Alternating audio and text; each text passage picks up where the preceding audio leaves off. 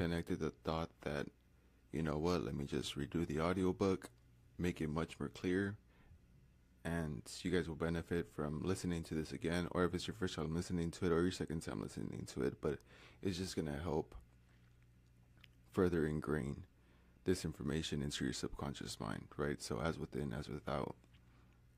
And of course, shout out to the brother Nero for this book. We have to collectively help bro get to 1 million subscribers, like help him hit it at a record time, right? And of course, leave bro a 5-star review on his book and buy it whenever you can, right? Through reading this book, you'll be able to materialize things that will put you in positions where you're able to personally buy it to further support bro. And yeah, if you Nero has a video where he recommends his top 10 metaphysical books. And if you want those books in PDF format in a Google Drive, just send me a DM on Instagram and I'll send it to you personally. Okay, I know I get a lot of DMs, so just comment that you send me a DM so I can double check. Alright, but for no further ado, let's get right into the book. Alright, Outsmarting Reality by Nero Knowledge. Table of contents. A word to the reader. Foreword. Introduction. The old frequency.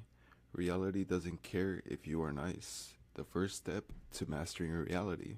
Sacrifice or pay the universe interest. The mechanics of the universe. The annoying law of the universe. On earth as it is in heaven. You can't outrun your frequency. Redefining manifestation. The desire of your desires. How to know exactly what action to take. The perception projection loop. You don't have beliefs, they have you. There's no creation without conviction. The law of emotion. Transcend the collective. Attention beats intention. Prepare to be bad. The energetic ceiling on your reality. What to do when reality goes wrong. Outro. A word to the reader. I am typically hired by elite 6 to 8 figure entrepreneurs, professional athletes, and Hollywood actors, not for what they publicly preach about hard work or smart strategies, but for what they will never tell you, the hidden esoteric and metaphysical secrets of the universe that allow them to achieve more by doing less. I am brought in to help them transcend effort entirely, to show them how to operate multi-dimensionally, where it is no longer about working harder or even working smarter, but about stepping into a state where the universe itself seems to be on your side, where results flow effortlessly from alignment, not force. My clients have doubled, tripled, even quadrupled their revenue in weeks, landed TV roles, and accelerated their careers, not by working harder or doing more, but by shifting their beliefs and aligning with the success they once chased. This is the real secret behind many of the world's elites. It is not that they are intentionally hiding it from the world. The truth is, even if they did speak of it openly, most people would dismiss it because it defies logic and beliefs that society is conditioned to accept. In a way, through this book, you have hired me, and for that, I thank you. I have not held back at all. It's an honor and truly a pleasure to share with you the knowledge usually reserved for those at the top.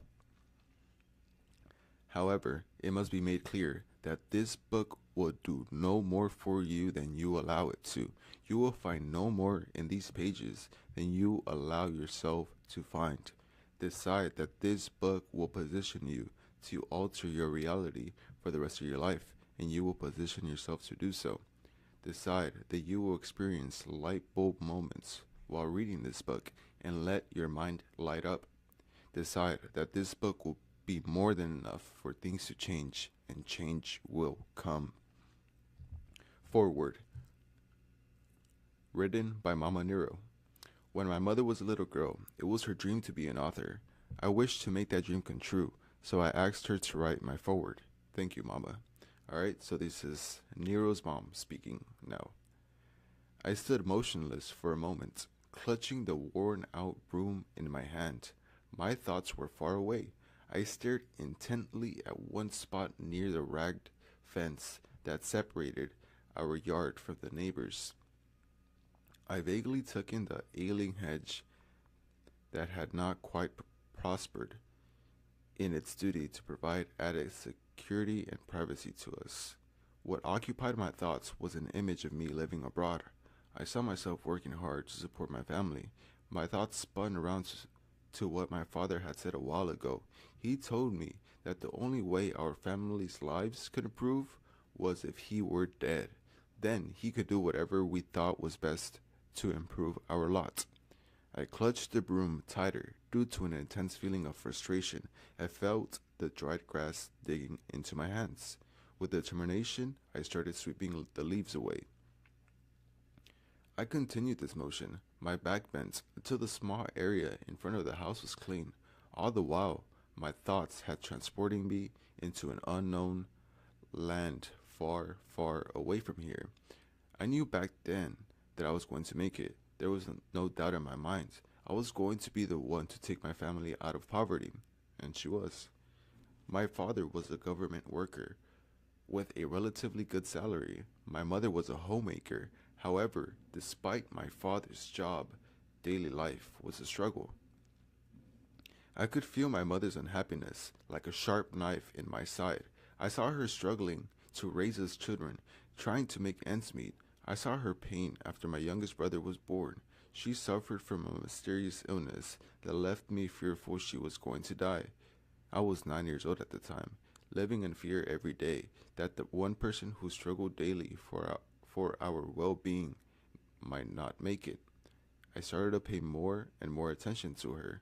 I realized at that young age that she was suffering. In the tiny home we lived in, it wasn't difficult to overhear the adults talking, arguing about money, school fees, and living expenses. Daydreaming became my escape. I started to imagine a better life than the one I was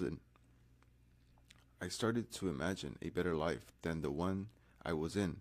A life where I could provide a safe, loving home for my family, where all basic necessities were met and money was plentiful.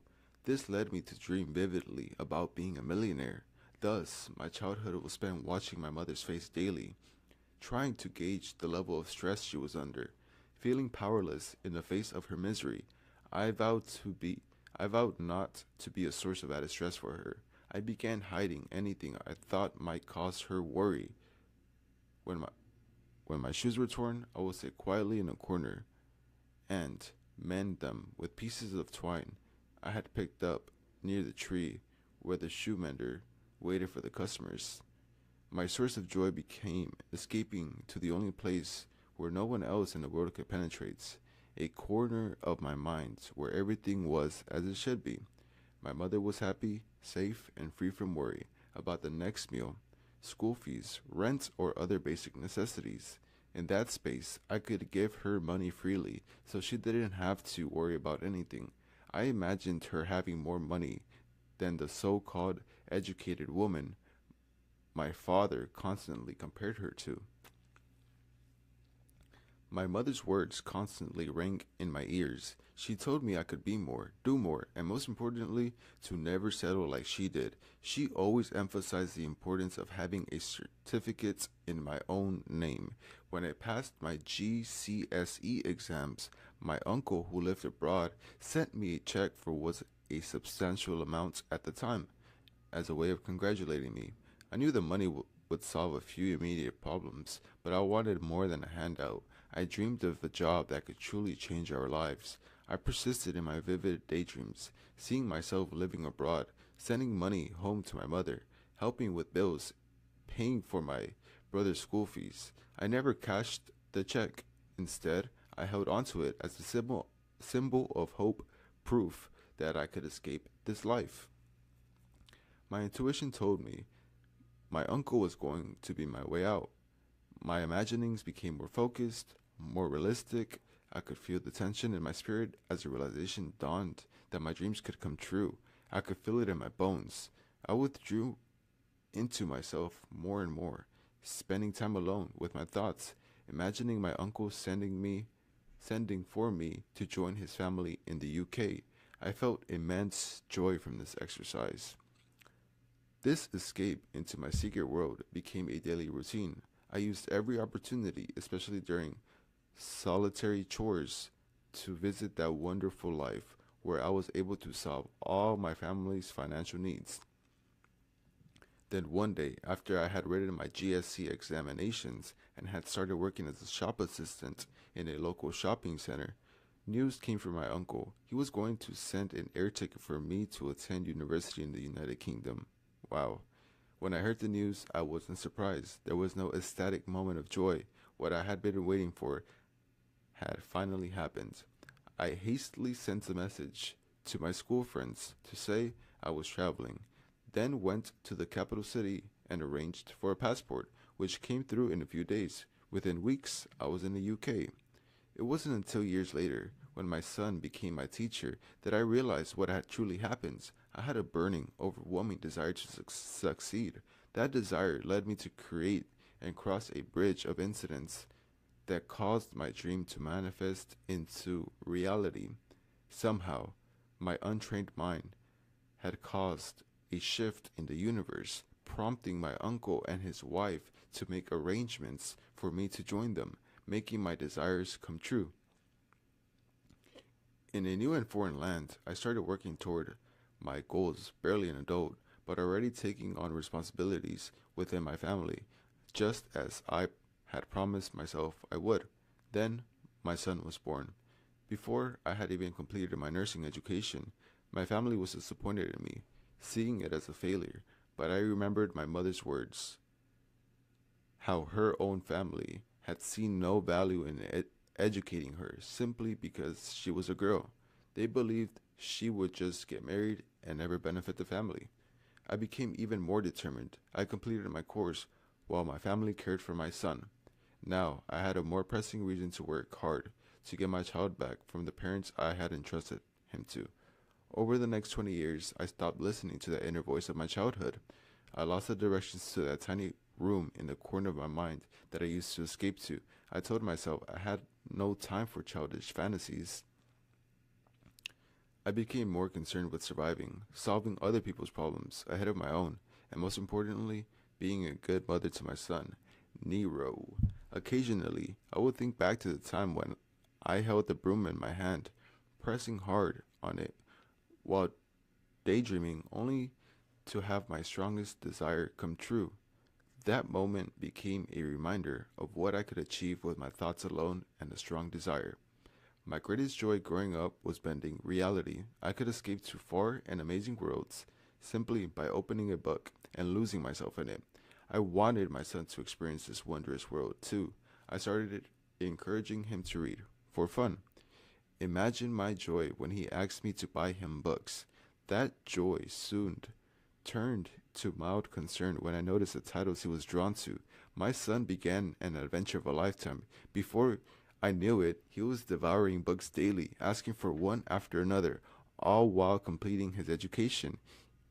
Even as I tried to guide him, I sensed that his energy was greater than mine. I had lived in survival mode. He did not. I became curious about the books he was reading, wondering how his mind worked, slightly perplexed by this person in front of me. Then I tried reading the books myself, and I couldn't understand a thing. Then the haze began to lift, and I started thinking again. I tried to reconnect with that part of my mind that could make the unseen real. I am currently working through the fear of who and what I can become if I once again apply myself and harness the power of my mind as that young girl once did. I walked through the maze daily with my teacher, Nero, holding my hands, having learned that before can change anyone else, I must first change myself. I continue my onward journey of self-discovery. I am forever a student of the universe, learning its laws and its secrets with the belief that I can partake in the banquet that is laid out before me. John 4:35. Say not ye, There are yet 4 months, and then cometh harvest? Behold, I say unto you, lift up your eyes, and look on the fields, for they are white already to harvest. Again, John 4:35. Seeing things that are not yet seen, as if they were seen, has been the biggest lesson so far. For everything, every circumstance starts off as a thought and becomes visible for all to see. Happy learning, reader. Special shout out to Mama Nero and for raising a genuine person. Alright. Introduction.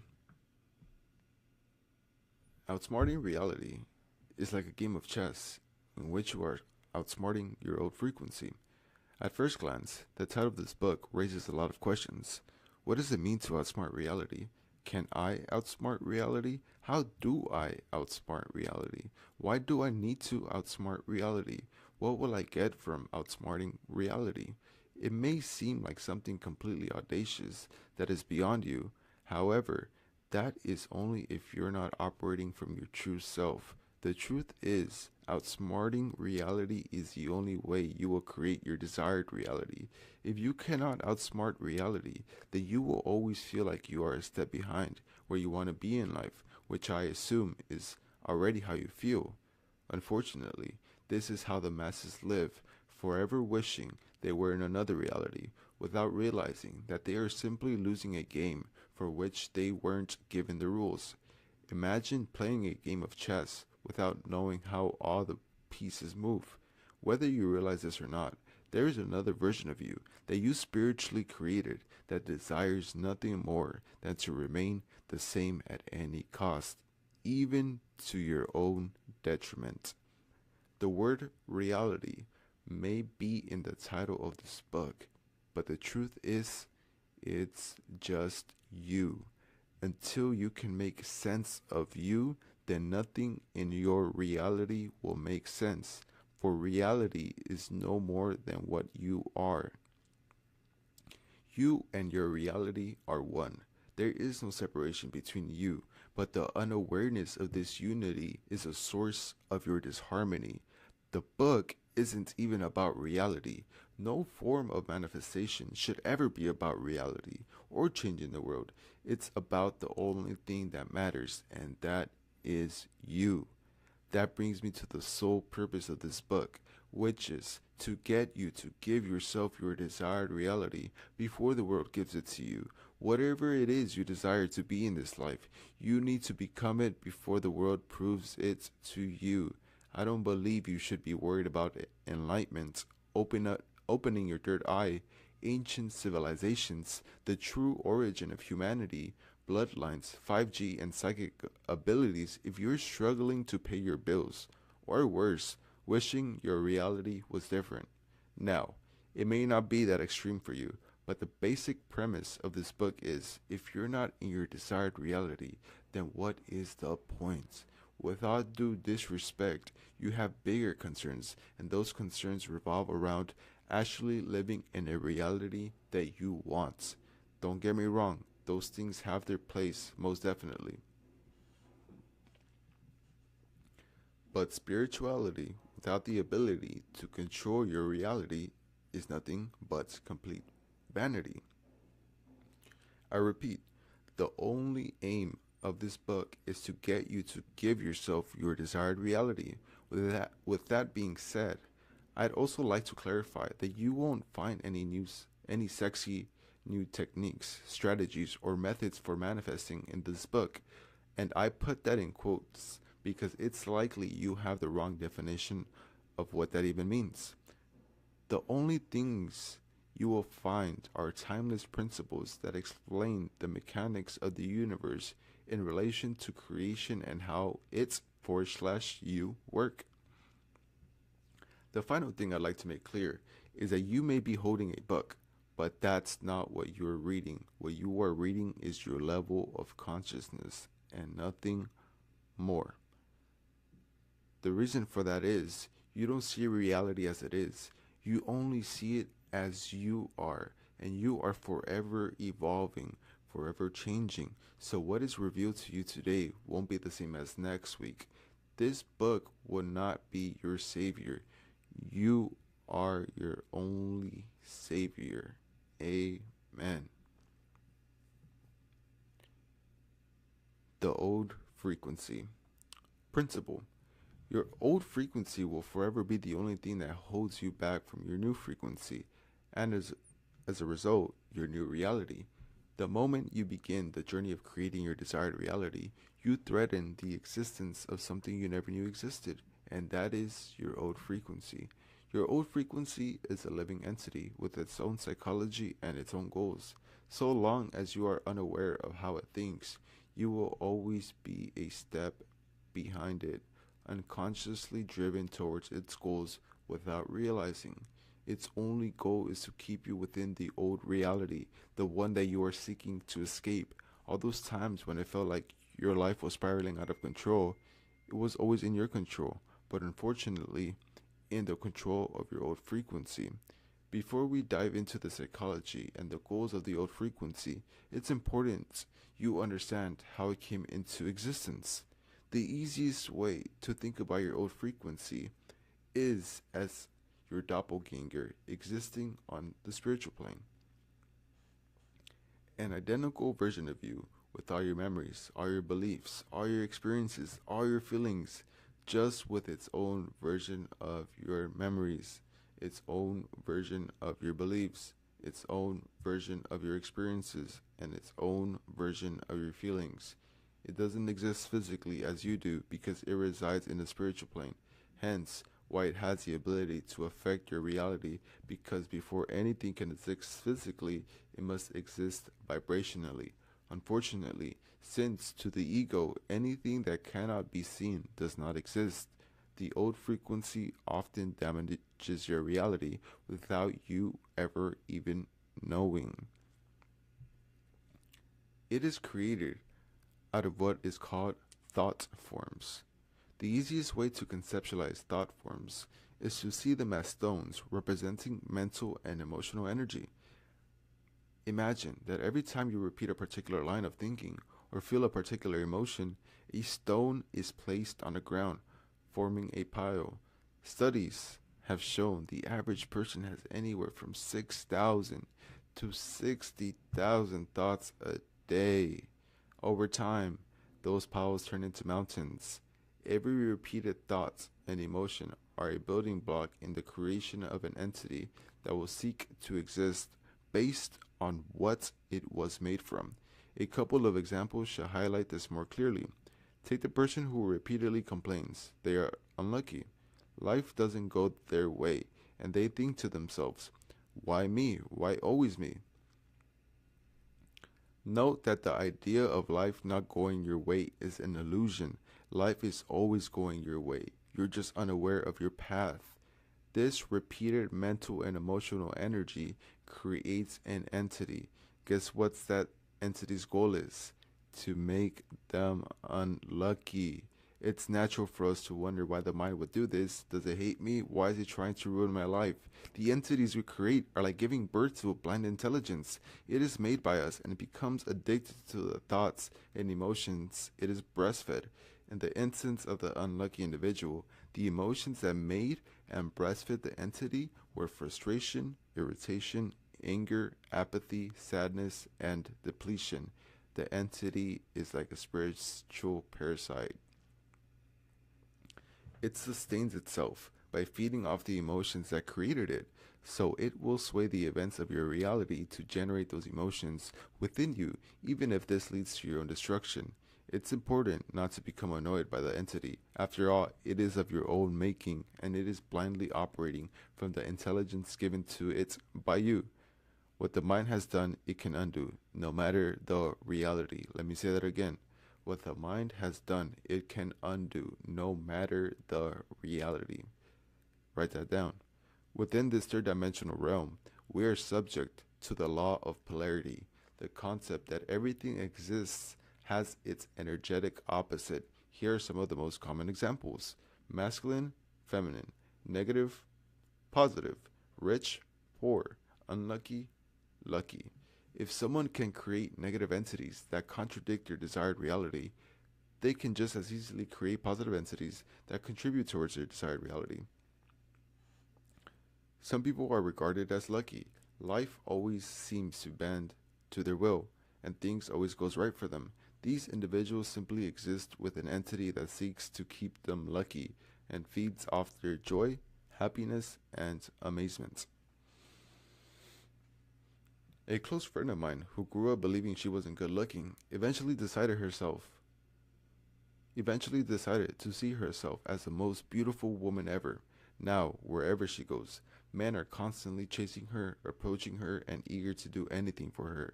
Whether she realizes it or not, she created an energetic presence, an entity that influences how others perceive her. This entity is sustained by the thoughts and emotions she holds about herself, and, in turn, it reflects those beliefs back through the way others respond to her. As you go through life, you're going to have many different phases, and in every one is an entity is created that will seek to maintain that phase. If you're financially struggling, there's an entity that seeks to maintain that. If you're in a bad relationship, there's an entity that seeks to maintain that. If you are unfit, there's an entity that seeks to maintain that. The old frequency is directly connected with the old version of you, which is directly connected with the old reality, the very one you're trying to escape. Until you know how your old frequency thinks, you will be a step behind it every time without ever knowing why. Understanding its aim is imperative. The goal of the old frequency is simple, and that is to exist. The old version of you will stop at nothing, even if it means your destruction and total misery, to shift from the spiritual to material. Ultimately, like other spirits or entities, it wants to become one with your reality. I can't emphasize this enough. It will do whatever it takes. Now, we have defined its aim. Let's shift our focus to its psychology, which has 4 main characteristics. These qualities are nothing more than a humanistic conceptualization meant to provide a more relatable, simple understanding. Number 1, needy. To put it quite simply, the old version of you is an attention seeker. It is desperate for your attention. Where attention goes, energy flows. If the old version of you can capture your attention, even if only temporarily, it has opened the door to get back in. Concentration precedes vibration. Vibration precedes frequency, and frequency precedes reality. Through your attention, it can nourish itself. Focus is a centralization of energy, and the old version of you knows this, so it will sway events, circumstances, conditions, and even people in your reality to reflect the old reality, all to get you to redirect your energy towards it, specifically your emotional energy. Emotion is energy, so it'll always seek to extract it in a manner reflective of what you've got it accustomed to. The old frequency must feed, and it will do so at any cost. It is needy because it's been with you during all the low moments of your life, whether you knew it or not. Even though it was feeding off you, it is the best friend that occasionally ruins your life. Number 2, the old version of you is a sadist. It loves pain, sadness, frustration, irritation, and annoyance because that's the energy it feeds off.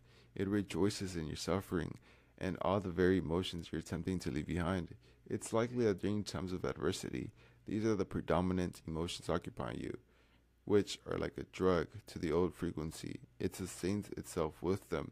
Remember too that emotions act as a glue that sticks you to the old frequency, ultimately binding you to your old reality. The old version of you is you, so it knows exactly which buttons to press to trigger the emotions it craves. The moment you start feeling too calm, too peaceful, or begin shifting to a new reality, that's when it strikes. It's not random, it's a calculated pullback designed to stir up the most emotional resistance possible and keep you anchored in the familiar. So the idea of change seems like a hopeless dream. Number 3, scared. The old version of you likes existing So the thought of not existing frightens it, and ultimately, this is the beginning of a trap which captures many of us. Sensing its own potential extinction, the old version of you will project its fears onto you. The moment you begin striving for more or moving in a new direction, as you shift into the frequency of your desired reality, it attempts to make you unconsciously associate that change with fear, so you'll hesitate, retreat, or self-sabotage. It's a defense mechanism designed to keep you tethered to the familiar and prevent your evolution into a better reality.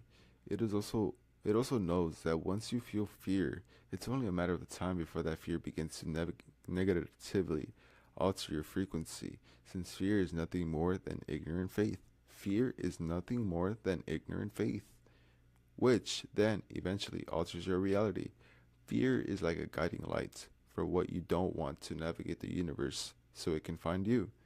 Due to the emotional strength of fear, it ultimately overshadows the frequency sent out for your desired reality, taking over to manifest the worst. That fear of change is not yours. It belongs to the old frequency, which tricks you into thinking it's yours, so you don't move forward.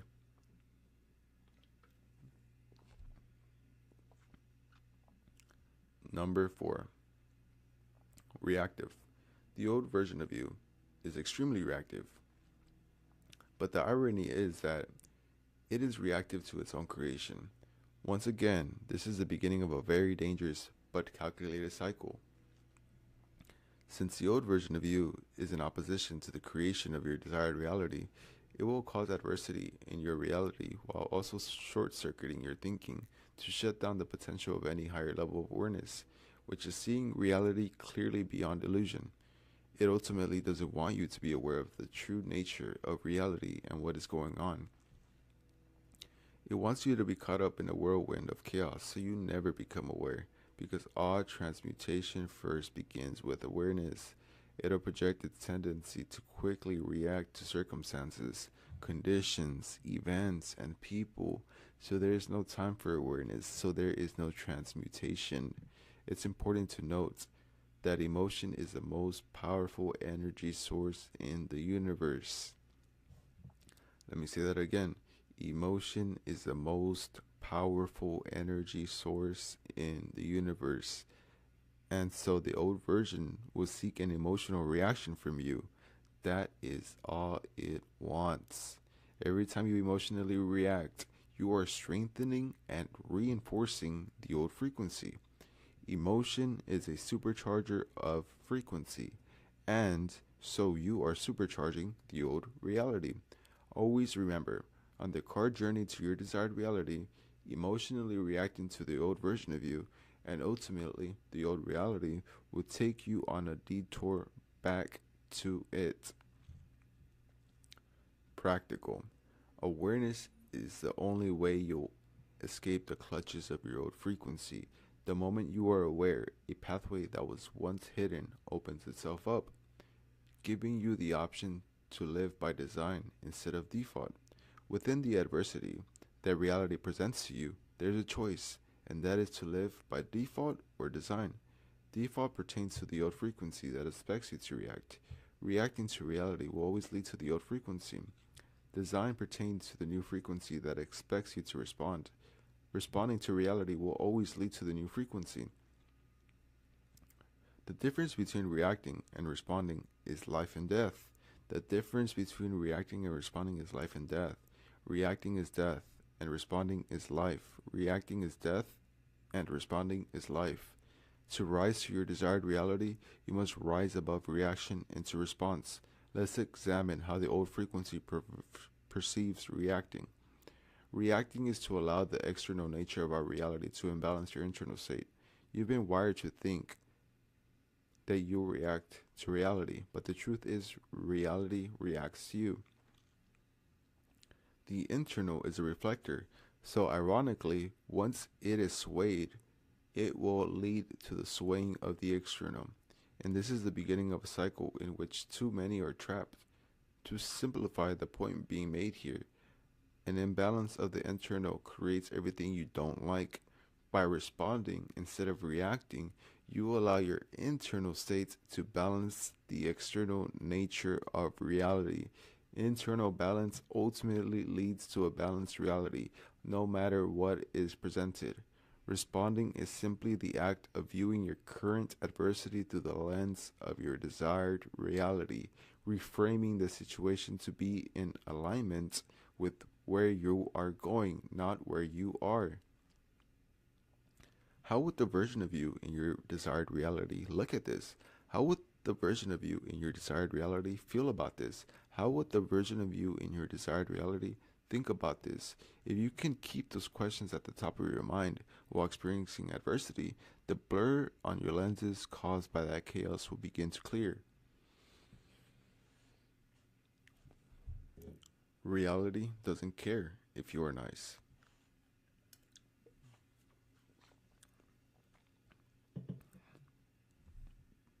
Principle. Why do bad things happen to good people? Why do people with the biggest hearts suffer the most? What of justice? We all wish we lived in a world where God rewarded the good and punished the evil. But a quick look around shows the opposite to be true.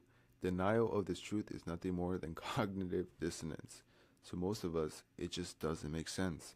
And that's because we're making the mistake of thinking like a human instead of thinking like the universe. The universe itself is nothing more than a system, a collection of laws that operate indiscriminately to humans.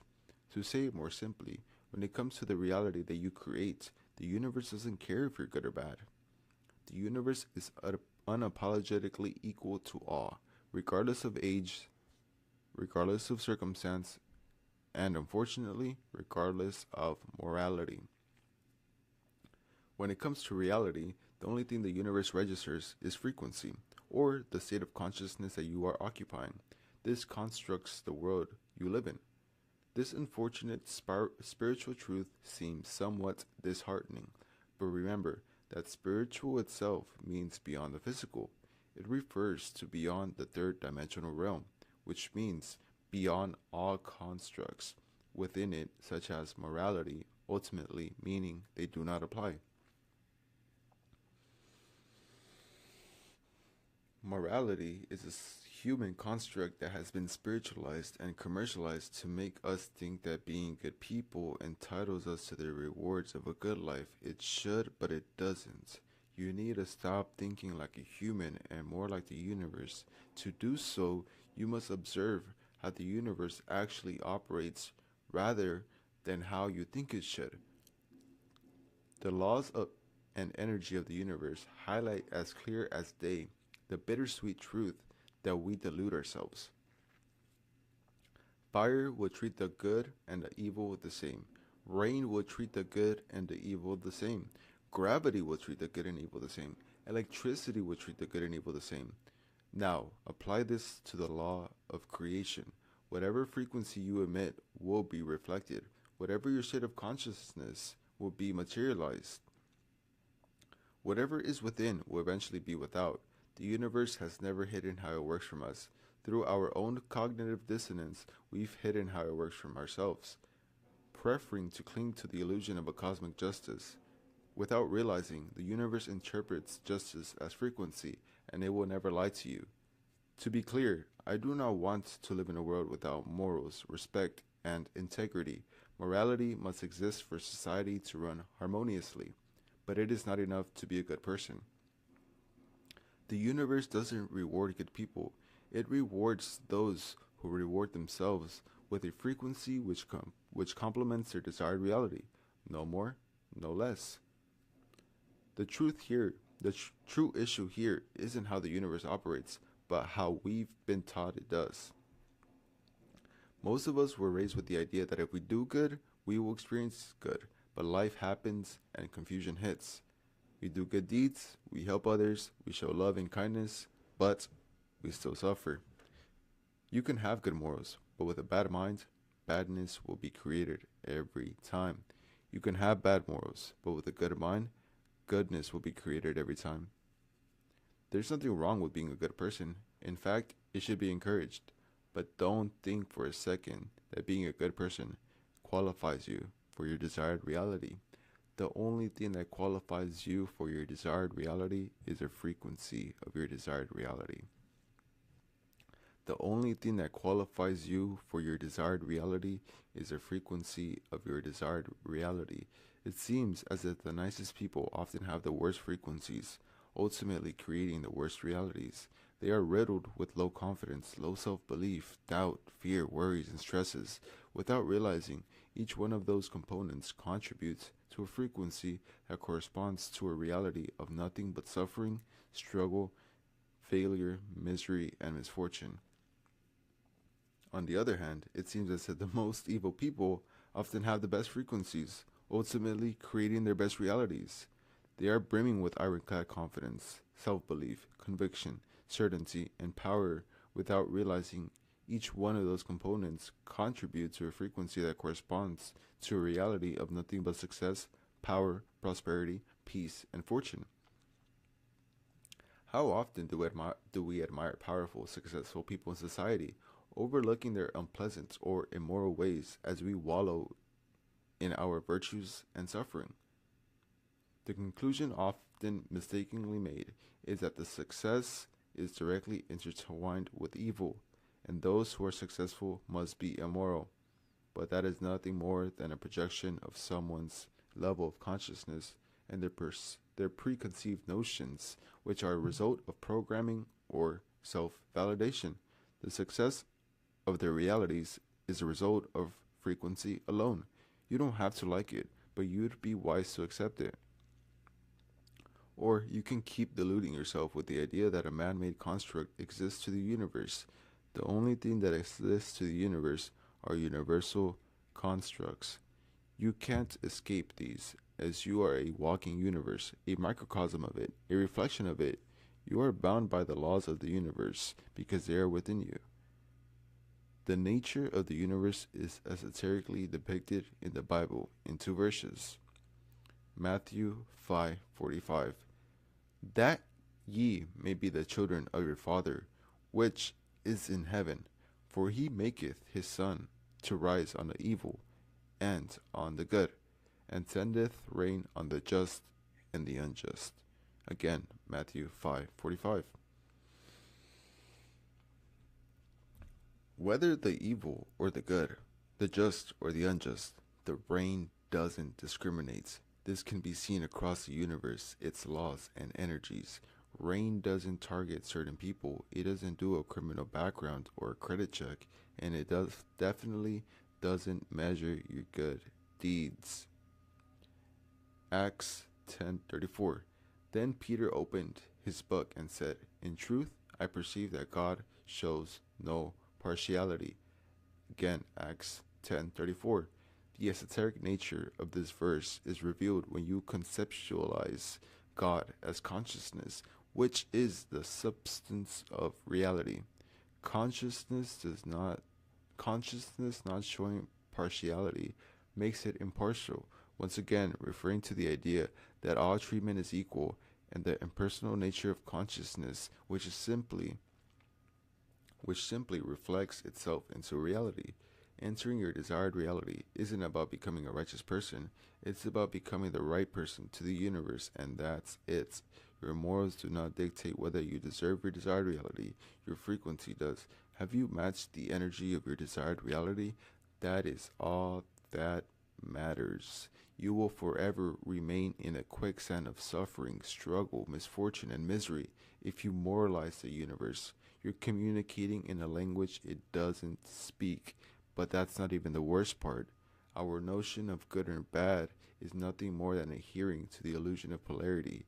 It is a confession of our ignorance that everything is one, everyone is one, and there is no separation.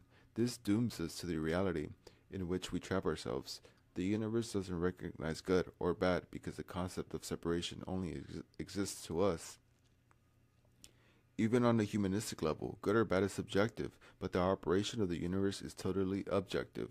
We normally moralize the universe in a state of frustration, irritation, apathy, or anger. We call out the heavens. Why don't we have what we deserve? Why, despite being good people, are we still suffering? What did we do to deserve this reality? This emits a frequency which the universe simply magnifies, plunging us deeper into the very state we hate so much. This is why those who believe they deserve better will die believing so. Their reality will not change until they realize they're playing the wrong game. You can't plead your case with the universe on why you deserve a different reality. You must become different. You must emit a different frequency. The universal truth is somewhat disillusioning, but please don't become apathetic or use it as an excuse to be an impolite, unkind, and unpleasant person. Do not forget that every individual you meet is simply the same consciousness with a different physical expression. They are you, just with another mask that God is wearing. The way you treat, think, and feel about people is ultimately where you are inviting onto yourself from a point of frequency. That doesn't mean if you do X to someone, X will be done to you. It means a frequency resonance of X will be done with you because you've done it to yourself. Assuming you're a good person, uphold your morals, be polite and be kind. Just make sure that the frequency you're putting out to the universe aligns with your desired reality. That's all the universe cares about. This is a wake-up call. Stop thinking like a human and start thinking like the universe. The first step to mastering reality. Principle. How can you control reality if you can't even control yourself? How can you expect reality to submit to you if you can't even submit to yourself? How can you expect reality to listen to your commands if you can't even listen to your own commands? There's no way around it. The first step to controlling your reality is through controlling yourself. Through mastery, what you truly master is reality. And that is because you and reality are one. It is the same entity, simply existing on different levels. The most unused word in the manifestation space is discipline. There is no manifestation without self-mastery. There is no manifestation without self-discipline. Nothing is compartmentalized in the mind, and as a result, nothing is hidden to the universe. More often than not, what is reflected in the universe is weakness within. Most people that struggle to manifest don't have difficulty with anything other than mastering themselves, and as a result, struggle to master reality. Truthfully, you do not have a discipline problem. In fact, nobody has a discipline problem. The true problem is that you are disciplined by the old frequency and not the new one.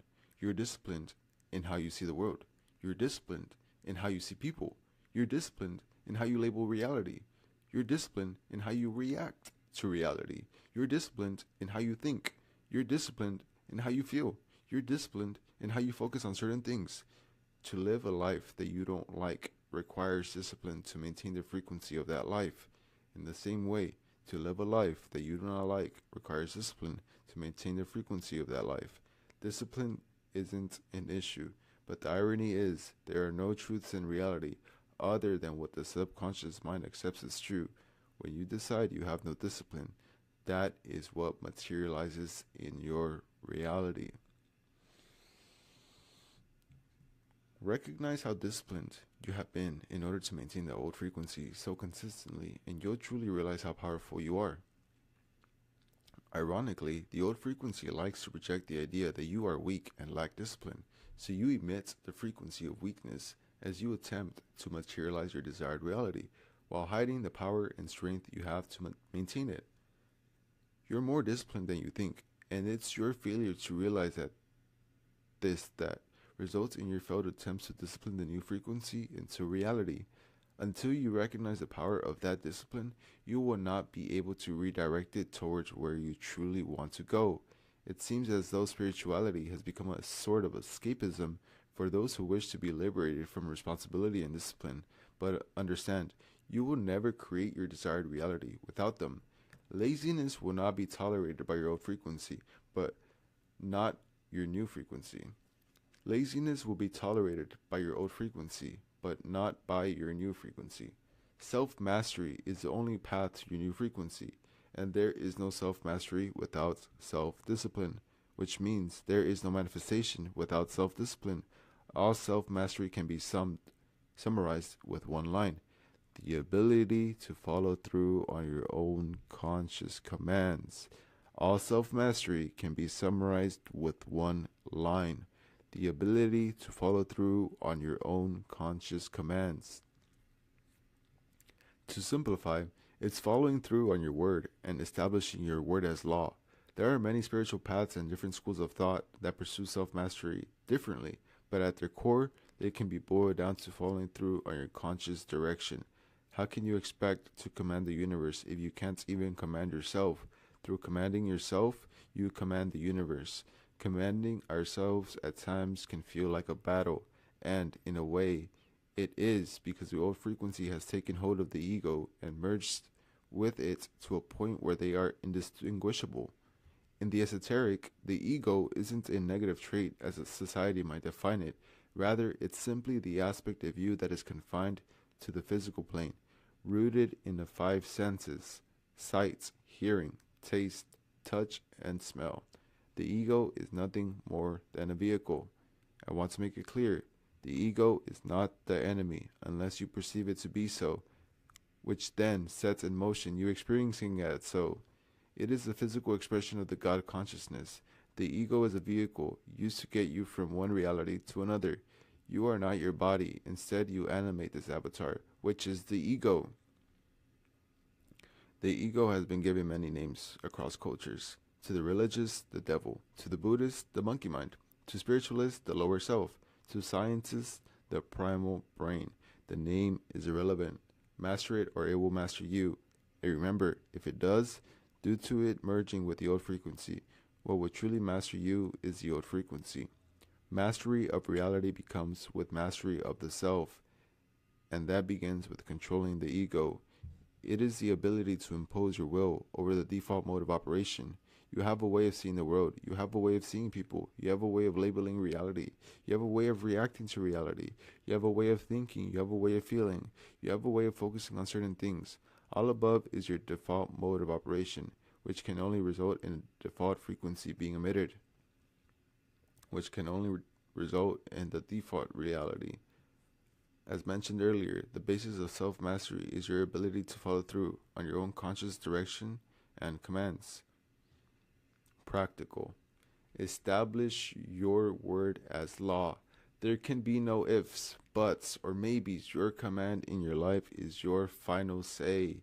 The moment something arises that must be done, you have no choice but to get it done, because whether you realize this or not, like this or not, the mind is forever keeping score.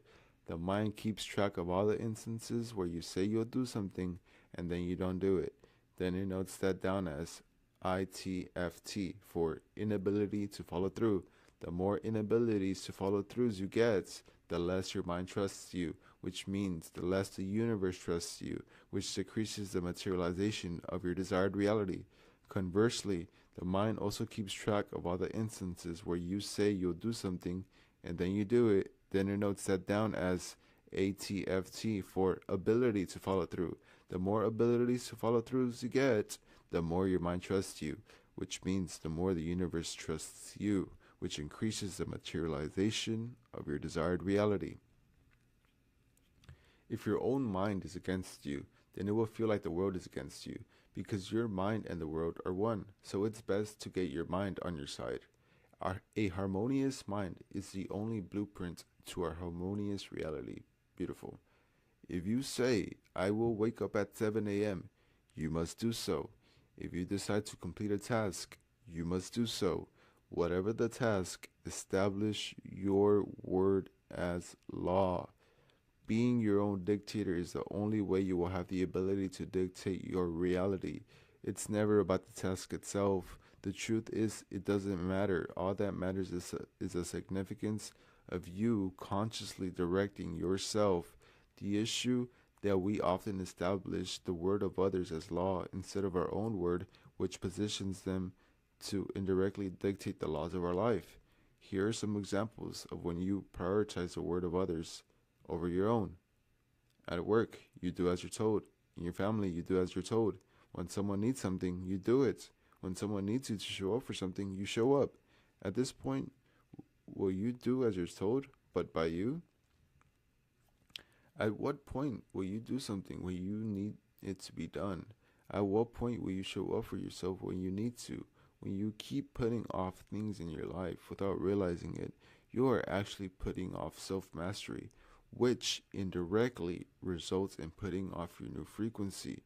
List all the things you've been putting off and begin to change now. There's no more to it than that. It's quite literally that simple. Understand that the complications or complexity that is stopping you from seeing that is coming from the old frequency which wants to stay. Self-mastery is a mandatory, unavoidable, non-negotiable prerequisite to mastery over reality. How could you ever expect to master your reality when you have not mastered yourself? You cannot, and to think so is to be ignorant of the nature of the universe. Many are undisciplined, yet attempt to discipline the universe. They struggle, never realizing their lack of discipline is reflected into the universe. There is no separation between your mind and the universe. The way you govern yourself is how the universe will govern you. And so long as you are a slave to yourself, you will be a slave to reality. You need to transcend the lower parts of yourself to live in the heights of your dreams. You may have God within you, but that doesn't qualify you. You must cultivate the God within you by cultivating self-mastery. You will never control your reality until you can control yourself. Below, I have outlined my personal journey towards self-mastery. Meditation. Meditation is a cornerstone of spiritual self-mastery. It involves withdrawing attention from the outer world and turning it inward. The ego is addicted to constant stimulation, notifications, noises, or movements. The ego will rebel during meditation. You might feel the urge to twitch, scratch, or open your eyes. The resistance is the ego craving stimulation. By practicing stillness with your eyes closed for just 20 minutes daily, you begin to assert dominance over the ego. It is through stillness that you enter the inner dimension, also known as the temple of God, and begin to connect to the infinite, which allows you to extract from the infinite. Psalm 46:10, my favorite Bible verse. Be still and know that I am God. Psalm 46:10. When the ego whispers excuses like, something's wrong, just open your eyes, resist. This practice builds the very discipline that you will use to alter your reality. Intermittent fasting. Intermittent fasting is another effective tool. Fasting denies the ego a fundamental desire, food. By fasting, you teach the ego patience and exercise basic control. When your ego demands satisfaction, respond with, not yet. It has no choice but to comply. Each act of control primes the ego to take commands from you, making future challenges easier to conquer. Over time, you'll find it hard to return to old habits because the benefits of mastery become undeniable. Be safe and seek medical advice if necessary. Silence. The practice of silence is transformative. Silence suppresses the ego's desire to be heard, a primal need embedded in us from infancy. Babies cry for attention, and as adults, we still crave that validation and expression. Practicing silence halts this craving. Monks often incorporate silence into their discipline because it strips the ego of its own need for attention. It's a powerful form of ego deprivation. Start small. Set aside short periods during your day to remain silent. Even if you live with others, just tell them, I'm mastering reality. Not everyone's pathway to self-mastery will be the same, so it must be your own. Yours could be going to the gymnasium. Yours could be replying to messages on time. Yours could be not being late anymore. Yours could be sticking to your diet. Yours could be not drinking or only having one drink. Yours could be not shouting. At the base level, it consists of simply doing what you know you should do and not doing what you know you shouldn't be doing. Self mastery is about compartmentalized into spiritual practices.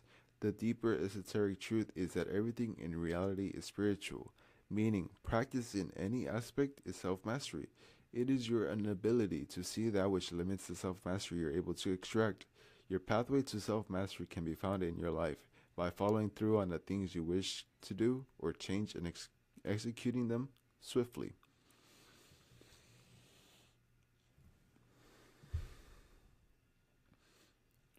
There's one question lurking in the depths of your mind that is stagnating the energy of your new frequency, blocking it from fully arriving, and it will silently eat away at you until you begin. Are you the individual that deserves the reality you desire? Until you can answer that question with a yes, reality will keep saying no. Sacrifice or pay the universe interest. Principle: the compound interest of the universe will either be your greatest ally or your worst enemy's worst enemy. The most dangerous thing in the universe is to not know how it works. Unfortunately, most people live their lives never understanding that their frequency is being multiplied. Now, one of the most critical fundamentals is what I call the universal compound. Take the concept of compound interest. Compound interest just means you get money on your money, and then you get money on that money too. It just keeps going. Albert Einstein, who called it the eighth wonder of the world, said, "He who understands it earns it. He who doesn't pays it."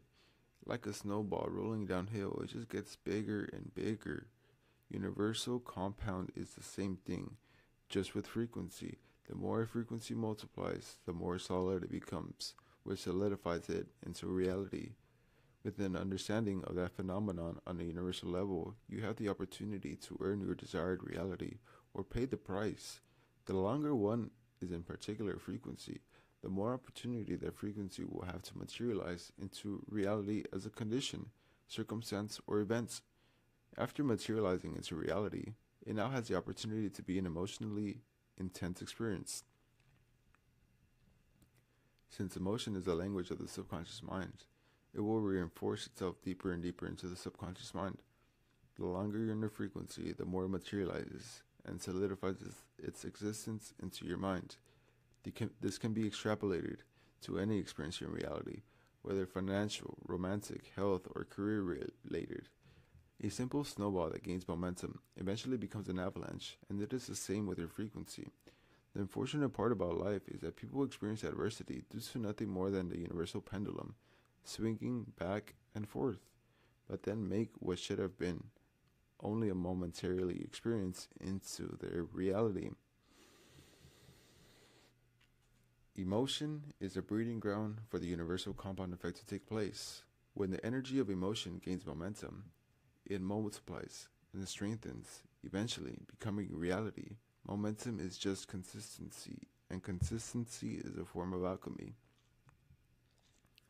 Consistency is what takes a single vibration and gives it enough momentum to become a rhythm, which becomes a frequency that then becomes a reality. You can either build positive energetic momentum or negative energetic momentum. Regardless of who you are or whether it is negative or positive, the universe will multiply that frequency. It will just do what it does. This is what Christ meant in Matthew 13:12. For whoever has will be given more, and they will have an abundance. Whoever does not have, even what they have, will be taken away from them. Matthew 13:12. The esoteric nature of this verse is about your energetic momentum. The frequency that you have will be multiplied, whether that works for or against you. The universe is impersonal in its operation. This could offer metaphysical insight into why the rich get richer while the poor get poorer. The universal compound reveals an unfortunate truth, which is that those who tend to suffer spend the rest of their lives trapped in that suffering because of the universe compounding their frequency. A snowball that gains momentum has the potential to become an avalanche. A small wind that gains momentum has the potential to become a tornado. The old frequency that you wish to detach from has compounded, and as a result has been expressed through the conditions, circumstances, events, and people in your life. The old frequency has been able to extract plenty of emotions out of you, and so long as it continues to do so, it will multiply itself. Until you sacrifice the old frequency, there will not be enough space for the new one. Throughout all civilizations from the beginning of time, it has been understood that to receive something from God or the universe, a sacrifice must be made. In ancient Egypt, Kemet, and Mesopotamia, people made offerings of food, animals, or valuables to deities to gain favor, protection, or abundance. Temples were built as grand acts of devotion to secure blessings. In many religious traditions, fasting is a form of sacrifice to purify oneself and receive divine insight or blessings. For example, in Christianity, Lent involves giving up pleasures as an act of devotion. In Islam, Ramadan is a month of fasting that strengthens spiritual connection. Even in the 21st century, it is in a non-religious context, the principle still applies. To achieve success, people often sacrifice comfort, time, and immediate gratification. The point is clear.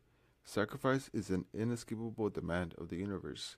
Sacrifice typically has negative connotations and is associated with evil and harm, but it is a fundamental law of the universe that is unavoidable, especially in the context of entering your desired reality. Sacrifice is simply another way of saying exchange. The prerequisite to you materializing your desired reality is you sacrificing.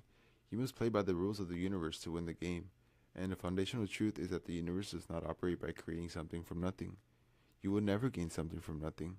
Nothing will ever produce something. For something to be gained, something must be exchanged.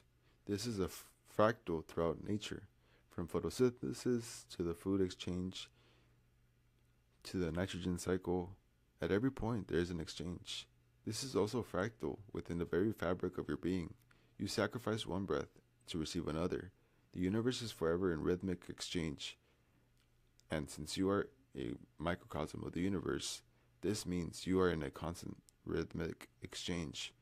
What you exchange is a frequency. You are in a constant cycle of exchanging frequencies for realities and realities for frequencies. This is the nature of the universe. To receive a new reality simply requires you to sacrifice your current reality.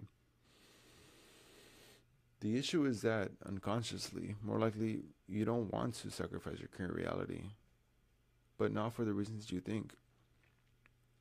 Whether you realize this or not, the most addictive substance in the universe isn't any man-made drug, it's frequency. This is why people stay in the same cycles for a long time despite wanting to break free. This is why people stay in bad situations for a long time despite knowing better. This is why change feels uncomfortable even when it's for the better, because the mind craves the familiarity of its current frequency. It's simply an addiction to frequency. Everybody on the planet is addicted to one frequency or another, but without recognizing this, you never know why. Despite wanting better, getting better feels uncomfortable. The longer you spend in a frequency, the more opportunity you have to experience an emotionally intense reality, which reinforces that condition deeper into your subconscious mind, which solidifies into your reality. Many are not ready to give up their old frequency for the new, which logically doesn't make sense, but begins to from a metaphysical, energetic perspective. For something new, a sacrifice must be made, and that sacrifice is you. The reality you desire requires a new frequency, and so long as you maintain your old one, you maintain the old reality. You must be willing to give up everything you've been for what you could be.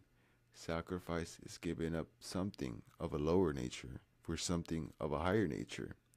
In the same manner that the caterpillar gives up its identity to transform into a butterfly, so must you be willing to give up your old frequency for the new reality. This revelation presents an opportunity for self-reflection. Are you willing to give up your old frequency for your desired reality? This is something only you can answer. Altering your entire reality is no light-hearted gesture, it is radical. Giving up the old frequency might mean giving up the people associated with it. Giving up the old frequency might mean giving up the fun parts of it. Giving up the old frequency might mean giving up the aspects of it that have brought you comfort. You can't sit in two chairs at once. It is either the old frequency or the new frequency. Once you give up everything you know, you will realize that the only reason you knew was because unconsciously you were holding on to it. Practical. As stated, you must sacrifice the old frequency, which is simply a matter of giving up the 7 keys that make the frequency. Clinging to the old frequency puts you in energetic cuffs, which render you unable to move. You must be willing to give up your current beliefs of what it is you desire to free yourself from the old frequency and move towards the new frequency.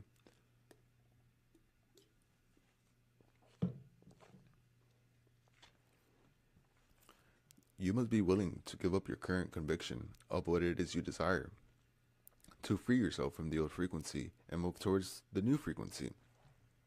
You must be willing to give up your current perception of what it is you desire to free yourself from the old frequency and move towards the new frequency. You must be willing to give up your current emotionally charged thoughts of what it is you desire to free yourself from the old frequency and move towards the new frequency.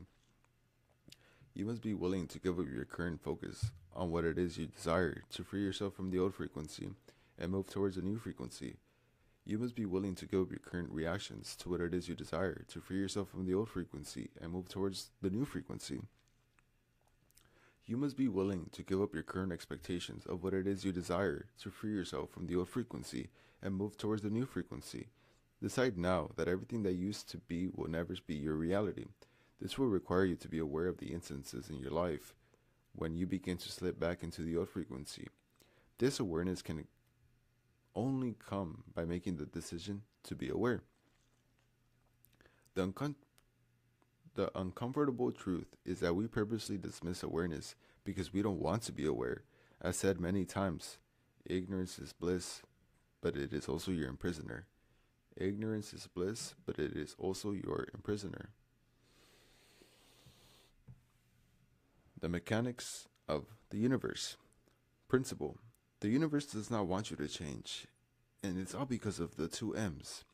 People rarely break out of their cycles. Those who grow up in a certain set of circumstances typically spend their lives in similar or literally the same circumstances, whether that's financial, romantic, or professional.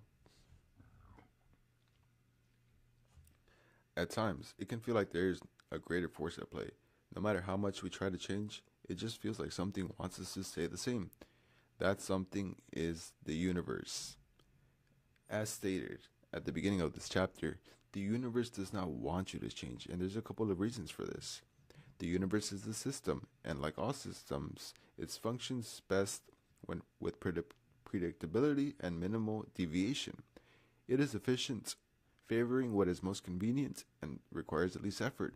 By default, it follows a path of least resistance, always seeking to maintain the current state with minimal change. As already mentioned, the universe strives for energetic equilibrium, a state of balance.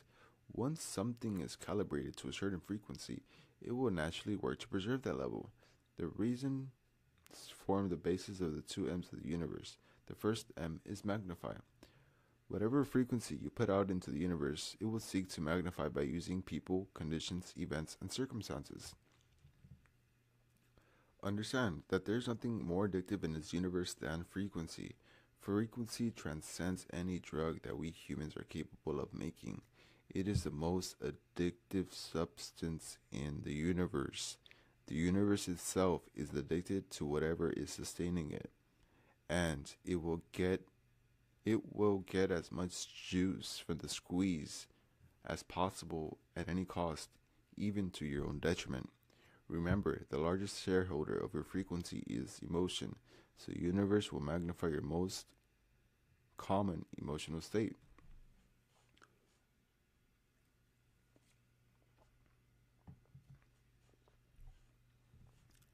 If you are in a state of anger, the universe will use people, conditions, events, and circumstances to make you angrier. If you are in a state of stress, the universe will use people, conditions, events, and circumstances to make you more stressed. If you are in a state of worry, the universe will use people, conditions, events, and circumstances to make you worry more. If you are in a state of shame, the universe will use people, conditions, events, and circumstances to make you more ashamed.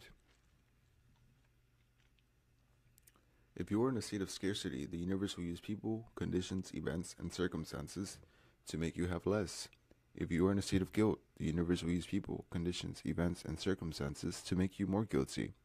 If you are in a state of fear, the universe will use people, conditions, events, and circumstances to make you more fearful. And of course, vice versa.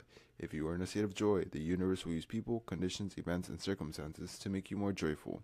If you are in a state of calm, the universe will use people, conditions, events, and circumstances to make you calmer. If you are in a state of happiness, the universe will use people, conditions, events, and circumstances to make you happier. If you are in a state of gratitude, the universe will use people, conditions, events, and circumstances to make you more grateful. If you are in a state of love, the universe will use people, conditions, events, and circumstances to make you more loving. If you are in a state of abundance, the universe will use people, conditions, events, and circumstances to make you have more. If you are in a state of security, the universe will use people, conditions, events, and circumstances to make you more secure. It is addicted to your emotion. As a result, it will purposely sway your reality, whether negatively or positively, which is solely dependent on your output. It seeks to get its fix through you. Remind yourself constantly that the universe is reacting to your own frequency. You are not a victim of life. Life is a victim of you and the frequency you give it. The universe is a frequency addict. The second M of the universe is maintaining. To revert to energetic equilibrium, the universe likes balance. It also likes efficiency and predictability. To ensure all of that, it will seek to maintain your frequency. It will do everything in its power to keep you calibrated at your existing level just to make its own life easier. If you are in a state of anger, the universe will use people, conditions, events, and circumstances to keep you in a state of anger. If you are in a state of stress, the universe will use people, conditions, events, and circumstances to keep you in a state of stress. If you are in a state of worry, the universe will use people, conditions, events, and circumstances to keep you in a state of worry. If you are in a state of shame, the universe will use people, conditions, events, and circumstances to keep you in a state of shame. If you are in a state of if you are in a state of scarcity, the universe will use people, conditions, events, and circumstances to keep you in a state of scarcity. If you are in a state of guilt, the universe will use people, conditions, events, and circumstances to keep you in a state of guilt. If you are in a state of fear, the universe will use people, conditions, events, and circumstances to keep you in a state of fear. And of course, vice versa. If you are in a state of joy, the universe will use people, conditions, events, and circumstances to keep you in a state of joy. If you are in a state of calm, the universe will use people, conditions, events, and circumstances to keep you in a state of calm. If you are in a state of happiness, the universe will use people, conditions, events, and circumstances to keep you in a state of happiness. If you are in a state of gratitude, the universe will use people, conditions, events, and circumstances to keep you in a state of gratitude. If you are in a state of love, the universe will use people, conditions, events, and circumstances to keep you in a state of love. If you are in a state of abundance, the universe will use people, conditions, events, and circumstances to keep you in a state of abundance. If you are in a state of security, the universe will use people, conditions, events, and circumstances to keep you in a state of security. The nature of the universe seeking to maintain our frequency is esoterically explained in Matthew 13:12. For whoever has, to him more will be given, and he will have abundance. But whoever does not have, even what he has, will be taken away from him. This would metaphysically explain why the rich get richer and the poor get poorer.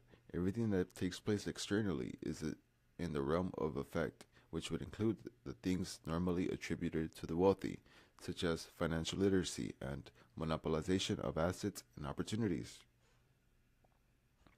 For those that are rich, the universe will seek to magnify and then maintain their riches simultaneously. For those who are poor, the universe will seek to magnify and maintain their poverty. These two mechanisms of the universe can be indeed frustrating. Why does it seem so difficult to switch frequencies and switch realities?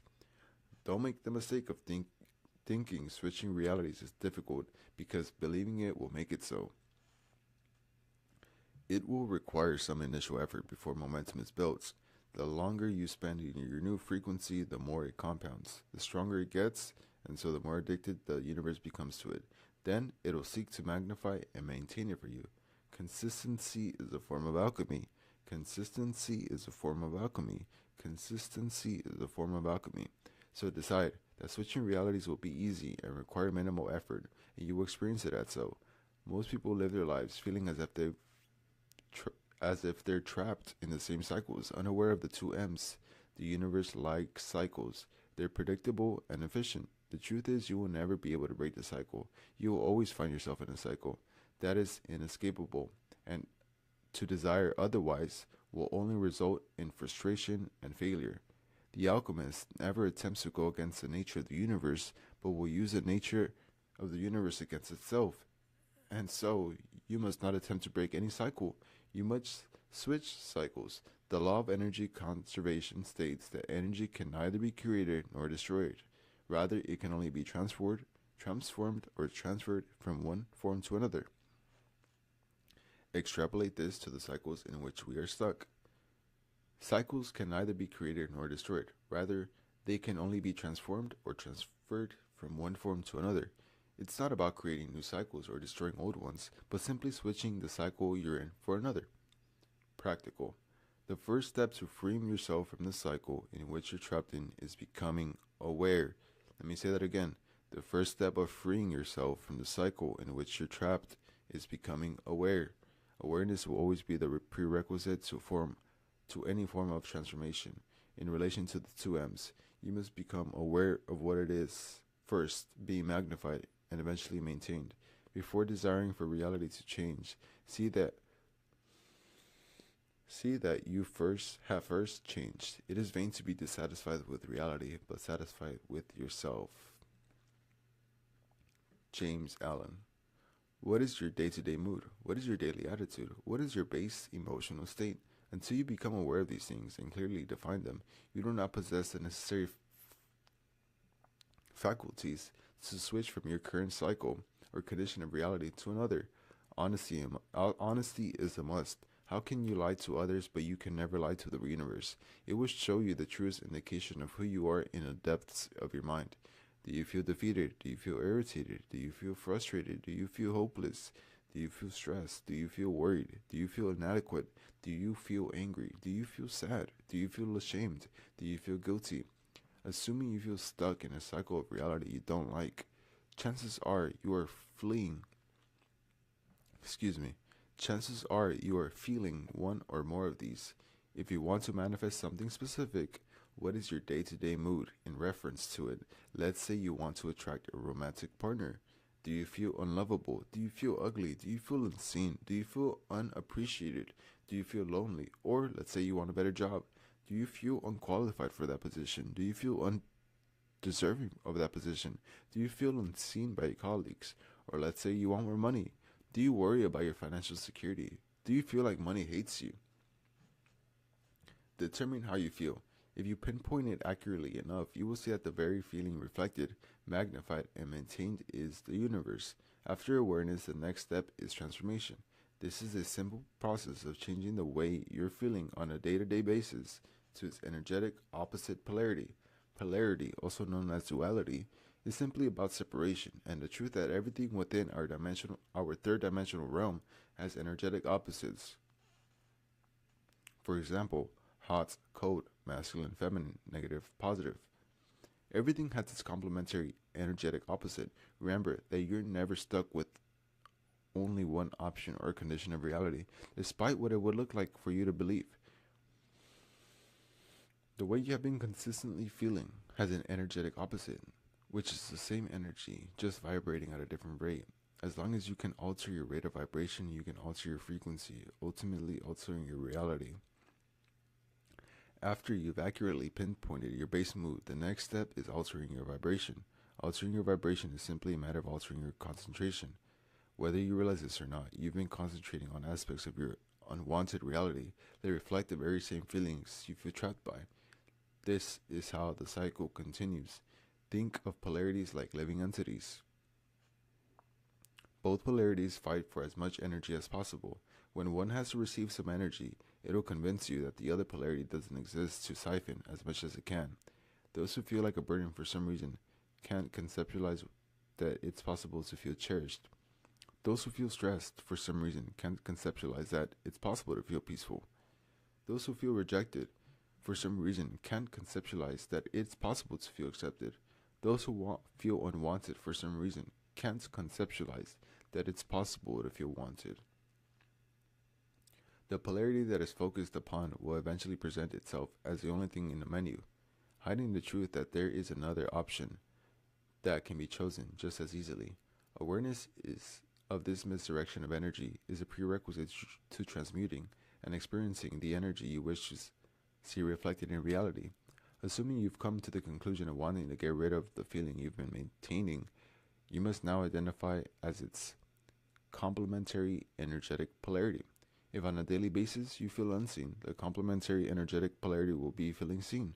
If on a daily basis you feel unappreciated, the complementary energetic polarity would be feeling appreciated. If on a daily basis you feel like a burden, the complementary energetic polarity would be feeling cherished. If on a daily basis you feel defeated, the complementary energetic polarity will be feeling victorious. If on a daily basis you feel irritated, the complementary energetic polarity would be feeling patient. If on a daily basis you feel stressed, the complementary energetic polarity will be feeling relieved. You get the idea. If your feeling isn't on the list, I'm sure you'll figure it out. After defining the polarity of the energy you'd wish to experience, the next step is simply focusing on the existence in your life already. Then what's in polarity that you've been magnifying doesn't just hide the concept of a complementary energetic polarity, it also filters out the moments in your life when you experience the positive polarity. In doing so, it keeps you unaware of the wanted energy, and so it keeps the wanted energy unaware of you. The universe defines concentration as a centralization of energy, either directly, implicitly, resonantly, or reflectively. Unconsciously, you've been focusing on the experiences and aspects of your life that imply the fact that it's being magnified, leading to the unwanted reality. Unconsciously, you've been focusing on the experiences and aspects of your life that resonates with the feeling that is being magnified, leading to the unwanted reality. Unconsciously, you've been focusing on the experiences and aspects of your life that reflect the feeling that is being magnified, leading to the unwanted reality. It's nothing to do with your reality, it's everything to do with you. It is your frequency that distorts reality to reflect your frequency, and this works positively and negatively. When we experience reality, we aren't really experiencing reality, but ourselves, because you cannot see anything in reality that is not of you. Reality just is. It's neutral. But through the emotional state you hold day to day, you only focus on the parts that resonate, reflect, and imply how you feel. The shift from one pole to another simply requires you to concentrate on the pole you'd like to experience, excluding the pole you no longer wish to experience. That means focusing on the experiences and aspects of your life that reflect the energetic polarity you wish to experience. That means focusing on experiences and aspects of your life that imply the energetic polarity you wish to experience. This means focusing on experiences and aspects of your life that resonate with the energetic polarity you wish to experience. Instead of allowing the world to affirm how you feel, allow how you feel to affirm to the world. To reiterate, pick the polarity that you like to see magnified in your reality and focus on experiences and aspects of your life that confirm its existence. Whether these are significant events or not, it doesn't really matter, as there is no big or small to the infinite. There is only frequency to be compounded. I'll give you a couple examples to help you conceptualize the process.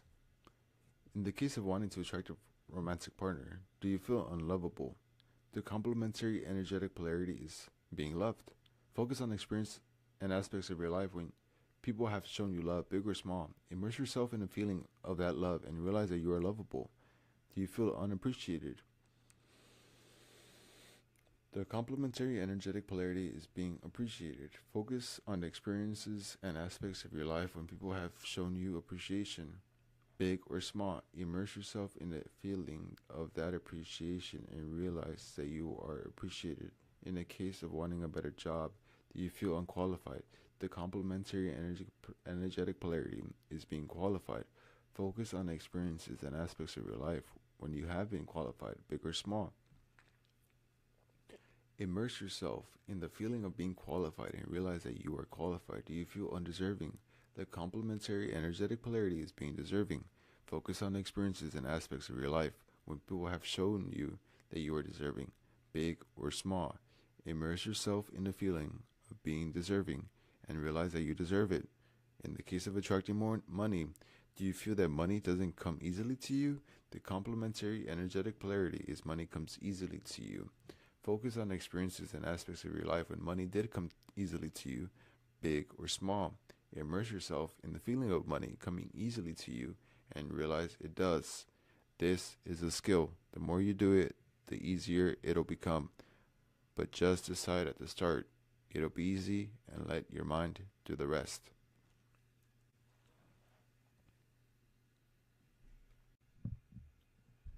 The annoying law of the universe. Principle: you can only have what you already have. And if you don't already have it, you can never have it. At first glance, the statement above seems paradoxical, but it is only paradoxical so long as you don't understand the annoying law of the universe. Until you understand the annoying law of the universe, reality will continue to be annoying, especially in the context of creating your desired reality. This law cannot be avoided. It bears repeating. You can only have what you already have. If you don't have your desired reality, then you will never have it. Yes, you read that right. You need to have your desired reality in order to have it. There's two chairs in the universe, and you can't sit in both of them simultaneously. You're either in one or the other, and only one will sit you in your desired reality. The first chair of the universe is wanting. You will never manifest anything you want. You can't have anything you want. Before we go deeper into this, I want to make something crystal clear. Manifesting your desired reality isn't about what you understand or think. It's about what the universe understands and thinks. So we must adhere to its psyche. Within the psyche of the universe, wanting is an indication that you do not have your desired reality because you only want something that you don't have. Think about it. Do you want your current reality? No, because you already have it. But it gets a bit more intricate once we discover the unobvious connotations that the universe associates with wanting, and that is importance. The universe interprets wanting as importance. It only interprets importance as energetic space. The bigger the importance, the bigger the space in between you and your desired reality. Think about it like this. The people that need money the most have the least. The people that need money the least have the most. An unfortunate reality that shouldn't be otherwise, but don't attempt to moralize the universe. It doesn't adhere to what should be. It only adheres to what is. To simplify and reiterate, you can't have any reality that you want because to want is to confess that you do not have, and if you don't already have it, you can't have it. The second chair of the universe is having. This is the only way you'll enter your desired reality. Reality will only give you whatever you already have, but not by your definition of having, but the universe's definition. The human definition of having pertains to the physical plane, which is playing the game backwards. Your definition of having is probably being able to see or touch your desired reality. So long as you're adhering to this definition that the universe doesn't recognize, you're speaking a language that the universe doesn't. The universe doesn't take reality to be real because reality is an illusion. So having anything in the third dimensional realm doesn't mean anything to the universe. You need to have, not by the human definition, which is tied to an illusion, but by the universe's definition, which is tied to frequency. The universe's definition of having is your frequency or state of consciousness that is more real than anything in reality. Let me say that again. The universe's definition of having is your frequency or state of consciousness that is more real than anything in reality. It is a mental and emotional declaration of who you are now. Think about it like this. The universe registers you by whatever frequency you put out to it. It sees your frequency as the totality of your beliefs, convictions, perceptions, emotionally charged thoughts, focus, reactions, and expectations. To have your desired reality by the universe's definition, each one of those attributes needs to reflect your desired reality. It is not a game of manifesting, it's a game of vibrationally aligning with your desired reality. The less you want your desired reality, the easier it'll come, because the universe won't register any energetic space between you and it. How effortlessly do unwanted outcomes manifest in your life? The more you want your desired reality, the harder it'll come, because the universe will register energetic space between you and it, keeping you separate from it. How much resistance do you experience when trying to manifest what you desire? It seems as though our desires work against us, and it's because our desires are a confession that we don't have them. Those who desire approval lack the state they believe approval will put them in. Those who desire respect lack the state they believe respect would put them in. Those who desire money lack the state they believe money will put them in. Those who desire love lack the state they believe love will put them in. Have you given yourself your desired reality? Not by your definition, but by the universe's. An unfortunate truth of reality is that nothing is lacking from us except that which we fail to give ourselves. God or the universe aren't holding anything back. The only way to truly have your desired reality is to give it to yourself. Desires are what you seek externally, but to seek outside of yourself is to stare into the abyss of an illusion that does not exist. If you stare unknowingly into what does not exist, how could you ever expect your desired realities to exist? What you have is what you seek for internally, and to seek inside of yourself is to stare into the truth. When you recognize this, you no longer chase illusions, but embody the reality you wish to experience. By knowing that what you seek is already present, you allow your desired realities to manifest effortlessly. Anything and everything you desire externally is simply what you are missing internally. Giving yourself the reality you desire is simply a process of internally, intensely, and vividly experiencing what you desire within instead of without. When done with intensity, an internal shift will occur that diminishes the very desire that is repelling what you desire away from you. While this law is annoying, it is also liberating when you come to one realization. You possess everything you'll ever need to reach any frequency or state of consciousness, which means any desired reality. Only though first acquiring the frequency or state of consciousness will you enter your desired reality. If you're not already in your desired reality, then you can never be in your desired reality. If it is more money you desire, you must already have it to have it. If it is a new career you desire, you must already have it to have it. If it is a loving and healthy relationship you desire, you must already have it. The moment you have by the universe's definition, you will have by the human definition. Before you can be in your dream reality, you must be in your dream reality, in your current reality. Until you can treat your current life like it's your dream life, it can never be. The good thing about this law is that it can give you true insight into your current state of consciousness, which makes you aware of the reality you are creating. Pinpointing whether you already have what you desire only requires answering the following questions. Are you good with your desired reality? Are you good without your desired reality? Could you live happily if your desired reality never manifested?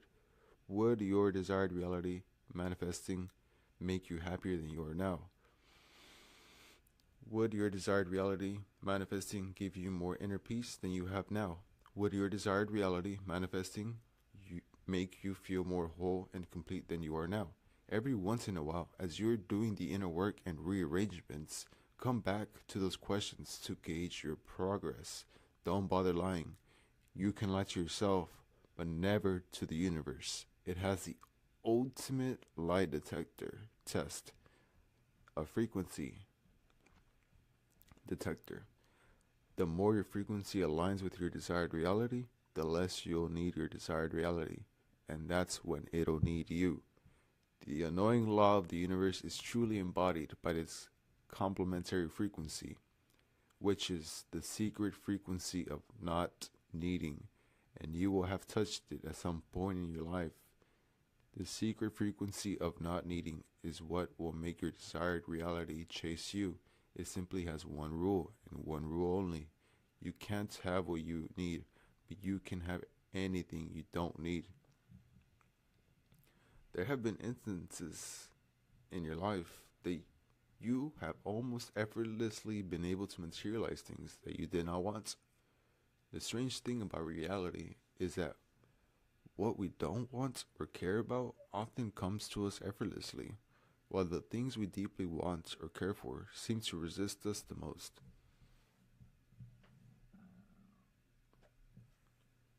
The truths of the universe are hidden in cliches. When you finally stop looking for your keys, and then they appear in plain sight.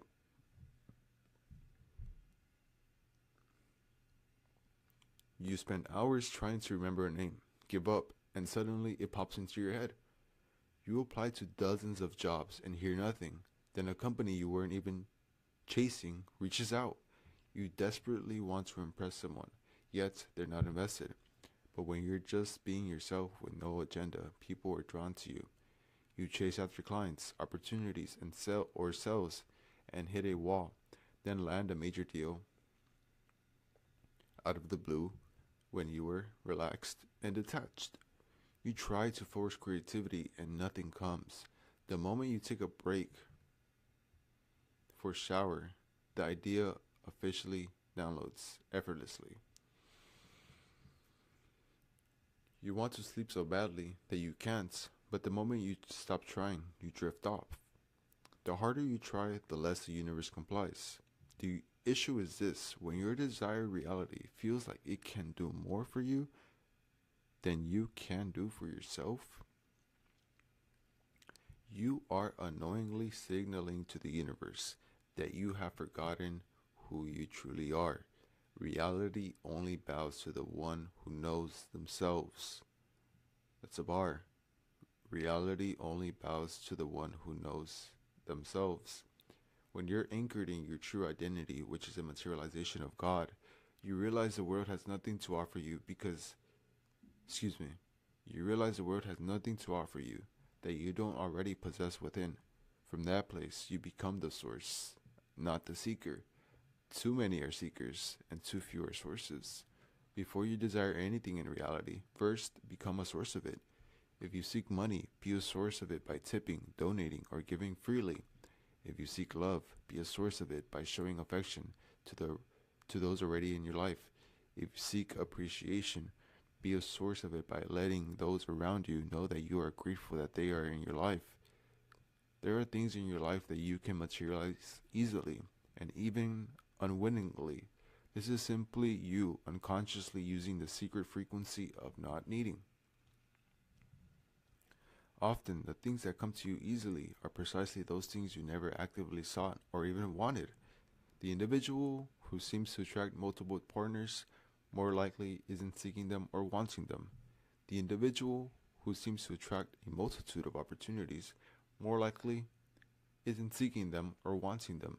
The individual who always impresses those around them more likely isn't seeking to impress them. The power might seem mystical or even magical, but it is not. It's something you've been using your entire life. Like most things, the shift isn't about discovering something new, but about moving from unconscious use to conscious mastery. There are things that come naturally to you, skills, talents, or manifestations that flow with ease for you, but with which others struggle. You may not even recognize them as special because they feel effortless to you, but that effortlessness is the power. Don't let your desire for what you want, excuse me, don't let your desire for what you don't have blind you to the areas where you're already powerful. Whether it's communication, creativity, dancing, making money, attracting opportunities, solving problems, or making people laugh, there's something you do with ease that others admire or wish they could replicate. Only you know what that is, and don't be so foolish to think there's nothing. If you think there's nothing, that's just your old frequency, keeping your power hidden from you. The irony is you probably see your magic as nothing special. Chances are you dismiss an insignificant or overlook entirely those things you already manifest effortlessly through the secret frequency of not needing. But that effortless flow, the thing you barely think about, the thing you barely think twice about, is the source of your magic. What feels like nothing to you is the very source of power. Practical. When you desire nothing, the world will seek to give you everything. Biblically, Yeshua was approached by the devil in the desert, who offered him all the kingdoms of the world, everything he could see, if he would simply bow down in submission. But the only reason such an offer was made is because Yeshua was unmoved by everything. There was nothing the world could give him, because once you realize your true identity as part of the infinite, the material becomes insignificant. When you know who you are, the world has nothing to offer, and that's precisely when it tries to offer you everything. The things that do nothing for you will seek to do everything for you. However, the things that do everything for you will end up doing nothing for you. To the universe, obsession is repulsion. To the universe, desperation is disrespect.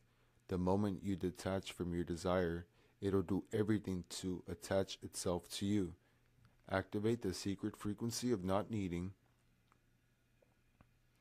Activating the secret frequency of not needing simply requires you to look at your desired reality in the same way you look at the things you don't want that you easily materialize. Look at your desired reality as unimportant.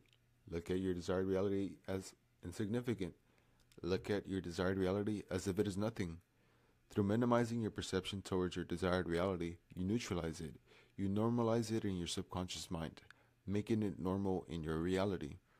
You have given yourself so many things that you already effortlessly materialize that you are almost tired of them, unmoved by them. That same energy must be applied to your desired reality. Luckily, the more you use the technique prescribed for manifestation, the more you naturally set into motion, since you are giving yourself what the world hopes to give you.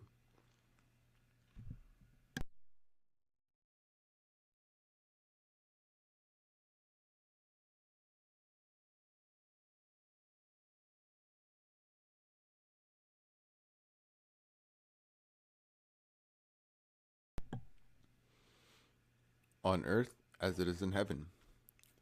Principle. No heaven, no manifestation.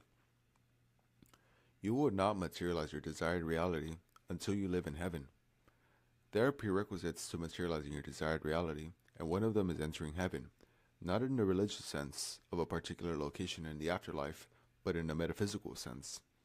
Most people make the mistake of attempting to materialize their desired reality without realizing that the frequency in which they live and exist is in direct opposition to what they want. It's safe to say that Most of the world lives in hell, and you can only ever be where you are. In the religious sense, hell and heaven are locations in the afterlife that one enters depending upon how they live their life in accordance to the will of their God. But these two locations exist on earth, specifically within your consciousness. Luke 17:21. Nor will they say, "See here," or "See there," for indeed the kingdom of God is within you. Luke 17:21. Christ stated very plainly that the kingdom of God, which is synonymous with heaven, isn't outside of you or in the sky, but within you. This idea directly contradicts the notion of heaven being located in the afterlife, as religious institutions have been marketing to the masses for thousands of years. For more context, Christ was talking to his people and explaining how others will point you to a place and say that the kingdom of God is here or there, but you should not fall for it because the kingdom of God is within you. The idea of heaven being within you should lead to an internal restructuring and redefining of what heaven is. How can you go to a place that is within you?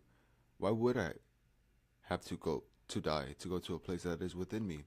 How is it that when you die you will go to heaven, but Christ says it is within you? To reaffirm, Luke 17:21 in the Lost Gospel of Thomas, Christ explains the same concept. Jesus said, "If those who lead you say to you, 'See, the kingdom is in the sky,' then the birds of the sky are closer than you. If they say to you, 'It is in the sea,' then the fish already know it. Rather, the kingdom is inside of you, and it is outside of you. The truth is, until heaven is metaphysically defined, your desired reality will be confined." That is the bar. Let me say that again. The truth is, until heaven is metaphysically defined, your desired reality will be confined. Heaven isn't a location in the afterlife. It is the immersion into the formless state of absolute awareness, a unification with the infinite intelligence, also known as God.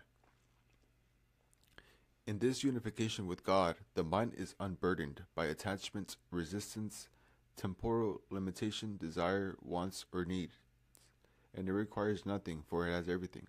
Heaven isn't a place, but a realization, the direct knowing of self as the infinite, unfragmented whole. In this state, separation from God dissolves, suffering ceases, and experience aligns with effortless inner calm, peace, and bliss. The irony is, whether you realize this or not, you have touched heaven at some point in your life. That inner stillness, peace, calm, where you were in complete fulfillment and felt whole, desiring nothing because you felt connected to everything. Heaven is not a place you get to, but a place you realize is already here within you. It is a silent backdrop behind all illusion, accessible the moment one surrenders the need to seek the world for what only it can give you. Hell, being the energetic polarity of heaven, is also not a particular location in the afterlife.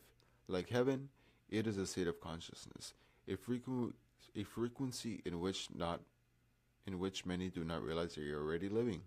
Hell is immersion into the physical plane, a lack of awareness for the other planes of existence, leading one to be consumed by the ego, which takes the world around to be the only truth, also known as the devil. The unification with the devil, the ego, a consciousness burdened by attachment, resistance, temporal limitation, desire, wants, and needs, requires everything due to a distortion in perception where one fails to realize one has everything. Hell isn't a place, but a failure to realize as and see oneself as the infinite, unfragmented whole. Hell is often described as a separation from God, but since God is omnipresent, that doesn't make sense. Hell is misalignment from God. This misalignment leads to suffering, inner chaos, conflict, and restlessness, despite the illusion that material possessions can resolve those things. The irony is, whether you realize this or not, You have touched hell at some point in your life. That inner chaos and conflict where you felt a lack of fulfillment or completion, leading to a sense of being disconnected. Nobody can escape the truth that reality is nothing more than a materialized frequency, and any frequency maintained will be materialized. Many desire heaven while maintaining a frequency which resonates with hell. Those who live in a hellish state can only experience hell, and those who live in a heavenly state can only experience heaven. The path to heaven can only be walked by those in heaven. Reality will never precede consciousness. Effect will never precede cause. You can only have what you already have, and if the frequency you're emanating to the universe is hellish, it cannot possibly bring you to heaven. It cannot possibly not bring you to heaven. Apple seeds will never produce mangoes, and mango seeds will never produce apples. This is the simple truth in the world of nature, and it reflects how the universe works. In the modern day, hell is equivalent to living in survival mode. From a neuroscientific point of view, when one is living in survival mode, it is typically due to a lack of safety, which triggers the primal brain into operation. The primal brain has no other purpose than survival, fight, or flight, and nothing else. While survival mode is often associated with poverty, paradoxically, wealthy people also live in survival mode. Since the primal brain is responsible for flight or fights, it's only concerned in surviving by hyper-focusing on what is immediately in front of it. The zeroing in on reality restricts our level of awareness, which means a limited perspective. This reduction in awareness and perspective shuts down higher levels of thinking, since survival is the priority.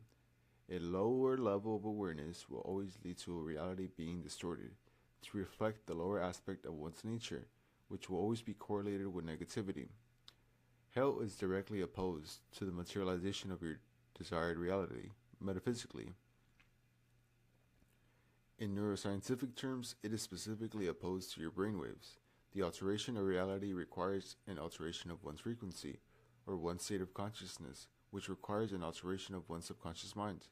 The subconscious mind becomes more accessible in certain brainwave states, allowing for deeper influence and transformation by leveraging the optimal brainwave frequencies.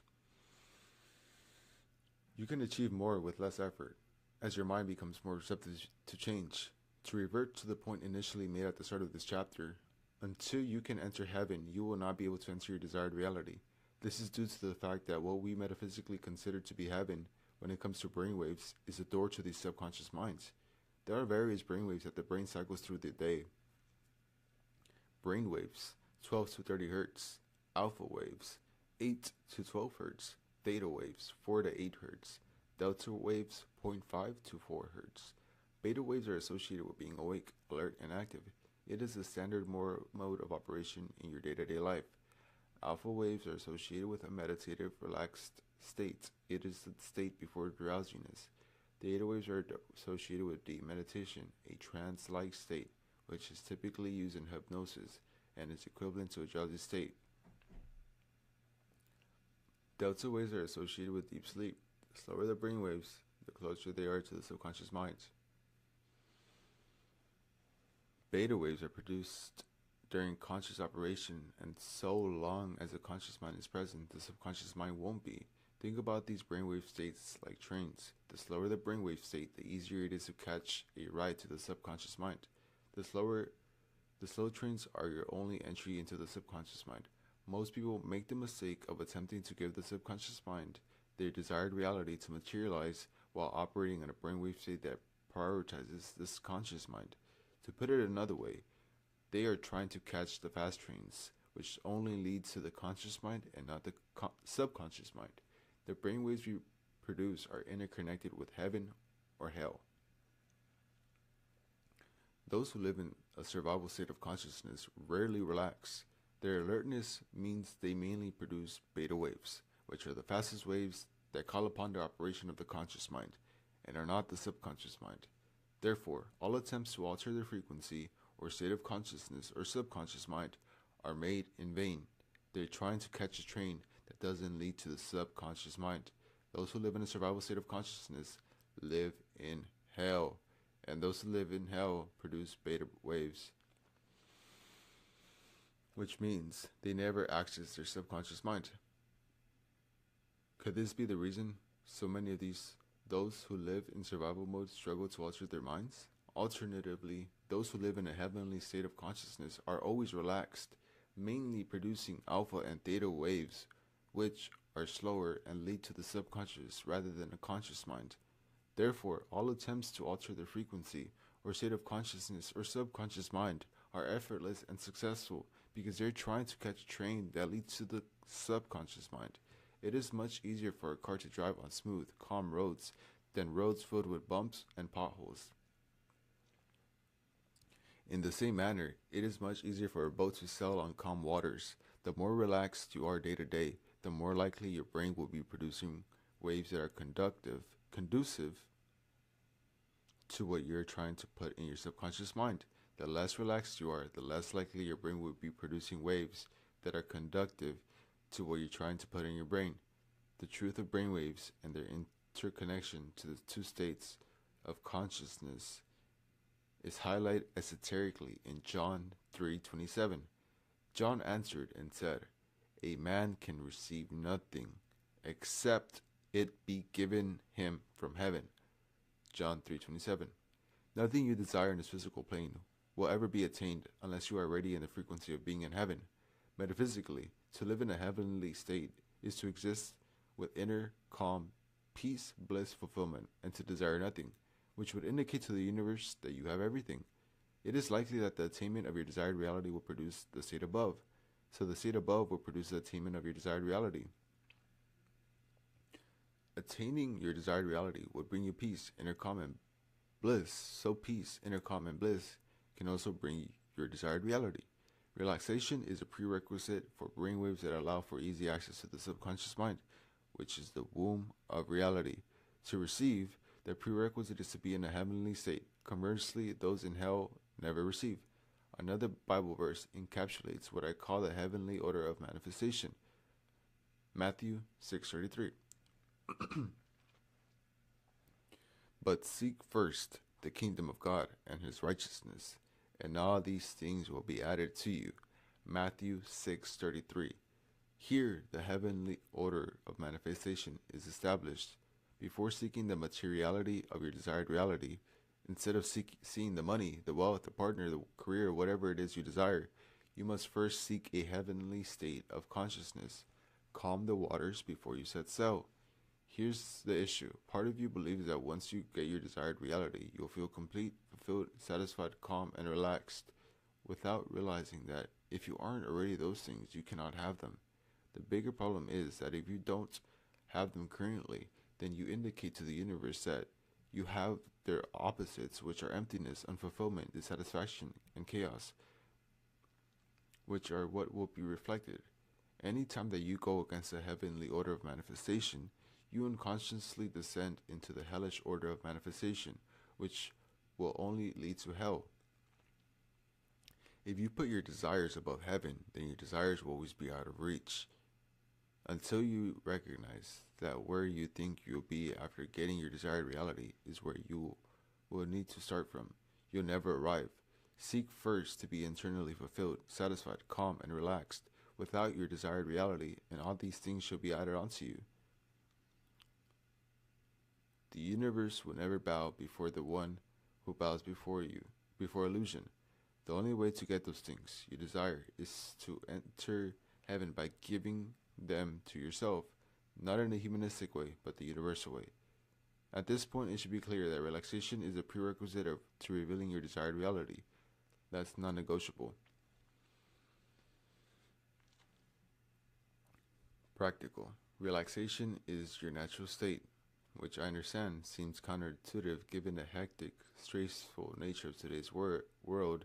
If relaxation is a mandatory step to materializing your desired reality, those who are never relaxed can never truly materialize their desired reality. True relaxation arises from disconnecting from the outside world, and that is because it is a world that seeks to keep you from relaxation. It seeks to siphon your peace of mind by getting you to focus on work, your inadequacies, family drama, politics, or the latest war. How can you relax when the mind is so preoccupied? I'm not suggesting you to neglect the outside world. rather encouraging you to pay attention to your inner world. So when you pay attention to the world, it receives what it deserves from you.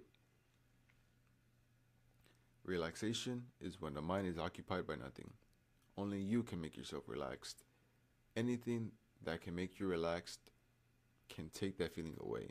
And true relaxation is independent to any person, any condition, or any circumstance. Whatever the world gives you, it can take from you. And at some point, it most definitely will. To immerse yourself into nothingness, to reach that inner stillness, is a true path to relaxation.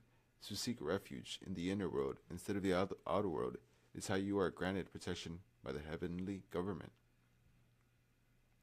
To be still is to do nothing. Whether you meditate or not, make a practice of doing nothing. Naturally, the mind will tell you how difficult it is to relax, but that is the old frequency speaking. It wants to exist without relaxation, as it knows that is the stepping stone to your new frequency. Difficulty outside, what other choice do you have than to relax? You can't outrun your frequency. Principle. Manifestation cannot occur without a synchronized alignment across all three levels of existence. Various cultures and traditions across the world adhere to the notion of three levels of existence. The three planes of existence have many different names: mind, body, and spirit. God the Father, God the Son, and God the Holy Spirit. Mental plane, physical plane, and spiritual plane. These are simply different expressions of the same universal truth. The inability to change one's reality often stems from ignorance of the three levels of existence. Most people go through their life operating from only one plane while completely neglecting the other two.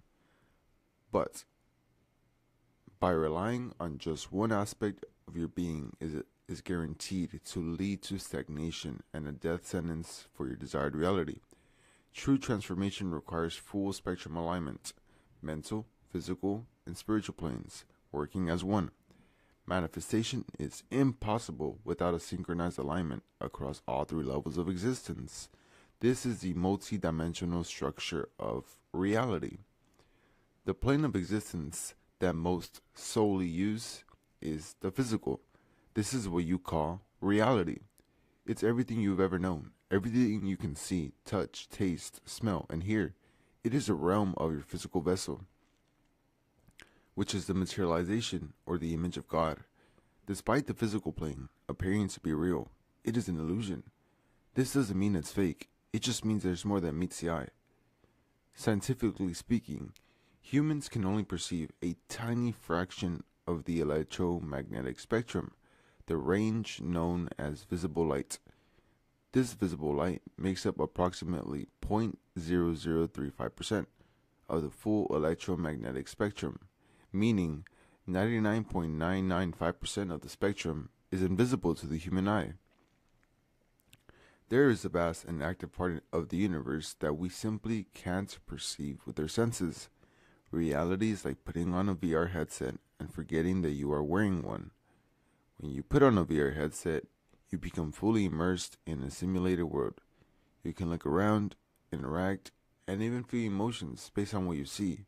Even though none of it is physically real, the headset filters your experience, creating a reality that feels true, even though it's just a projection. Consciousness works the same way. It acts like an internal headset that filters how you see the world. You're not experiencing reality as it is. You're experiencing reality through the lens of your consciousness. What you perceive outside is a reflection of the system running inside. You're not reacting to the world, but how your consciousness is interpreting it. Like wearing a VR headset and forgetting that you have it on. For centuries, ancient mystics have known of this illusion, referring to it as the world of Maya. It is a realm of effect. All you experience here, every circumstance, a failure, success, poverty, or wealth, is merely the shadow cast by the mind, an effect. Reality is an effect. Smoke from fire, ripples in a pond, an echo of sound, a reflection from a mirror. Most of the world operates from this one plane of existence, simply because it's all their mind can conceive of existing. Being tied to the physical plane, they tie themselves down. To reiterate, the physical plane is the realm of effect.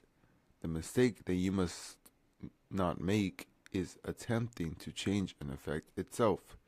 Reality cannot truly be changed from reality. It must be altered on a higher plane of existence. The only place from where reality can truly be changed is the mental plane. Where do thoughts come from?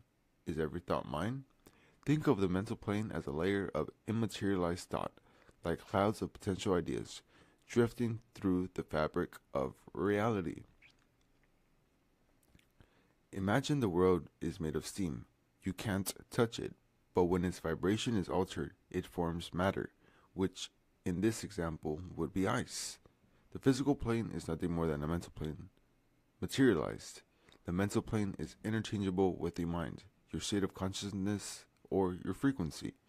The mental plane is outside of our third dimensional realm, meaning it isn't confined by the illusions of space and time. Time isn't linear as we experience it in our reality. This reveals a truth you may not have heard. You don't create reality. How could you? Everything already exists, and it exists here. Think about it like this.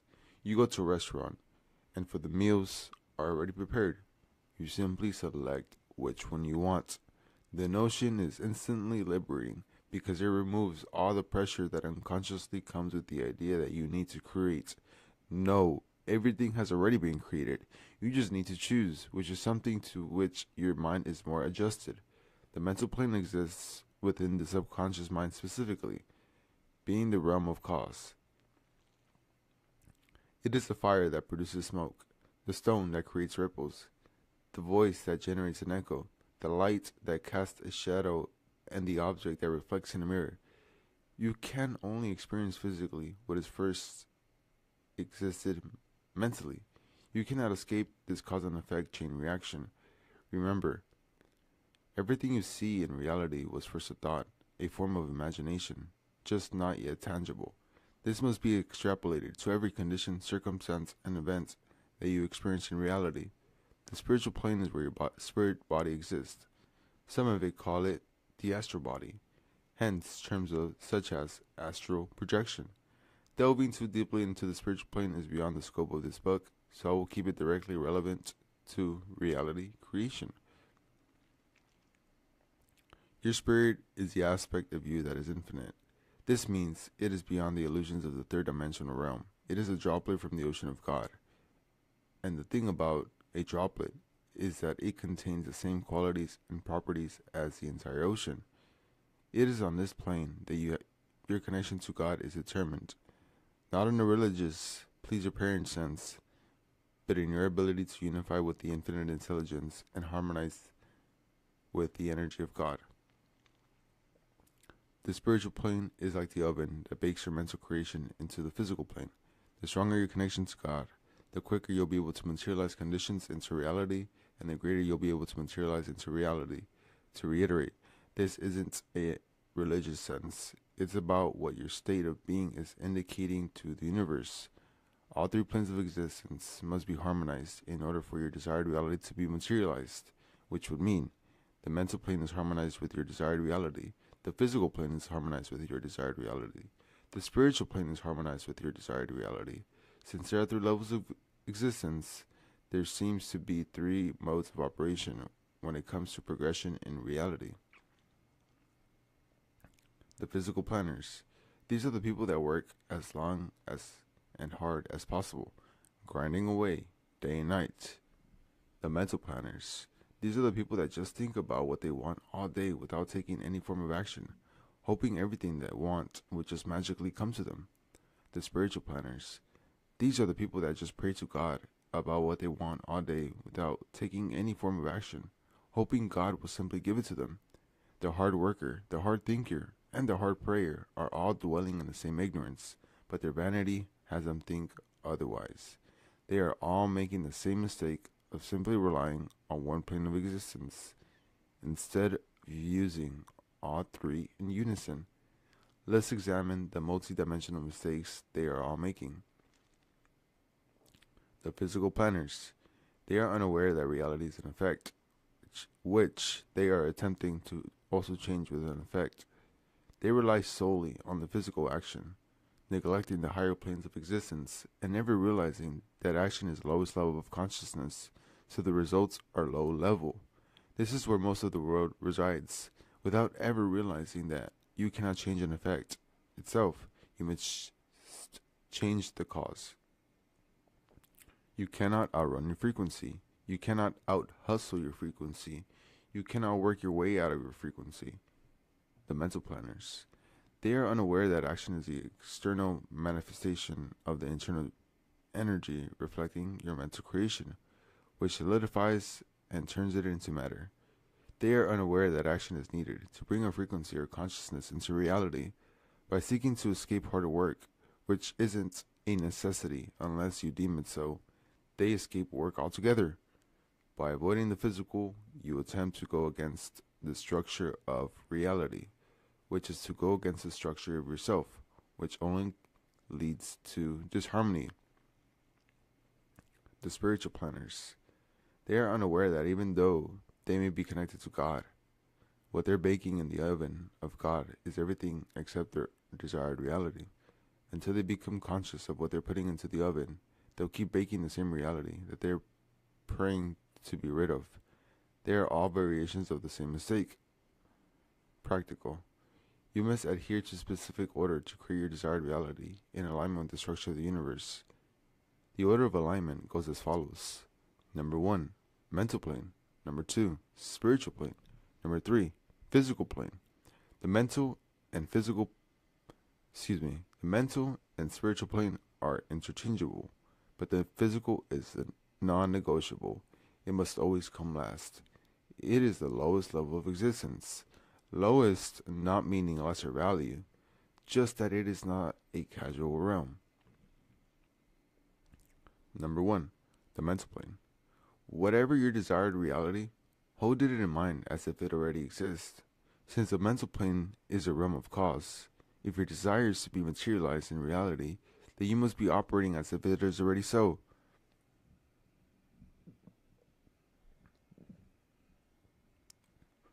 Shift from desiring to already having. The only way to arrive at the end is to begin at the end. The mirror will never smile before you do. Number 2, the spiritual plane. Until you recognize the power within, you will have no power without. By recognizing and internalizing that you are a materialization of God and that God dwells within you, you activate the power of the infinite within you. There is no greater power in the universe than God. But if you fail to recognize God within you, then you will be powerless before any condition, circumstance, event, or person that possesses as adversity. Once you grasp the infinite nature of your true identity, you realize how arrogant it is to think that God could ever fail. To doubt yourself is to doubt God. Let me say that again.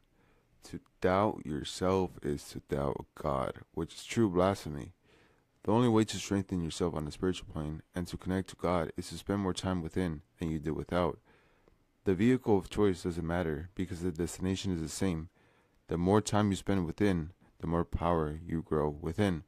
The more you cultivate internal power, the less power the external will have over you. Number 3, the physical plane. Only after arranging yourself correctly on the higher planes of existence can you begin to dominate the lower planes of existence. Reality. Action is unavoidable, but to avoid wasted action, the physical plane must come last. The higher planes of existence metaphysically position you in the correct direction to begin walking towards your desired reality through action.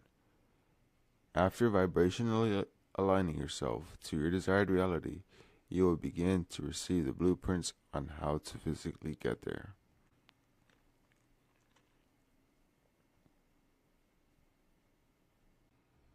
Redefining manifestation. Principle. If you desire to change your reality, then you have already lost the race before it's even begun. Manifestation isn't what you think it is. It's likely that you entered this realm of knowledge seeking to change your reality, but the paradox is that true manifestation has nothing to do with changing reality. The desire to change reality is actually what keeps so many from ever changing their reality. True manifestation is solely focused on you and neglecting reality. Nothing will ever change until you do first, and that is a non-negotiable universal truth. Quran 13:11. Indeed, Allah will not change the condition of a people until they change what is in themselves. Quran 13:11. The moment you change, the frequency or state of consciousness that the universe picks up from you begins to change, and as a result, what is reflected changes. Think about it in terms of supply and demand. Every supply is only a product of demand, meaning that the reality you are being supplied with is what you are subconsciously demanding through your frequency or state of consciousness, whether you like it or not. If you want to be supplied with something different, then you must demand something different. And the unfortunate thing is that we are unaware of what and how we demand. What you want is not what you demand. What you demand is who you are. The only thing that the universe will ever recognize as demand is your current frequency or state of consciousness. You will never change the supply until you change the demand. To reiterate, the initial idea presented at the start of this chapter, nothing in your reality will change until you change your frequency or state of consciousness. Your frequency or state of consciousness totals 7 keys. A typical mistake that many make when attempting to alter their reality is to simply alter 1 or 2 keys while neglecting the others. Eventually, the neglected keys unconsciously contradict their change, ultimately contradicting their reality to change. In the same way that all successful manifestation requires alignment across all 3 planes of existence, a successful change in frequency requires alignment across all 7 keys. The 7 keys to frequency are beliefs, convictions, perceptions, emotionally charged thoughts, focus, reactions, and expectations. Your current reality is nothing more than a reflection of what you've been demanding, or, in other words, your current beliefs, convictions, attitudes, emotionally charged thoughts, focus, reactions, and expectations. You have the beliefs equivalent of your current reality, and until you change them, you will remain there. You have the conviction equivalent of your current reality, and until you change, it will remain there. You have the perception equivalent of your current reality, and until you change it, you will remain there. You have the emotionally charged thoughts equivalents of your current reality, and until you change them, you will remain there. You have the focus equivalent of your current reality, and until you change it, you will remain there. You have the reactions equivalent of your current reality, and until you change them, you will remain there. You have the expectations equivalent of your current reality, and until you change them, you will remain there. When the 7 keys are altered, your frequency is altered. Only then will reality be altered. This can work for or against you. When the 7 keys are aligned, reality is aligned. When the 7 keys are misaligned, reality is misaligned. Whether in alignment or not, the universe will always seek to materialize the frequency emitted into reality. The materialization of frequency or consciousness into reality is what we call manifestation. Consciousness and matter are the same energy. Only difference is in their rate of vibration. Much like steam and ice are the same energy. Only difference is in their rate of vibration. Every frequency maintained must and will become a reality, and every reality maintained is nothing more than maintained frequency. Before we can get to the true essence of manifestation, let's debunk some common myths surrounding it. Number one, you don't need work to manifest. A lot of spiritual people don't realize that they're not seeking anything other than a form of escapism that directly goes against the structure of the universe. You can't escape physical work, or any more than you can escape the physical plane. The notion that you manifest without some sort of physical effort is simply an appeal to an aspect of you that is either exhausted or lazy. All successful manifestation requires synchronistic alignment across all three planes of existence, not just one or two. While work is mandatory, hard work is optional, but will be made real by your belief in its validity alone. Number two, thoughts create reality. Not all thoughts are equal in their effect over reality. The only thoughts that have the potential to materialize a reality are those which are emotionally charged. The true language of the subconscious mind is emotion, which also means emotion is the language of God. Emotion being the language of God means this is primarily what the universe recognizes, and emotion is simply energy in motion, which alters the vibration of a thought, making it more powerful and its manifestation more likely. If there is no emotion behind it, it won't manifest. If there is, it always will. Emotion is a huge contributor to your frequency, and as a result, your reality. Emotion doesn't necessarily mean a sense of euphoria or excitement, but it is always relative to you as a person. There isn't a one-size-fits-all. To simplify your understanding, you can think about manifestation like this. The universe is a sort of warehouse that only delivers the reality that you order. To reiterate, you can only receive what you are asking for. Remember, supply and demand. The issue is, we spend most of our lives consciously asking for one thing, but subconsciously and with our energy asking for another. Before an order is shipped out, it is identified via a unique product code that the warehouse will match up before distributing. Think about your frequency like that unique product code that will always match its identical reality before being shipped out. To reiterate, before anything can exist physically, it must first exist vibrationally, which is the combination of mentally and emotionally. Those who know the true process of manifestation possess the ability to manifest instantly, and that is not an exaggeration. Before you learn the true process of manifestation, I would like to make something clear. The knowledge you have is activated by the security you have in the knowledge. There are individuals with wrong knowledge, but through their security and conviction in it, make it right. There are also individuals with right knowledge, but through their insecurity and self-doubt in it, make it wrong.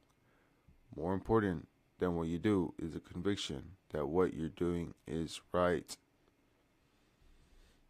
To act on knowledge while in a state of insecurity and self-doubt will render the potential of the knowledge useless. Decide that you have everything you need and that you know more than enough to maximize the potential of that knowledge. The true process of manifestation. Manifestation is internally shifting to a degree to which you are no longer emotionally dependent upon seeing reality change when you are good with it and good without it. Let me say that again. Manifestation is internally shifting to a degree to which you are no longer emotionally dependent upon seeing reality change when you're good with it and you are good without it. Diving deeper into this definition can alter everything. There are two layers to this definition.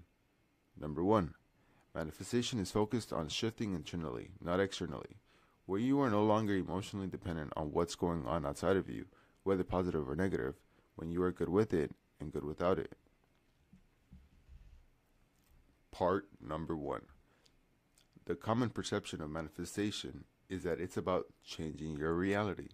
However, that idea will set you up to continuously fail to manifest or change your reality. So long as you desire to change your reality, you will be stuck playing the game of reality backwards. Your purpose for manifesting may be to change your reality, but the process of manifestation requires you to realize the outer world is of no significance and to redirect significance to your inner world only. To be concerned with the outer world is to be concerned with the effect instead of the cause, a trap that many fall into that puts them in a perpetual cycle of never altering the effect. You want the effect to be different, but you don't want to pay any attention to the cause. How can you expect to alter the effect if you fail to alter the cause? This does not make sense. Manifestation isn't about changing reality, it's only about changing you.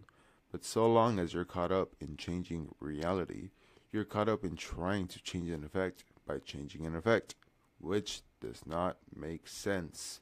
Without your focus on the external, you indirectly neglect the internal. As a result, you'll fail to realize that you haven't changed. So how could reality possibly change? Ironically, the more you seek evidence of reality changing, the more you affirm that you haven't changed at all. Because if you had, there would be no need to look for proof. The change would already be your experience, which is internal. To be satisfied with yourself but unsatisfied with your reality is paradoxical. It's ignorance of the fact that the two are interconnected, which for most is the source of their unwanted reality. To desire change without change is against the nature of the universe. You can only go somewhere you've never been when you become someone you've never been. The process of internally shifting is simply the act of exchanging your current state of consciousness for the state of consciousness that matches with your desired reality. Completely different beliefs, a different level of conviction, a different perception, different emotionally charged thoughts, different focus, different reactions, and different expectations. Part number 2. If you manifested your desired reality, how would you feel? Happy, excited, amazing, euphoric, free, relaxed, secure, accomplished? If so, that's the exact reason your desired reality will never manifest. Conversely, if you never manifested your desired reality, how would you feel? Disappointed, crushed, sad, annoyed, frustrated, irritated, angry, empty? If so, that's the exact reason your desired reality will never materialize. Whether you realize this or not, to grant the external the power to alter your internal state is a confession of a dependency on reality. To be dependent on reality is to require reality to give you what you desire. Those who are internally dependent on reality will forever be the slave of condition, circumstance, and the events of reality. To be independent of reality requires you to give yourself what you desire. Those who are internally independent of reality will never be the slave of condition, circumstance, or events of reality.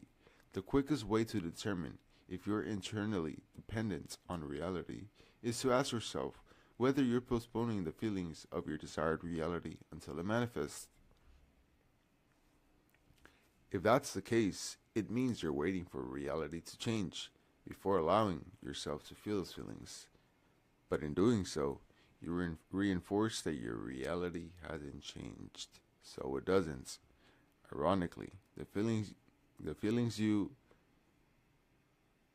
envision as your desired destination are actually the starting point.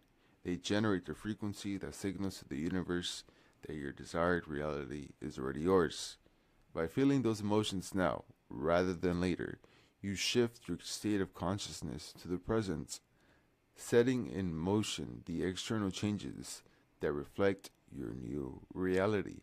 The postponement of the emotions you'd feel in your desired reality is a source of your internal dependency on seeing your desired reality, which indirectly shows your ignorance of how reality is materialized. On a deeper level, it is an indication of importance. Importance to the universe is interpreted as energetic space. The bigger the importance of your desired reality, the bigger the space between you and it. Conversely, the smaller the importance of your desired reality, the smaller the space between you and it.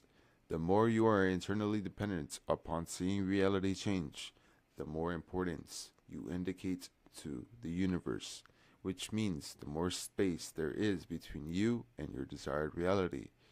If you need your desired reality to materialize before you allow yourself to feel the way you would feel in that reality, you will never generate the frequency required to bring it into existence. The world will never prove anything to you that you have not first proven to yourself. Internal independence of reality is the essence of what it means to be good with or without it, which is a prerequisite to altering your reality. Unfortunately, too often you are good with it, not good without it. At first, this notion can seem frustrating. How can I be good without it when I need it? The truth is, this notion is liberating. The moment you are no longer dependent on reality, you are freed from it, which also frees up your desired reality to come to you effortlessly. Your desired reality is merely an aspect of you that already exists within, but it remains imprisoned by your own internal dependency on what you believe it will give you. When reality can offer you nothing, it will offer you everything. Manifestation has nothing to do with doing, but everything to do with being. It isn't something you need to do, it's something you already do. Manifestation is like breathing, an effortless, unconscious process. Understanding this is the foundation of all manifestation. Only then will it be experienced as such. Think about the moments you were searching for a particular car online, and then suddenly you started seeing everywhere in your reality. Think about the moments you were searching for some shoes online, and then suddenly you started seeing them everywhere in your reality. Think about the moments you were thinking about someone, and then suddenly they called or texted you. Manifestation isn't something you've always done effortlessly. You've never had a problem with it. Truthfully, learning about it is simply discovering what you've been doing forever. Mistakenly, many desire to manifest while negating that they already manifest. Then, when they fail to manifest, they conclude they have a problem. Ironically, though, their belief in a problem, they manifest one. So rid yourself of your old frequency's trickery, attempting to convince you that you have a problem manifesting. Ironically, there are no truths in reality other than what the subconscious mind accepts as true. So if you believe you will have difficulty manifesting, then you shall. Many argue about the best technique for manifesting. Is it subliminals? Is it affirmations? Is it visualization? Is it vision boards?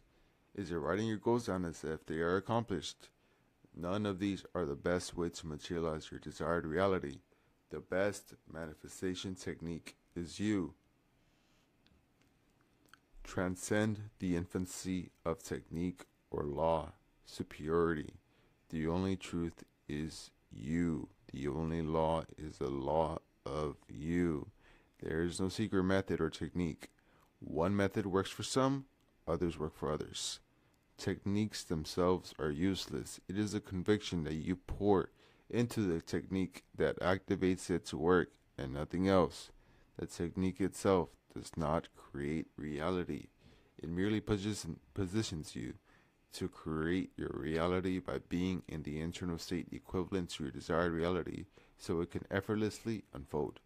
The only purpose of these techniques is to internally shift you into the state of consciousness of your desired reality to such a degree that you are no longer emotionally dependent upon seeing reality change.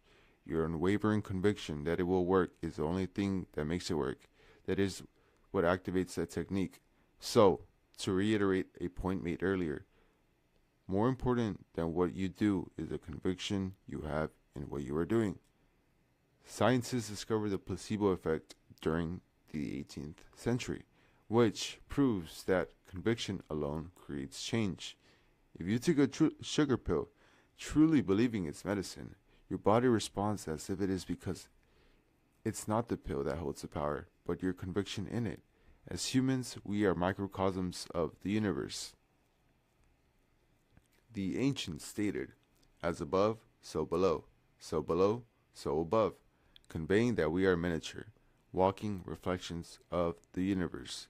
This means that the universe itself, being so below as above, has its own placebo effect. So it's not about affirmations, visualization, vision boards, or writing your goals down as if they were already done. It's about you. That's what it's always been about. Techniques are like vehicles. It doesn't matter what car you ride in. All that matters is the fuel that's in the vehicle, because that will be what drives you to your destination. In order for a technique to work, using it must generate an intense degree of emotion.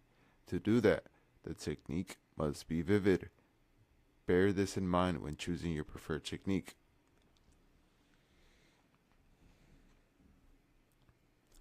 The technique I exclusively teach clients. This technique can be used for a number of purposes: to alter an upcoming event, such as a job interview, a date, a meeting, or simply an uncomfortable conversation. I have seen all the above unfold as desired, including court hearings that were definite jail time. It can also be used to internally shift you to resonate with the frequency or state of consciousness of your desired reality. It can also be used to rewrite a traumatic, painful, or upsetting past event that still may have a grasp on you to this day. This method capitalizes on the fact that the mind cannot distinguish between fact and imagination or consciousness. When imagination becomes real to the mind, it alters your frequency or state of consciousness to reflect that, causing reality to organize itself in alignment with your internal shift. This technique has the sole purpose of convincing your mind that what you are experiencing within is real, and it will only accept it as real if what you are experiencing within generates an intense degree of emotion and is vivid. An intense degree of emotion may mean euphoria, it may mean tears of joy, it may mean extreme gratitude, it may mean uncontainable excitement, it may mean deep peace, it may mean complete serenity. It is entirely dependent on how you would be upon attaining your desired reality. It is not one size fits all. I am rarely excited, but often extremely calm, so that is an emotion that resonates my truth. Vivid implies clarity, which means knowing exactly what you want with pinpoint precision, so there is no room for confusion. These two components combined will be sufficient to convince the mind that the internal experience is something that has actually been experienced. It will then begin resonating with a frequency aligned to what you desired, setting in motion the materialization of that frequency into reality. As mentioned earlier, importance is the enemy of the materialization of your desired reality. The beauty of internally, intensely, and vividly experiencing your desired reality within through this technique is that the more you do it, the more your mind accepts that this has already happened, which decreases the external desire and importance placed upon it. The only way to reduce importance placed upon your desired reality is experience it internally, because then, and only then, shall it no longer be desired externally, which aligns you with it. Your desired reality is only important because you don't have it, and if you did, it wouldn't be important. Too many see their desired reality as a pair of shoes in a shop window instead of the pair they already own and have been wearing for months. The importance you give to a desired reality is an indication of internally lacking the frequency equivalent of that desired reality. You only want it because you don't have it. Using this technique correctly positions you to take your desired reality for granted. At first, this notion may seem confusing, but that is only what we look for. That is only until we look to human nature for understanding. As humans, unfortunately, it is within our nature to take for granted that which we have. By taking your desired reality for granted, you indirectly indicate to the universe that you already have it. Think about how everything you currently take for granted comes to you effortlessly. This does not contradict the notion that any technique you use must generate an intense degree of emotion. The purpose of this is to generate a frequency aligned to your desired reality. Fortunately, the natural side effect of intensely and internally feeling the emotions you would feel in your desired reality is a reduced desire for it internally. In effect, killing two birds with one stone. The technique I exclusively teach to clients is simple and made up of two parts: the isolated practice of the visualization and carrying that internal shift into your daily life. Part 1. Clearly define the circumstance, events, or reality that you desire. There must be no confusion about what you want to manifest. Number 2. Sit or lie down until you reach a state of deep relaxation and stillness. Whether this takes 5, 10, 20, or even 40 minutes doesn't matter. Being relaxed is mandatory. Clarification. You'll know you're relaxed enough when your body feels loose, heavy, or weightless, and your mind becomes quieter.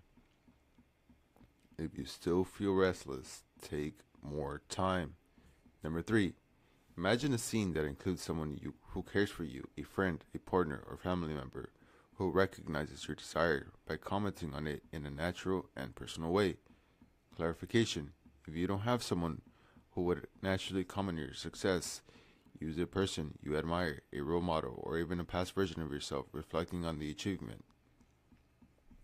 If your desired reality isn't something others would comment on, imagine a scene where they acknowledge your transformation through a change in your energy, demeanor, or actions. Number 4. Include physical touch in the scene, a high five, fist bump, hug, or anything that feels natural with them and intimate. Number 5. Keep the scene short, focusing only on their comments on your desired reality materializing. And replay it again and again on a continuous loop.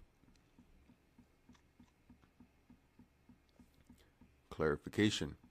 The scene is kept short to prevent overcomplication. If it is too long, your focus will scatter. Keep it concise and impactful. To make the loop feel natural, imagine it like a movie clip replaying, fading out, then seamlessly restarting. If imagined vividly, you will naturally begin to feel the emotions you would experience upon your desired reality materializing. Feel these deeply. Clarification. If emotions don't come easily, focus on amplifying the details, tone of voice, expressions, warmth of touch. Emotions is triggered by immersion into vividness, so seep deeper into the scene. Number 7. There is no set time for this practice. The moment you begin to feel strain, effort, or fatigue, stop immediately. Clarification. If you notice yourself forcing it, don't push through. Ease out of it naturally and return to it another time. Part 2. Number 1. Pick a simple sentence that you would naturally say to yourself upon your desire manifesting. It must be authentic, what you truly think or say. Clarification. If you struggle to come up with a natural sentence, imagine seeing your desired reality unfold right now in front of you. What is the first thought that runs through your mind? That is your sentence. Number 2. What is the feeling you'd experience naturally and exclusively upon your desired reality materializing? Clearly define it. Number 3. Repeat the sentence in your head continuously throughout the day, feeling what you would feel like if it were already your reality. Clarification. You don't need to say it out loud. Just think it like an internal affirmation. If you struggle to feel the right emotion, slow down and focus. Instead of repeating the sentence mechanically, imagine the depth behind it. There is no need to force constant repetition. If you forget to do it at times, that doesn't ruin the process. Just return to it whenever you remember. This isn't about repeating the sentence mindlessly all day, but about anchoring yourself in the feeling whenever possible. If your mood fluctuates throughout the day, don't panic. Shifting states is natural. Simply return to the sentence and feeling without resistance. In both aspects of the technique, simplicity is mandatory. Techniques can be used every day, but not for the sake of creation, as they do not create. They must be used to internally experience the state of consciousness you desire. Do not make a chore out of it, as this perception will eventually lead to feeling obliged, bordering on resentment, which will emit a frequency that will negatively alter the frequency of your desired reality. If it's beginning to feel like a chore, take a break and enjoy your reality. Here are some examples of how the technique can be applied to the different desired realities. The desire for love. Part 1. Visualize scene. A close friend or family member hugging you while saying, "This is the love you've always deserved. You're so happy." Or however your friend or family member would say it. Part 2. Mental affirmation. I'm finally in the relationship I've always wanted to be in. The desire for a specific job. Part 1. Visualize scene. A close friend or family member hugging you while saying, "Congratulations, I knew you were going to get the job." Or however your friend or family member would say it. Part 2. Mental affirmation. I'm so grateful I got this job. The desire for a specific income. Part 1. Visualize scene. A close friend or family member hugging you while saying, "I can't believe you're making that much. That's insane." Or however your friend or family member would say it. Part 2. Mental affirmation. Now I have more money than I can spend. The desire for a specific physique. Part 1. Visualize scene. A close friend or family member hugging you while saying, "You look like you live in a gym these days. You gotta train me." Or however your friend or family member would say it. Part 2. Mental affirmation. I'm in the best shape of my life. The desire for business success. Part 1. Visualize scene. A close friend or family member hugging you while saying, "Congratulations. How does it feel to be making X amount of money?" Or however your friend or family member would say it. Part 2. Mental affirmation. Sales are coming in like crazy these days. These are just some examples. Adapt them to your specific desire. All manifestation is instant. When aiming to materialize your desired reality, it's natural to ask, how long will it take to manifest what I want? This question is a confession of ignorance to the true essence of manifestation. Remember, manifestation isn't a matter of altering reality, it's about altering oneself. Altering oneself can happen in an instant, which would mean that all manifestations are instant. The act of altering reality requires a transcendence of third-dimensional constraints, one of those constraints being time. You need to transcend time by immersing yourself within the state of consciousness of your desired reality. By doing so, you experience the truest essence of your desired reality.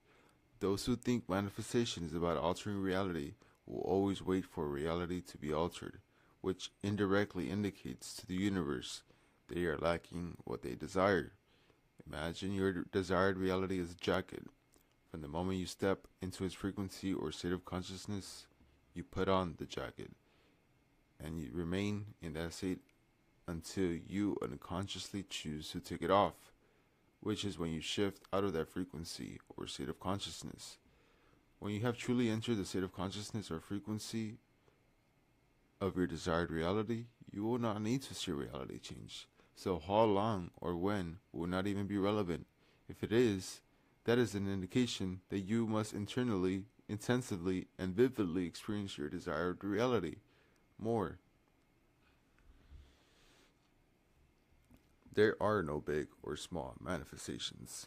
Nothing in the universe is bigger than God, but paradoxically, whatever God deems bigger will be. Big or small are concepts that do not exist to the infinite. It is us defining that leads to confining. Your perception of reality will always lead to the projection of a reality. If you view your desired reality as big, then it will be too big for you to materialize, not because it is big, but because you have made it so.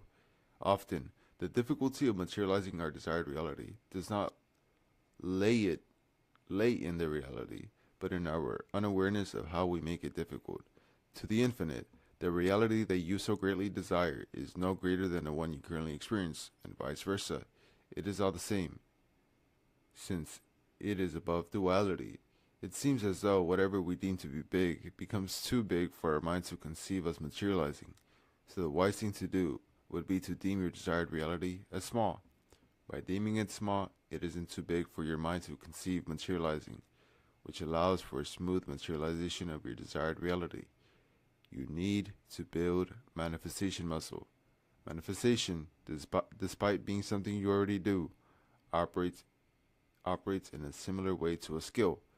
There are individuals who seem to have the ability to materialize whatever it is they want, and the source of their power lies in their manifestation muscle. Some people have weak manifestation muscle, and others have strong manifestation muscle, which makes all the difference. Manifestation works like building muscle in the gym. The more you materialize, the stronger your manifestation muscle becomes. If you're trying to manifest something too big, too soon, without proper training or building up smaller wins, you risk feeling stuck in a cycle of failure. Just like you wouldn't try to lift extremely heavy weights without training, you shouldn't expect to manifest huge desires without gradually working your way up. Manifestation muscle is nothing more than a measurement of conviction you have in your ability to manifest your desires. The more you see evidence of your ability to manifest, the more that strengthens your conviction. And the more conviction you have, the easier you're able to materialize. It's likely that you don't have sufficient conviction in your ability to alter reality. That's not because you can't manifest.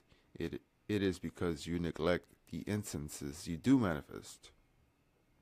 Remember, you have been manifesting on autopilot your whole life. By becoming aware that you are already manifesting, you recognize the invisible string that connects reality and your mind.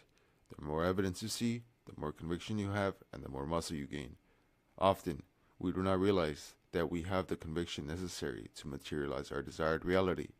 A recommended way to build conviction is by materializing what you deem to be small things. The mind will naturally note these instances as evidence, which quickly stacks up. Manifest seeing a specific pair of shoes. Manifest seeing a specific car in a specific color. Manifest seeing a specific colored backpack. Manifest an available parking space. Each small success builds confidence, strengthens your convictions, and makes it easier to manifest bigger goals over time. Building manifestation muscle requires patience, consistency, and incremental progress. After a while, your mind will naturally have a shortcut, and the idea of your desired reality will seem easy. That is everything you need to know when it comes to manifestation. There is no other secret key or hidden ancient wisdom you are missing. You have it all, as you always have. I'd like to end this chapter by saying that manifestation is not you creating reality. There is nothing for you to create, since all realities and frequencies already exist within the infinite within. Manifestation isn't creation. It is revelation.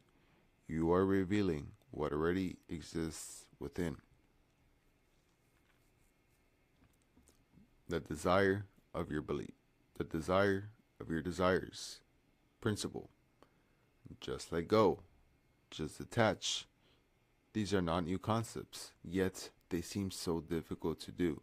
How can I detach from wanting more money when I need to pay my bills? How can I detach from wanting a romantic partner when I need love? How can I detach from my career when I need to progress?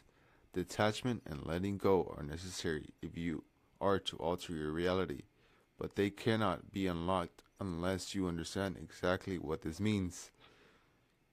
You will never be able to let go or detach unless you know what you truly want.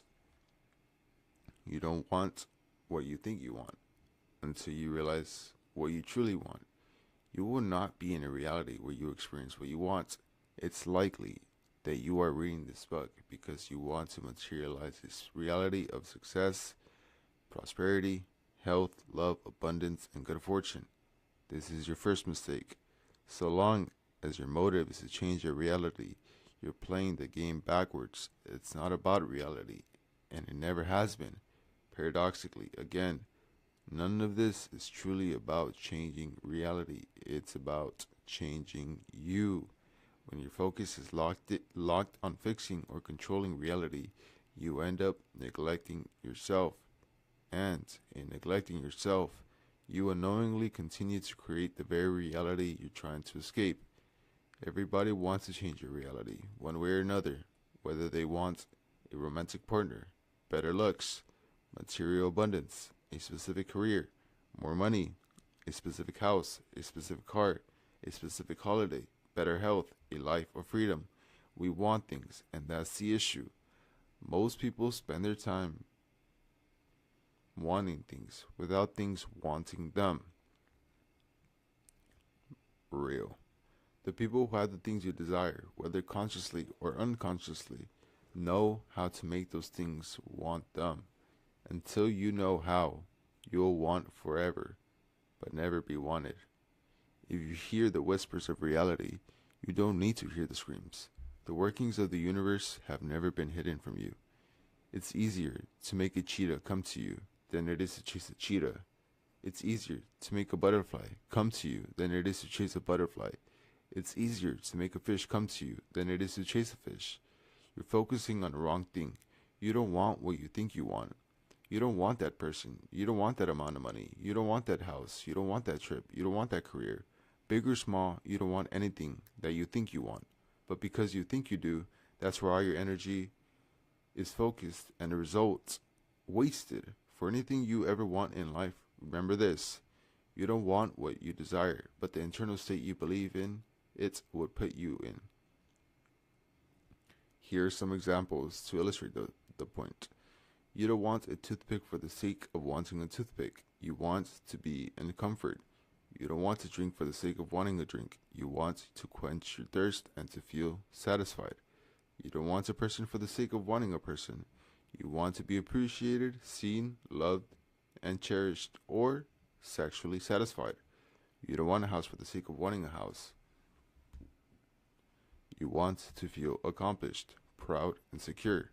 You don't want more money for the sake of wanting more money. You want to feel free, secured, and relieved. You don't want the things themselves. You want how the things will make you feel.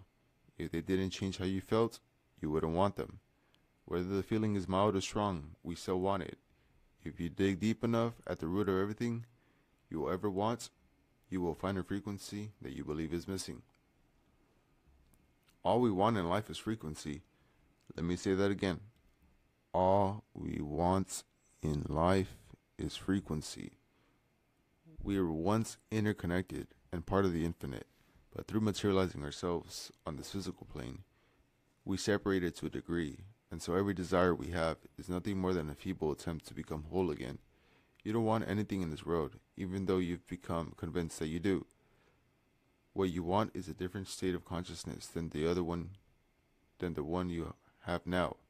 How can you expect to detach from the world when what you think you want is the world? It's a trap. This is why the notion of letting go or detaching makes sense intellectually, but not practically. Until your concept of what you desire changes, nothing will change. You will never want something in reality without reason. Reason is meaning, and meaning is always emotional, which poses a question. How do you think you'd feel upon materializing what you want? If you can answer that question, you can have what you want. And this leads us to the paradox of reality. The universe interprets you wanting something as an indication that you don't have it. How can you want something that you already have? You only want that house because you don't have it. You only want that career because you don't have it. You only want that person because you don't have them. You only want that money because you don't have enough. This is how the universe thinks. In this universe, there are two chairs, wanting and having. You can't sit in two chairs at once. You're either in one or the other. Anytime that you want something, the universe registers that you don't have it. and that is what's reflected, leading to a continual cycle of you wanting but never receiving. To want is to decline what you could have. Wanting something will repel you from ever having it. Having must be understood through the lens of the universe rather than the human definition. Having to humans and to the universe are two completely different things. For humans, having refers to physically possessing. On a universal level, having refers to vibrationally possessing. We humans want our desires because we physically don't have them, and if we did, then we wouldn't want them anymore because we'd already have them. To the universe, the physical plane is an illusion. Its insignificance as it isn't grounded in universal truth. The universe, knowing that reality is merely an illusion, doesn't revere it as we do. What it truly honors and responds to is vibration, because vibration is the cause, the source, and the truth behind the illusion. Only what is vibrationally possessed is real to the universe, because that vibration will eventually compound into frequency, which must become reality. Vibrational possession refers to the current mental and emotional states, which aligns with a frequency that aligns with a reality. If you want all your desires to be met on a human level, you must have them on a universal level. To revisit the point made at the beginning of this chapter, it's about shifting away from reality and towards your internal states. It's never been about reality. To vibrationally possess what you want, you must have it.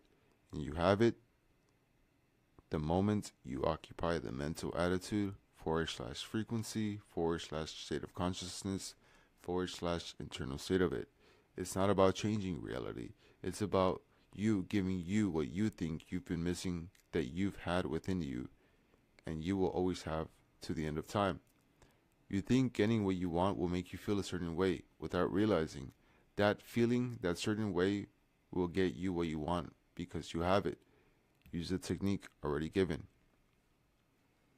Ironically, the more you immerse yourself in feeling how you'd feel upon attaining your desired reality, the less you need it externally, and that's how you detach and let go.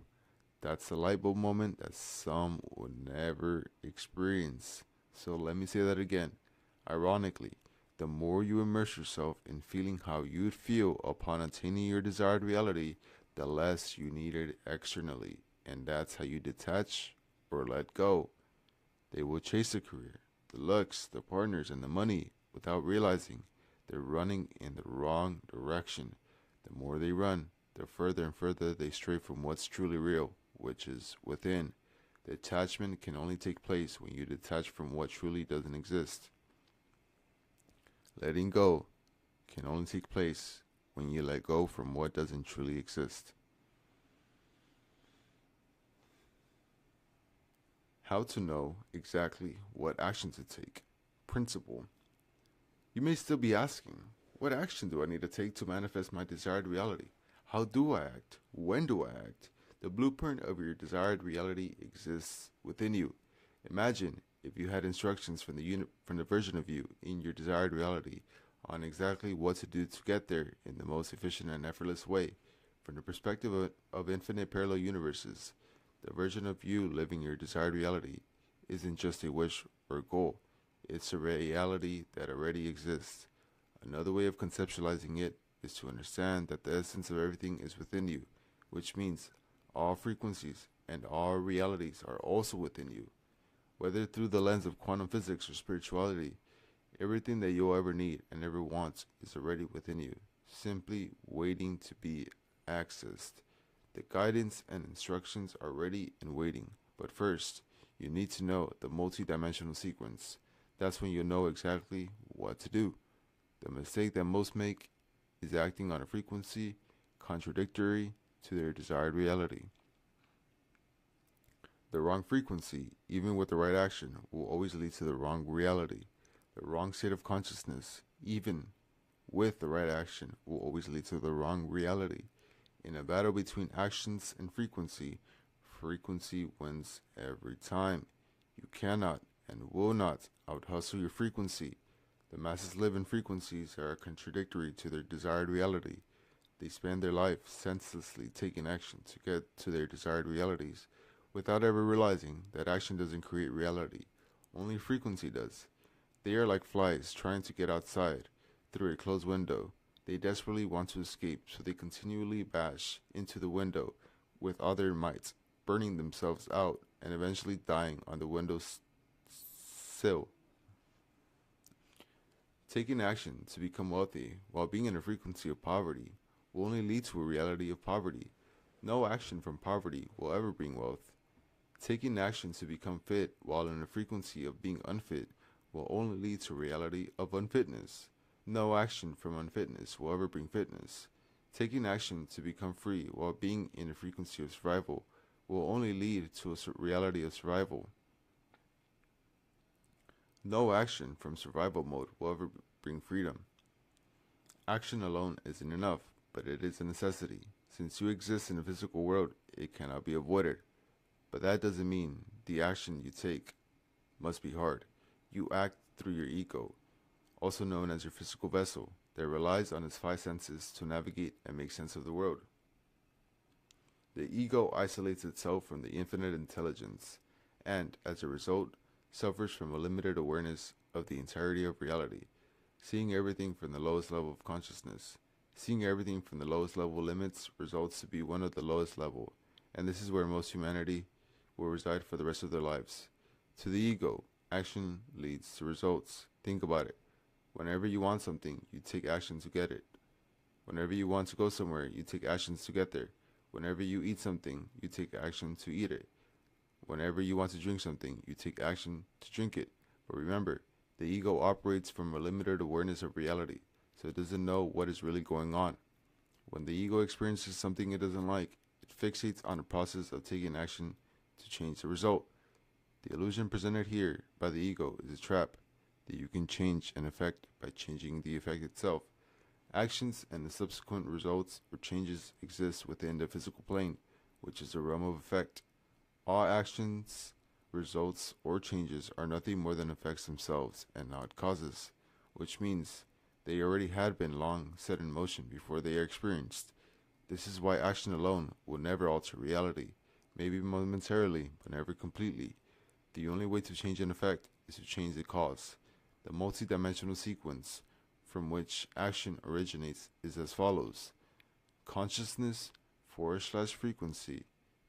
Next is intuition. Next are mental nudges. Next is action. Next is reality. Until you understand this, like the masses, you will continue to act senselessly, and it will never be enough. Let's begin with the end product, which is reality. To get there, we take action. Think of action as the midwife of energy, solidifying the immaterial to the material.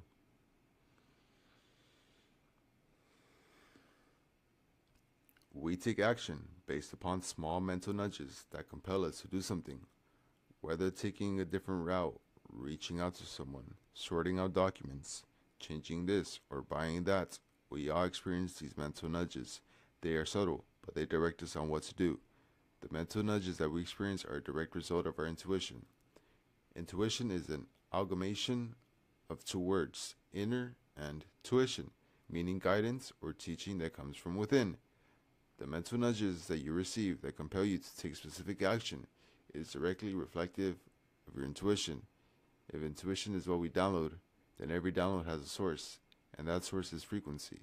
Your frequency will determine the download you extract. Frequency has a domino effect across the multi-dimensional sequence of events that lead to action. Since it is the highest level, it has the most power. Now let's revisit one of the examples listed earlier with an understanding of the sequence. Taking action to become wealthy while being in a frequency of poverty will only lead to a reality of poverty. No action from poverty will ever bring wealth. Frequency is that of poverty, thus the intuition is that of poverty, the mental nudges are that of poverty, the actions are that of poverty, and thus the reality will be that of poverty. If someone is tuned into a frequency of poverty, that will determine their intuition, meaning they can only download information from a source of poverty. This leads to mental nudges that reflect poverty.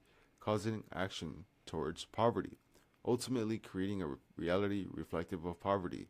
Taking the action to reach a reality of being fit while being in a frequency of being unfit will only lead to a reality of unfit. No action from unfitness will ever bring fitness. Frequency, unfitness, thus leads to the intuition being unfit. Mental nudges are going to be unfit. Your actions are going to be unfit. Thus, you're going to live a reality where you're not fit. Somebody tuned in a frequency of unfitness can only experience an intuition that downloads information from a source of unfitness, leading to mental nudges that will eventually reflect unfitness, leading to an action built off these mental nudges of unfitness ultimately reflects a reality of unfitness. Taking the action to reach a reality of freedom while being in the frequency of survival will only lead to a reality of survival. No action from survival mode will ever bring freedom. Frequency, survival. Intuition, survival. Mental nudges are survival. Actions are survival. Reality is survival. Somebody tuned in a frequency of survival can only experience an intuition that downloads information from a source of survival, leading to mental nudges that will eventually reflect survival, leading to action built off these mental nudges of survival, ultimately reflecting a reality of survival. Most spend their lives attempting to fight against the tide of the universe, which is their own state of consciousness or frequency. The multidimensional sequence from which action originates cannot be violated. Every and any attempt to do so will only result in frustration and failure. You must comply with how the universe works in order for things to work for you. When you work so hard and it is still not enough, it's easy to experience frustration, irritation, and apathy. The unfortunate irony is that these are all emotions that lead to the output of a frequency that the universe will then magnify, making you feel more frustrated, irritated, and apathetic while you're working so hard, but to the same degree that the multidimensional sequence from which action originates can work against you, it can work for you. Now that you understand the sequence from the top down, instead of spending your time at the bottom like so many, you can alter it from the top. The knock-on effect is that you know exactly how to change your reality.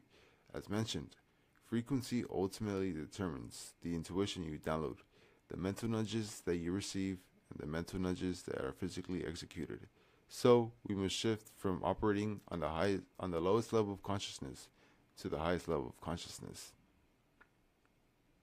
The moment you alter your frequency, it has a ripple effect through the sequence that alters the action you take. So long as your frequency is calibrated to your desired reality, this will lead you to being internally guided by the version of you in your desired reality via the intuition into which you can tune, leading to mental nudges that come from the version of you in your desired reality, leading to action that comes from the version of you in your desired reality that finally leads to your desired reality manifesting. This is the same in theory and actuality. By shifting into the frequency or state of consciousness of your desired reality and operating from it, you can be guided on exactly how to get there. What you consider your destination is actually your starting location. You can only be wherever you already are. Consciousness/frequency, desired reality, will lead to your intuition from your desired reality. Your mental nudges will be coming from your desired reality. Your actions will be derived from your desired reality, and thus your reality reflected to your desired reality. Something important to note: being in the frequency of your desired reality is only as valuable as your ability to tune into your intuition and then execute upon your mental nudges. The world programs us to second guess ourselves. In school, teachers checking our work will lead to the idea that what we do is inadequate and requires external validation, leading to an unconscious degree of self-distrust. A pattern of external verification and validation is set in motion, so we hesitate to trust ourselves, spending our whole lives wanting to be guided or validated. If you don't trust yourself, then how can you guide yourself? Do you trust yourself?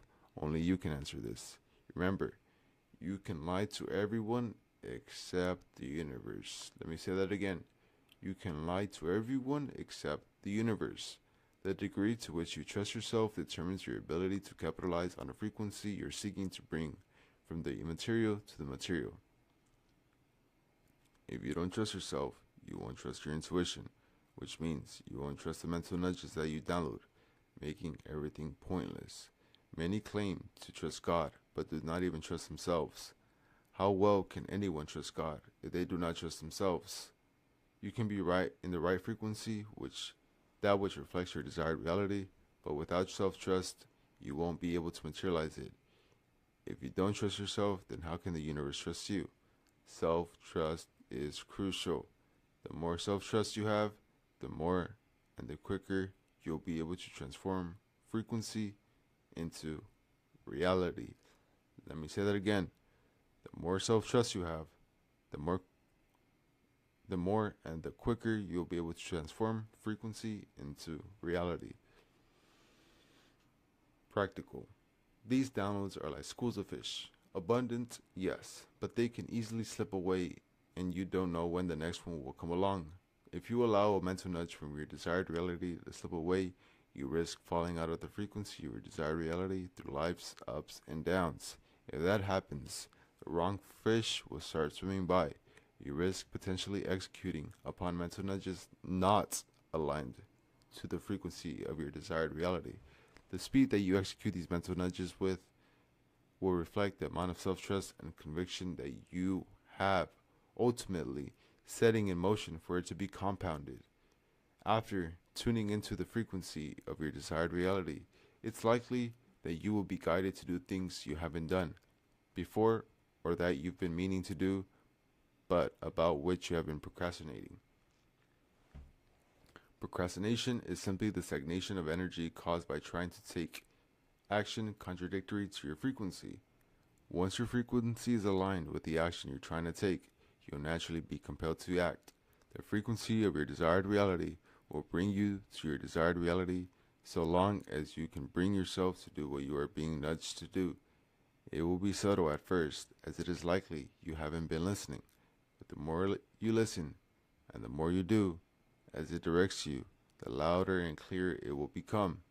At first, the mental nudges of your desired reality will feel uncomfortable and somewhat foreign, but that's simply because you're leaving your old frequency, otherwise known as your comfort zone. It will feel different, but that indicates an energetic shift. Here are some couple of examples of differences that may arise once you shift into the frequency of your desired reality.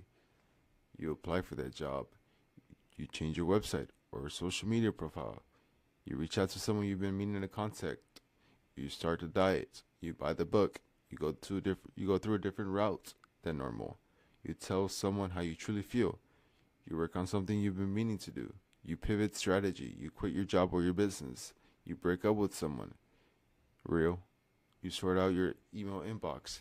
The moment you're tuned into the frequency of your desired reality, rest assured that you will know what to do. You can even convince yourself now that you know what to do and follow the guidance from within. Prepare to be guided to act differently and quickly. To metaphysically position yourself to walk effortlessly into your desired reality, remember this phrase: frequency first, action after. Let me say that again. Frequency first, action after. The perception projection loop. Principle. What you stare into is staring back at you and eventually will become you. The way you look at reality is the way reality will look back at you, and that's simply because you and reality are one. The masses will look out into the world without realizing they are simply looking in their world. Many see a reality they don't like without ever realizing they are not seeing a reality, but their distorted version of reality. As human beings, we are confronted by the notion that when we look out into the world, we are seeing it as it is, without ever realizing a deep metaphysical truth. You don't see the world as it is, but as you are. You don't realize that you are seeing reality through the lens tinted by your state of consciousness or frequency. This applies to everyone. Perception is defined in the Cambridge Dictionary as a belief or opinion, often held by many people and based on how things seem. There's two important parts to that definition. Until you unpack them, you will continue in a cycle of unwanted reality. Number 1, a belief or opinion. Number 2, based on how things seem. A belief or opinion aren't truths, they're ideas that mask themselves as truth. However, once accepted by the subconscious mind, they begin to become truths by materializing all around us in our realities. There are no truths in your reality other than what your subconscious mind accepts as true. Once accepted, this truth will solidify. How things seem will always depend on where you are standing. I'm not talking about your physical position, but your mental one, your state of consciousness, or your frequency. By dissecting the definition of perception, a truth is revealed. Your perception ultimately leads to your projection, which is what we call reality.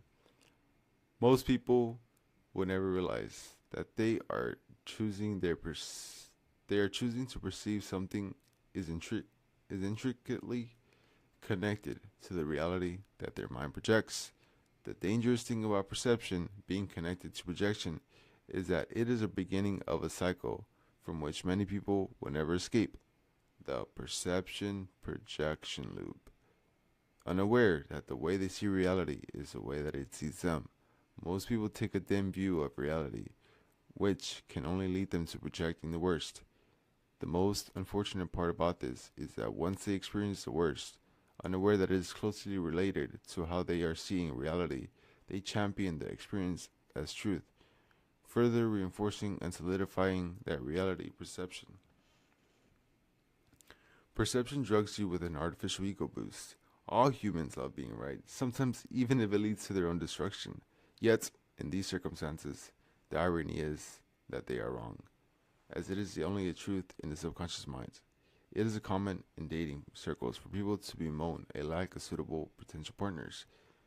That perception ultimately leads to a projection of reality.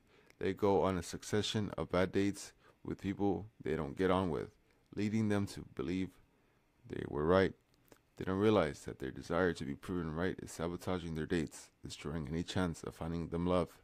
Your perception quite literally causes you to emit a different frequency, ultimately putting you in a completely different world, one of many. Perception will act blindly. It can either help or harm you. It is a tool of construction or destruction. If your perception doesn't serve you, then it will control you. There are two things that'll cause this. Number 1, the old frequency. The main aim of your old frequency is to exist, and perception is one way it continues projecting its frequency into your current reality. When you experience certain conditions, events, circumstances, or people, it'll immediately encourage you to look at a situation through the worst lens possible. As a result, you create the worst outcome possible. After creating the worst outcome, it's natural to feel and think the worst thing possible. The mental and emotional energy is getting its fix. Number 2, the world. The universe seeks balance. It prefers everything to operate on a similar level for its own equilibrium. But that balance only exists if anyone remains at the same level of consciousness. To maintain this, society feeds us the same set of beliefs, the widely accepted truths about how life works, what's possible, and what isn't. And the irony, the world sells you these beliefs once, and then you spend the rest of your life reselling them to yourself. Brutal. Unfortunately, it sells us the version it wants us to live in, which revolves around failure, limitation, misery, suffering, scarcity, and struggle. Once a belief is accepted, it becomes the lens through which you see the world that ultimately shapes your reality. So it is your reality. It is often said that perception is reality, and metaphysically, it is. If you see the world through your own lens, which shapes the perception of your reality, it would be wise to perceive your life through the lens of your desired reality, so you can experience a projection of that reality. Every circumstance, condition, event, or experience with people in your reality must be seen through this lens. Practical. If the version of me in my desired reality jumped into my body, how would it look at things? There is no right or wrong answer. The purpose of framing is simply to flex the perception muscle of your desired reality. The more you see reality through this lens, the more reality will see you that way. Changing reality is simply a matter of changing how the world sees you. In order to change the world, sorry again. In order to change the way the world sees you, you must change the way you see yourself. Let me say that again. In order to change the way the world sees you, you must change the way you see yourself. You must change the way you see through yourself. At the beginning, this process will require some conscious practice, but eventually, it will become unconscious. At that point, the manifestation will feel effortless. Control your perception, or the world will control it for you. Amen. You don't have beliefs. They have you. Practical.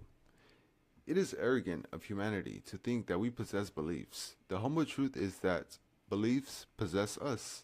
If you want to understand your beliefs, look what you believe or know to be true of the world. If you ask the average person on the street to tell you what they believe about the world, they'll either not be able to tell you or proclaim that it's the truth.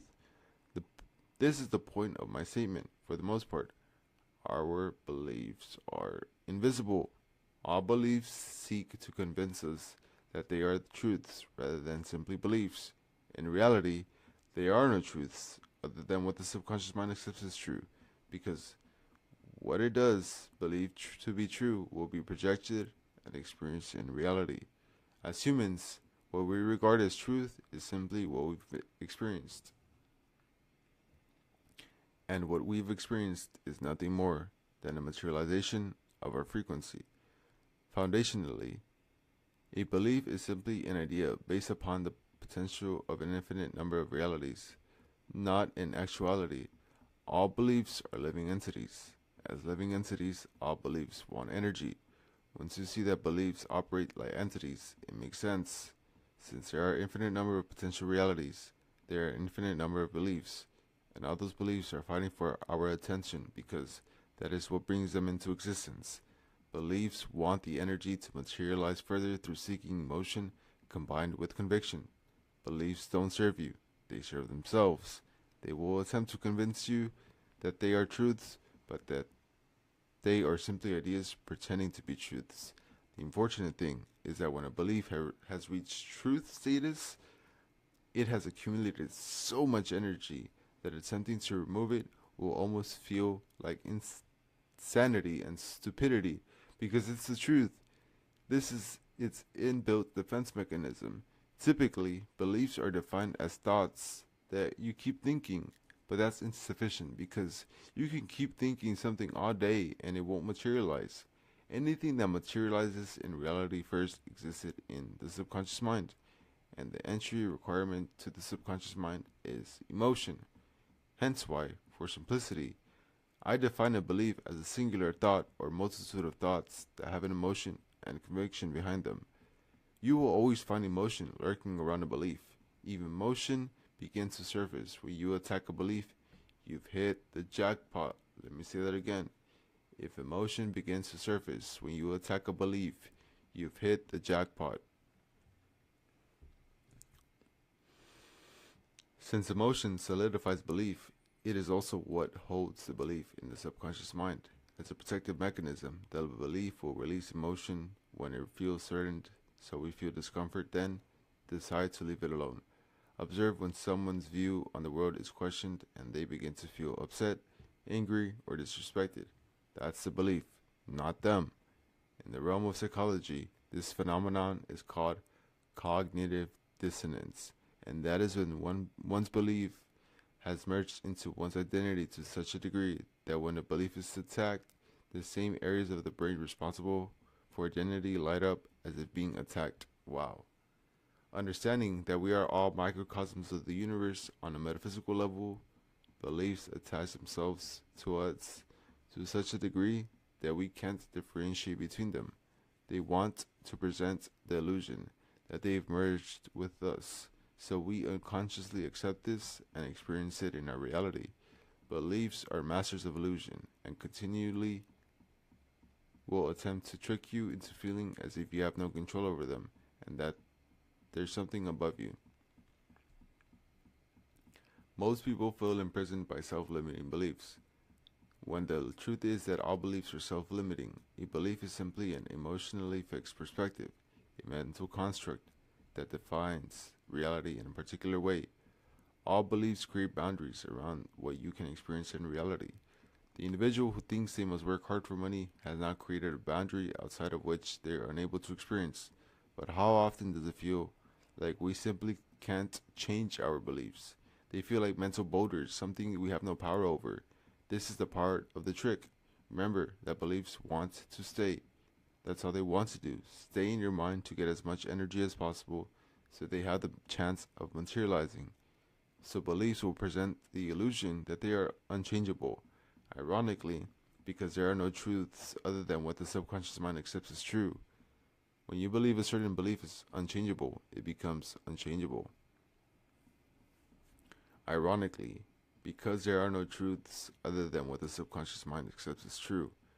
When you believe it's hard to change a certain belief, it becomes hard. Ironically, because there are no truths other than what the subconscious mind accepts as true, when you believe a certain belief is the absolute truth, it becomes the absolute truth. Beliefs sell you this illusion that they are unmovable, and the moment you buy into that belief, sold to you by the con artist itself, then reality will be unmovable. Not because it is, but because you have decided it is so. More important than what you believe you need to change in reality is your beliefs about beliefs. How can you change your beliefs on money if you don't think you can change your beliefs on beliefs? How can you change your beliefs on relationships if you don't think you can change your beliefs on beliefs? How can you change your beliefs on people if you don't think you can change your beliefs on beliefs? How can you change your beliefs on success if you don't think you can change your beliefs on beliefs? I can assure you, it'll be hard to change your beliefs so long as you think it's hard. Nobody ever seems to decide straight away that it's easy to change their beliefs. Decide that the truth is that no belief is unchangeable. Decide the truth that the truth is that no belief is the absolute truth. Decide the truth that no belief is immovable. By making this obvious yet abstract change, the clay of your mind desolidifies, ready for your molding, which brings us to a hidden truth about all beliefs. They are simply choices that at some point, whether conscious or unconscious, right or wrong, forced or accepted, we make. Changing a belief is simply making the conscious decision to believe something else. There's nothing more to it than that. It is just a decision. But it doesn't feel so simple, does it? It feels as though that's not enough. It feels as though it's more complicated. It feels as though it should be more profound. Notice the key word there, feels. Remember that beliefs protect themselves with emotion. Why should changing your beliefs be complex? Why isn't that simple decision to believe something else enough? Why does it have to be more complicated? Why should it feel groundbreaking? Where did you get that idea that it has to be complex, complicated, and groundbreaking? Your acceptance of those ideas is the only thing maintaining those ideas. The ego thrives on intellectual superiority, finding validation in complexity. Solving something intricate feels satisfying. Cracking a difficult problem feels like genius, and uncovering a groundbreaking revelation brings euphoria. This is why the mind is drawn to complexity. It feeds the ego desire to feel special and accomplished. What do you want? Do you want intellectual superiority or your desired reality? Assuming you pick the latter, then accept that all it takes to change a belief is simply making the conscious decision to believe something else. The something else you believe in has to reflect your desired reality. The beliefs that you currently have are producing your current reality. So to experience a new reality, you must begin to adopt beliefs you've never had. All beliefs have two origin points, experience and adoption. Number 1, experience. The moment we experience something in reality, our mind internalizes that experience as truth, and it is. But we fail to realize that it is only because it was first a truth in the mind. The physical plane, or what we call reality, is nothing more than a delayed creation of our consciousness, or a reflection of the mental plane, which is our mind. When we think, we gain our benefit from reality, but reality is gained from our beliefs. We experience the effect, never taking into consideration the cause of the effect, and the cause is always intertwined with deciding to accept our beliefs. I'll give an example to illustrate how this typically goes. Somebody goes through an unpleasant encounter with someone else and then decides that the entire gender or race of that someone is one way, and only one way. The decision is made, a belief is formed, and that belief wants to stay. So to isolate that somebody into only experiencing realities where that gender or race is that one way while keeping everybody else out of their reality.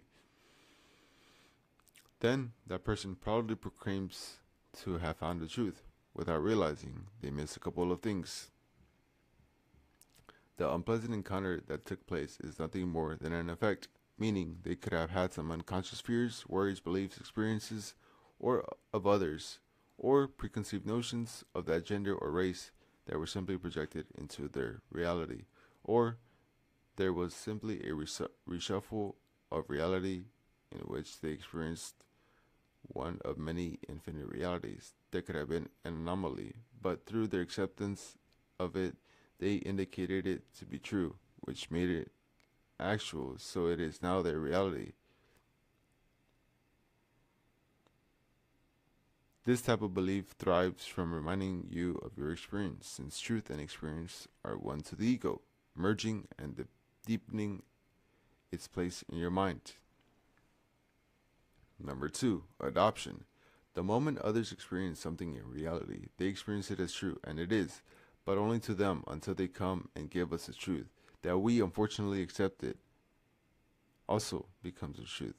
As social creatures, naturally we interact with others, and without the awareness that consciousness is contagious. Consciousness is contagious. Beliefs are like viruses. They seek to spread themselves around, infiltrating everyone, making them metaphysically contagious. Why? They want to materialize into reality. If not in this person, then maybe the next person. We may live on one planet, but we don't live in the same world. That's the thing about beliefs. They wish to bring everybody under their umbrella, hence why they want to spread. Whether it's religiously, politically, socioeconomically, or even with sports. We may live on one planet, but we don't live in the same world. That's the thing about beliefs. They wish to bring everybody under their umbrella, hence why they want to spread. Whether it's religiously, politically, socioeconomically, or even which sports team to follow. Each person seeks to spread their beliefs and get more people under the umbrella. That's the macro view. On a micro level, whether consciously or unconsciously, we adopt the beliefs of those around us, friends and family, and those beliefs become invisible to the degree that they are undetectable. To revert to the example of the unpleasant encounter, what if the person involved is a friend or family member who then shares their story with you? You may react with shock, dismay, sadness, or anger as you empathize and share their pain. The more you think about it, the more upset you become, and without even realizing it, you adopt their experience as yours. Then you have your unpleasant experience with a person who is the same archetype, and you tell your friend or family member, solidifying what you both now hold to be truth about that gender or race. Without realizing, you unfortunately missed the real truth, which is that truth wasn't yours until you accepted it through the emotion and conviction you invested into it. Why would we believe something to be true in reality if we haven't experienced it? Simple. We adopted it from those around us. Don't make the mistake of believing you have been above adopting the beliefs of others. This type of arrogance is coming from the belief itself, which wants to make sure it sticks around so it stays invisible through the type of thinking. This type of belief thrives from reminding you of others' experiences, since truth and experience are one to the ego, merging and deepening its place in your mind. Always remember, your beliefs are either adopted or experienced, or both. Before you begin adopting new beliefs, you must make the conscious decision that you will no longer believe the things that you currently believe. Practical. To enter new reality, you must have a set of new beliefs. Any old beliefs will negatively corrupt the frequency of your desired reality, and will maintain the old reality. For example, you can't believe all rich people are evil, devil worshippers, and expect to be rich. You can't believe that you must work hard for money and expect to get money without working hard for it. You can't believe there are no good men anymore and expect to be in a relationship with a good man.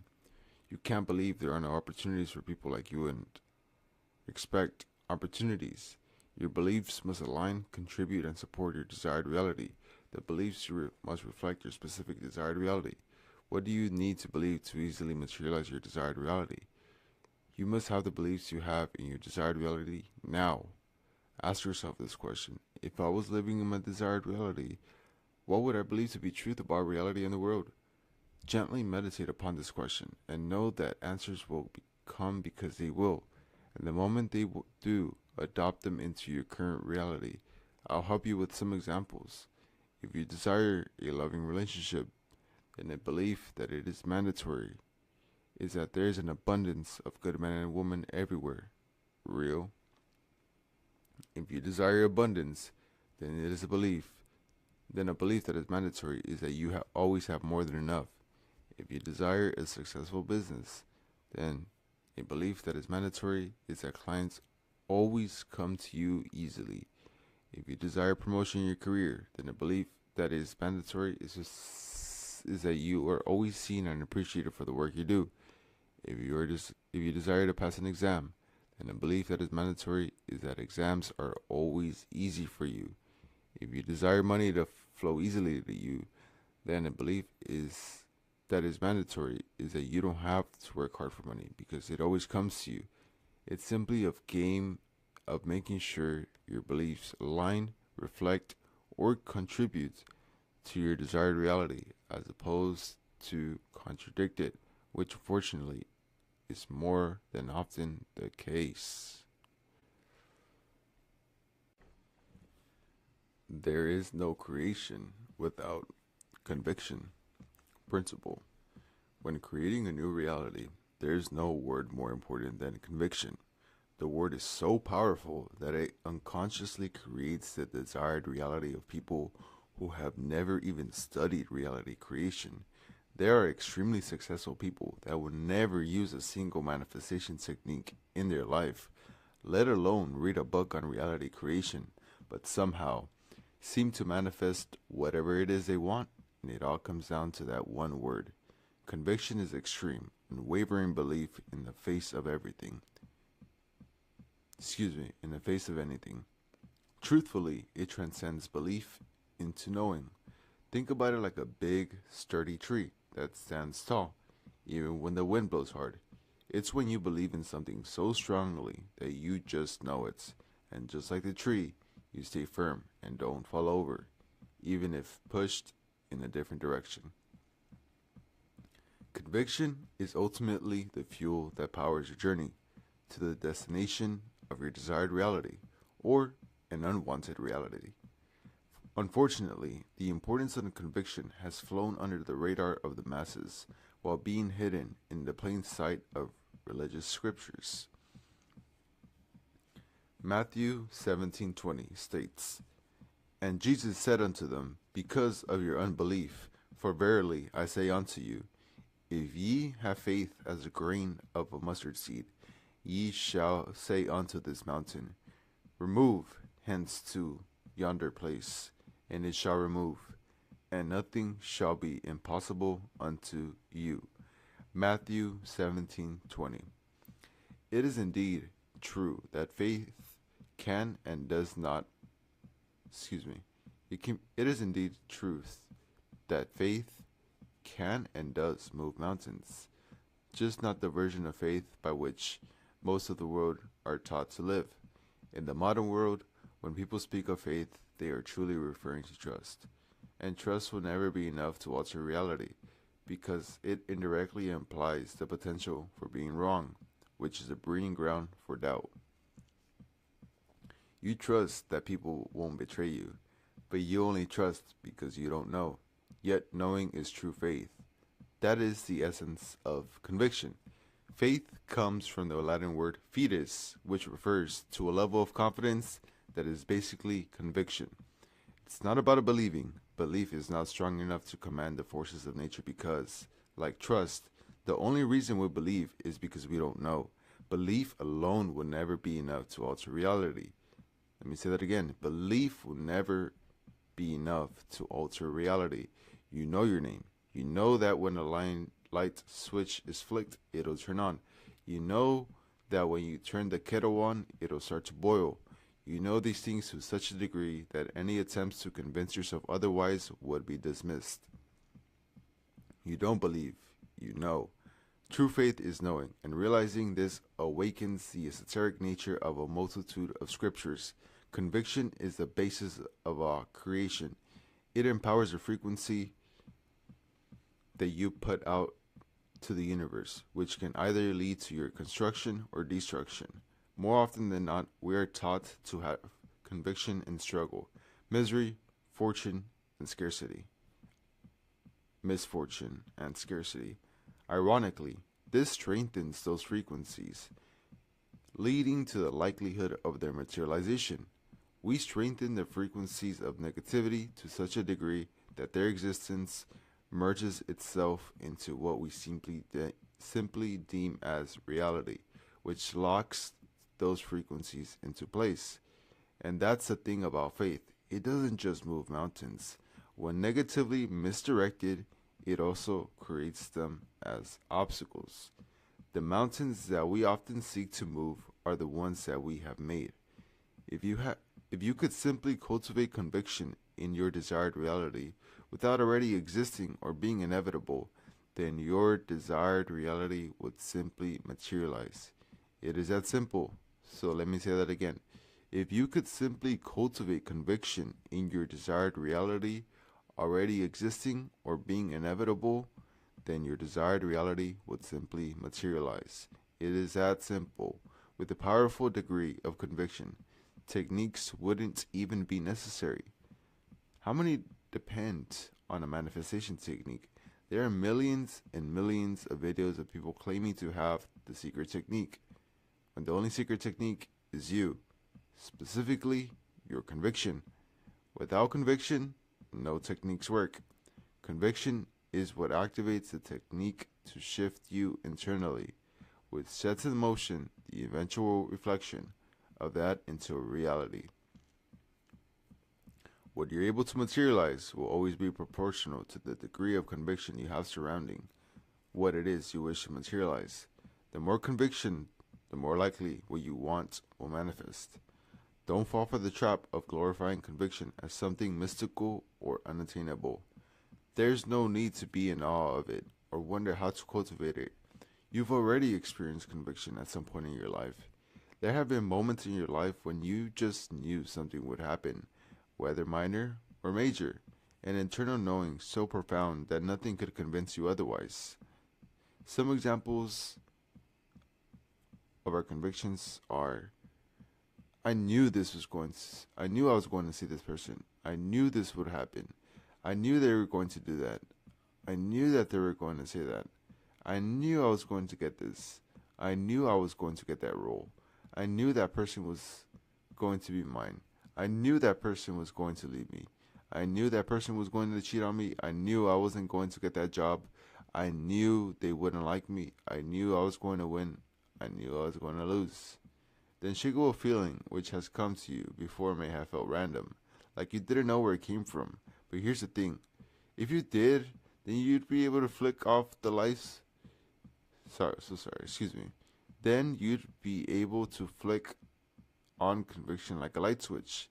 Anyone with complete conviction stands above their reality. Conviction is like some magical insight that randomly drops from the sky. We have no idea where, when, or why it came.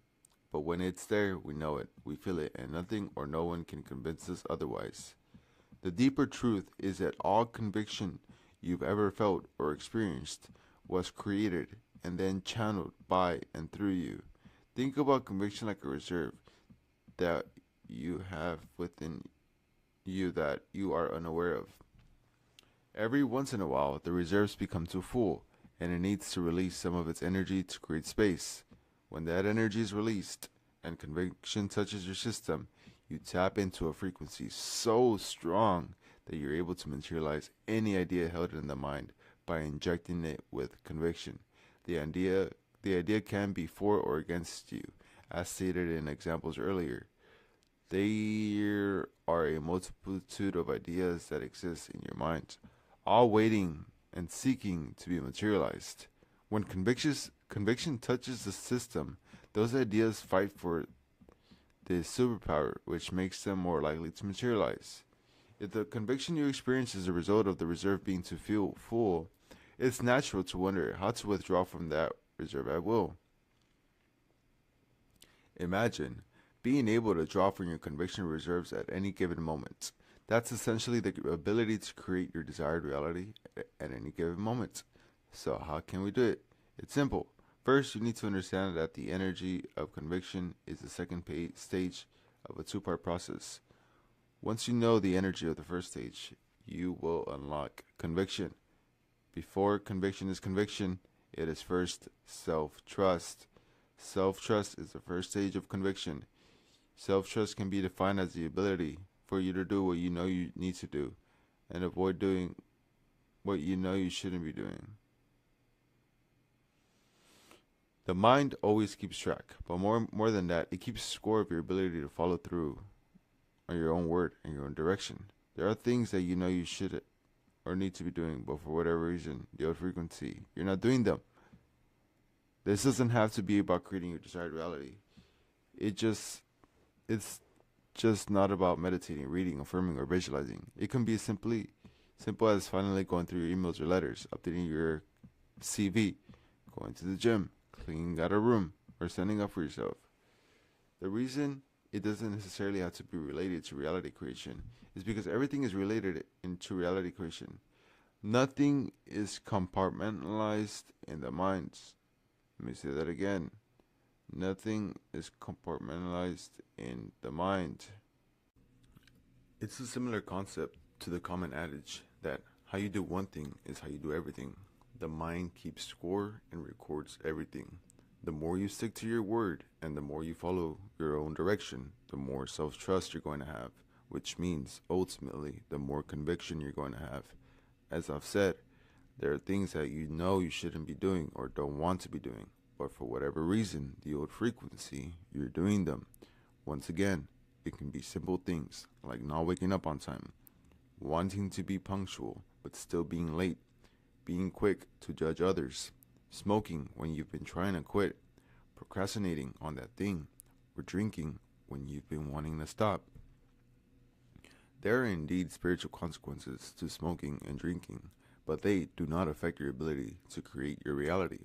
However, if you desire to stop these activities, yet you continue to do them, you indirectly deplete your self-trust, which depletes your conviction, which depletes your ability to materialize. It is not the acts that are the issue, but your perception of them. The erosion of self-trust happens when you repeatedly engage in actions you want to stop, but continue doing anyway. Simultaneously, the more you fail to keep your word, and the more you fail to follow your direction, the less self-trust you're going to have, which means, ultimately, the less conviction you're going to have. Self-trust is the first reserve that is filled by doing the things you know you should be doing, and it is depleted by doing the things that you know you shouldn't be doing. This reserve is then exchanged into the energy of conviction, but it all begins with self-trust. The more evidence that your mind gathers to prove that you are who you say you are, that you can command and direct yourself, then the more likely reality will believe you when you tell it who you are, and the greater your ability to command reality. Practical. Reality creation can sometimes feel like we're on trial, like we're constantly having to defend our desired reality. our thoughts, our feelings, and our vision. But, like a trial, the more evidence on your side, the better your case. The trial is between you and your old frequency. Every time that you follow through on your word and the things you know you should or need to be doing, the more evidence on your side of your desired reality. The more you fail to do what you know you should or need to be doing, even worse, doing things that you know you shouldn't be doing, the more evidence for the side of your old frequency. Who is currently winning the trial? Only you know. The beauty of self-trust is that it highlights something so obvious yet so profound. The only person in the universe that you've ever had to prove anything to is you. What are those things that you want or need to get done? What are those things that you want or need to stop doing? Write them down, no matter how big or small. Remember, there is no big or small to the infinite. It really doesn't matter. Once clearly defined, now it is a game of discipline. Unfortunately, the crucial aspect of reality creation is so often overlooked, but there is no getting around it.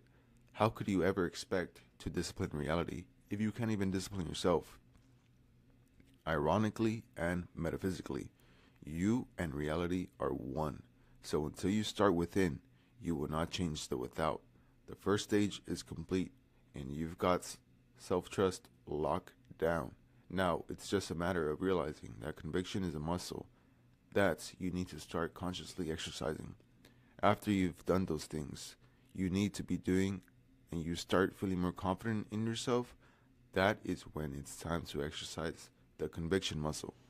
Just as with any muscle, the more you use it, the more conditioned it gets. Exercising the conviction muscle is easy. It's just a matter of you deciding that you know something is going to happen, instead of waiting for that feeling to randomly come. Sounds weird, but that is all there is to it. Simply you stating that you know something is going to happen. It's only weird because, for the most part, conviction has been unconscious to you. But now we are making it conscious. Almost like taking breathing off autopilot and making it conscious. Decide with great precision and unshakable confidence that you know whatever it is you want to manifest is already yours, and nothing can convince you otherwise. At first, it might feel a bit rough or strange, but that unfamiliar feeling is simply you harnessing the power that, without realizing, you've been drip feeding to yourself your whole life. To exercise true conviction, you must exercise expectation, because expectation is creation. Think about all those times in your life when you said, I knew that was going to happen. What was that? Did you become a prophet? Did you become a seer? Every time you knew and it happened, you weren't a prophet, you were a creator. The truth lies in frequency, and the truth is, you created it with a power that's been hidden in plain sight your whole life. You expected it. Expectancy creates reality. Expectation is creation. When you expect something, that means you are anticipating it. Think about a boxer. When he's in the ring, he must anticipate his opponent's punches. Anticipation is a form of preparation, and to expect is to prepare for the frequency that you are expecting. When you prepare for something, that means you know it's going to happen, and that's the key that will unlock your desired reality, knowing. Most people think that manifestation is believing, but as previously mentioned, that's why they would never manifest. Believing isn't enough. When you believe something, that means it's not a fact. Do you believe that a switch will turn on the light, or do you know it will? That's exactly what expectancy taps into. Knowing, confidence, and conviction. Those are the infinity stones of manifestation. Let me say that again. Knowing, confidence, and conviction. Those are the infinity stones to manifestation. Most live their lives using expectations to create the worst realities for themselves, never realizing that through their expectation, they are indirectly preparing, opening their arms to their old frequency. How many times do you expect the worst in life? Isn't it weird that you expect the worst more than you expect the best? Why? It's almost easier and normal to expect the worst, but why? It all comes down to programming, conditioning, and training. The world has trained you to expect the worst, so you create the worst. Most people expect the worst for two reasons. They've been sold the idea of it. They've experienced it. Let's look at the first reason. If you want to create your desired reality, then you can't live in the world. If you live in the world, you will never manifest what you want. You must live in your world. You need to quite literally create your own bubble and live in it. Be consumed by it. Anything that does not align with your desired reality must be filtered out. People are criticized for being tone deaf, but that is nothing more than an isolated mind. I'm not suggesting you act as if the issues of the world do not exist, just to recognize your own issues and prioritize them ahead of the world. The world sells limitation, scarcity, misery, misfortune, and suffering, which when bought sets one up to expect them. It is through that expectancy reality is structured. Take the concept of recession, for example. The world will sell you the idea that there will be financial difficulty, unemployment, and layoffs, and it will repeat them until you expect it. Through training you to expect it, they energetically prepare you to create it. You get what you expect. Now, let's look at the second reason.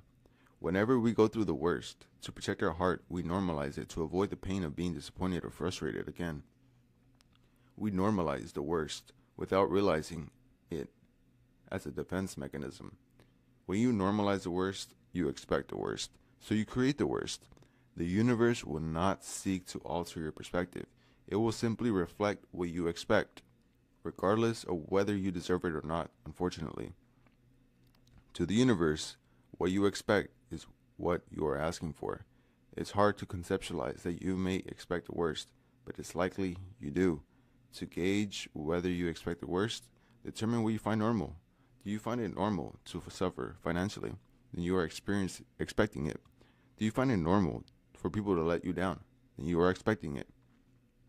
Do you find it normal to be overlooked at work? Then you are expecting it. Do you find it normal to be unemployed? Then you are expecting it. Do you find it normal for your business to stagnate? Then you are expecting it.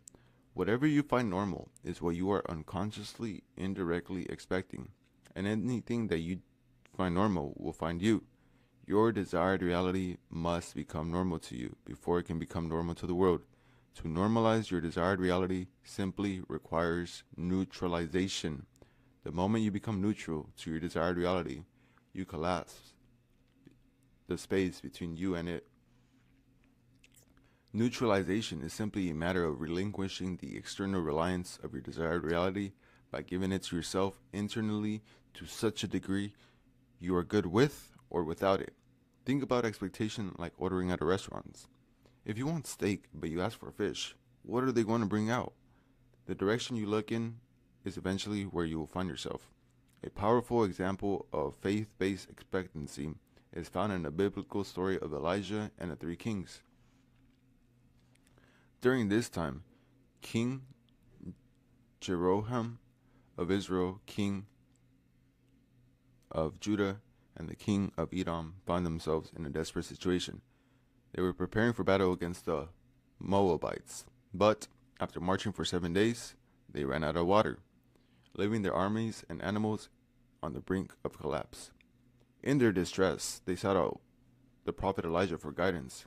After consulting the Lord, Elijah gave them a surprising instruction, as 2 Kings 3:16-17 states, "Thus says the Lord, make this valley full of ditches. For thus says the Lord, you shall not see wind, nor shall you see rain. Yet that valley shall be filled with water, so that you, your cattle, and your animals may drink." 2 Kings 3:17-16. Think about this. There was no visible sign of water, yet Elijah told them to prepare for it anyway. Their act of digging ditches was an expression of faith, taking action before seeing evidence. And just as God had promised, the next morning, water flowed into the valley from Edom, filling the ditches and providing for their needs. Even more astonishing, the Moabite army, seeing the water in the sunlight, mistook it for blood, and assuming their enemies had turned on each other. This led to their defeat, securing victory for Israel. Prepare even when it is not seen. The story holds a powerful lesson. Expectation precedes manifestation. The kings had to act in faith, digging ditches before any sign of water appeared. Likewise, in life, we must often prepare for our blessings before we see physical proof. This is a demonstration of true faith, trusting in the unseen and aligning ourselves with divine provision. Your current reality may feel like a desert, dry, barren, and hopeless. But, just as Elijah instructed the kings to prepare, you too must act in faith, expecting the best, even when appearances suggest otherwise. Dig your ditches. Act as if your breakthrough is already on the way. Release past disappointments. Cross the bridge from fear to faith. Climb the mountain, seek solitude, and elevate your mind above worldly concerns. Believe it is already done, not by forcing reality to change, but by trusting in the divine timing of provision. Just as Elijah spoke God's promise and the kings acted accordingly, we are called to trust in the unseen, act in alignment, and prepare to receive what is already on its way. Remember, you get what you expect. Your life may currently seem like a desert, but you must elevate yourself if you want to be above the world. You must expect the best, because in doing so, you prepare for your desired reality to rain down on you. You just need to cross the bridge of past resentment, frustration, and disappointment. Every time you try to expect the best, it is past experiences that hold you back and cause fear within you, fear of disappointment again. You need to be willing to put your heart out there again while detaching from the necessity of seeing the external world change, but this time with full conviction that your desired reality will materialize, no matter what physical appearances say. There will be instances your desired reality does not unfold as intended. If you have truly manifested, the physical will be irrelevant. True manifestation is about internally shifting to such a degree you are no longer emotionally dependent upon seeing reality change. To be able to stand in an unwanted reality, in a wanted frequency, is the beginning of freedom from the slavery of reality. Let me read that again. To be able to stand in an unwanted reality, in a wanted frequency, is the beginning of freedom from the slavery of reality. The law of emotion. Principle, and I quote, "There is a piece of flesh in the body. If it becomes good, the whole body becomes good. But if it gets spoiled, the whole body gets spoiled. And that is the heart." Sahih al-Bukhari 52. If someone or something can control your emotion, they or it can control your whole reality. This is not an exaggeration. Ancient wisdom has stated that he who makes you mad is your master. This is true, not just for the physical, but also for the metaphysical. When it comes to materialization, there seems to be this hyperfixation on thoughts alone, and as being the sole contributor to your reality, but a simple reverse engineering of reality reveals otherwise. If I can control your emotion, I can control your energy in motion.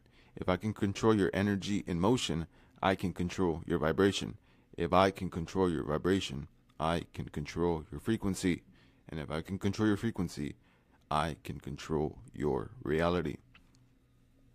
The idea of controlling emotions seems beyond us, and that's because we have been sold the lie that our emotions are out of control. Ironically, this belief leads to a frequency where it appears they are, which ultimately leads to a reality that appears out of your control. It is a paradox that many desire to control their reality, but claim they have no control over the emotions. So long as emotions are out of your control, all attempts at controlling your reality will always appear out of your control. Emotions only appear to be out of your control because that's how reality appears. Things happen to you as you go through life, cementing the idea that they are outside of your control. You will never get to your desired reality while maintaining the belief that emotions are out of your control. Emotion is the largest shareholder of your frequency. Its domino effect ripples throughout reality. Your old frequency will attempt to convince you of the lie that your emotions are out of your control. As it throws adversity at you, you will feel as though you have no other choice than to submit and simply accept the frequency of this adversity. The side effect of this is emotional turbulence. Unfortunately, this internal turbulence leads to external turbulence. Emotions themselves also act as glue, sticking you to a frequency and indirectly a state of reality. Negative emotions will always glue you to negative conditions, circumstances, events, and people.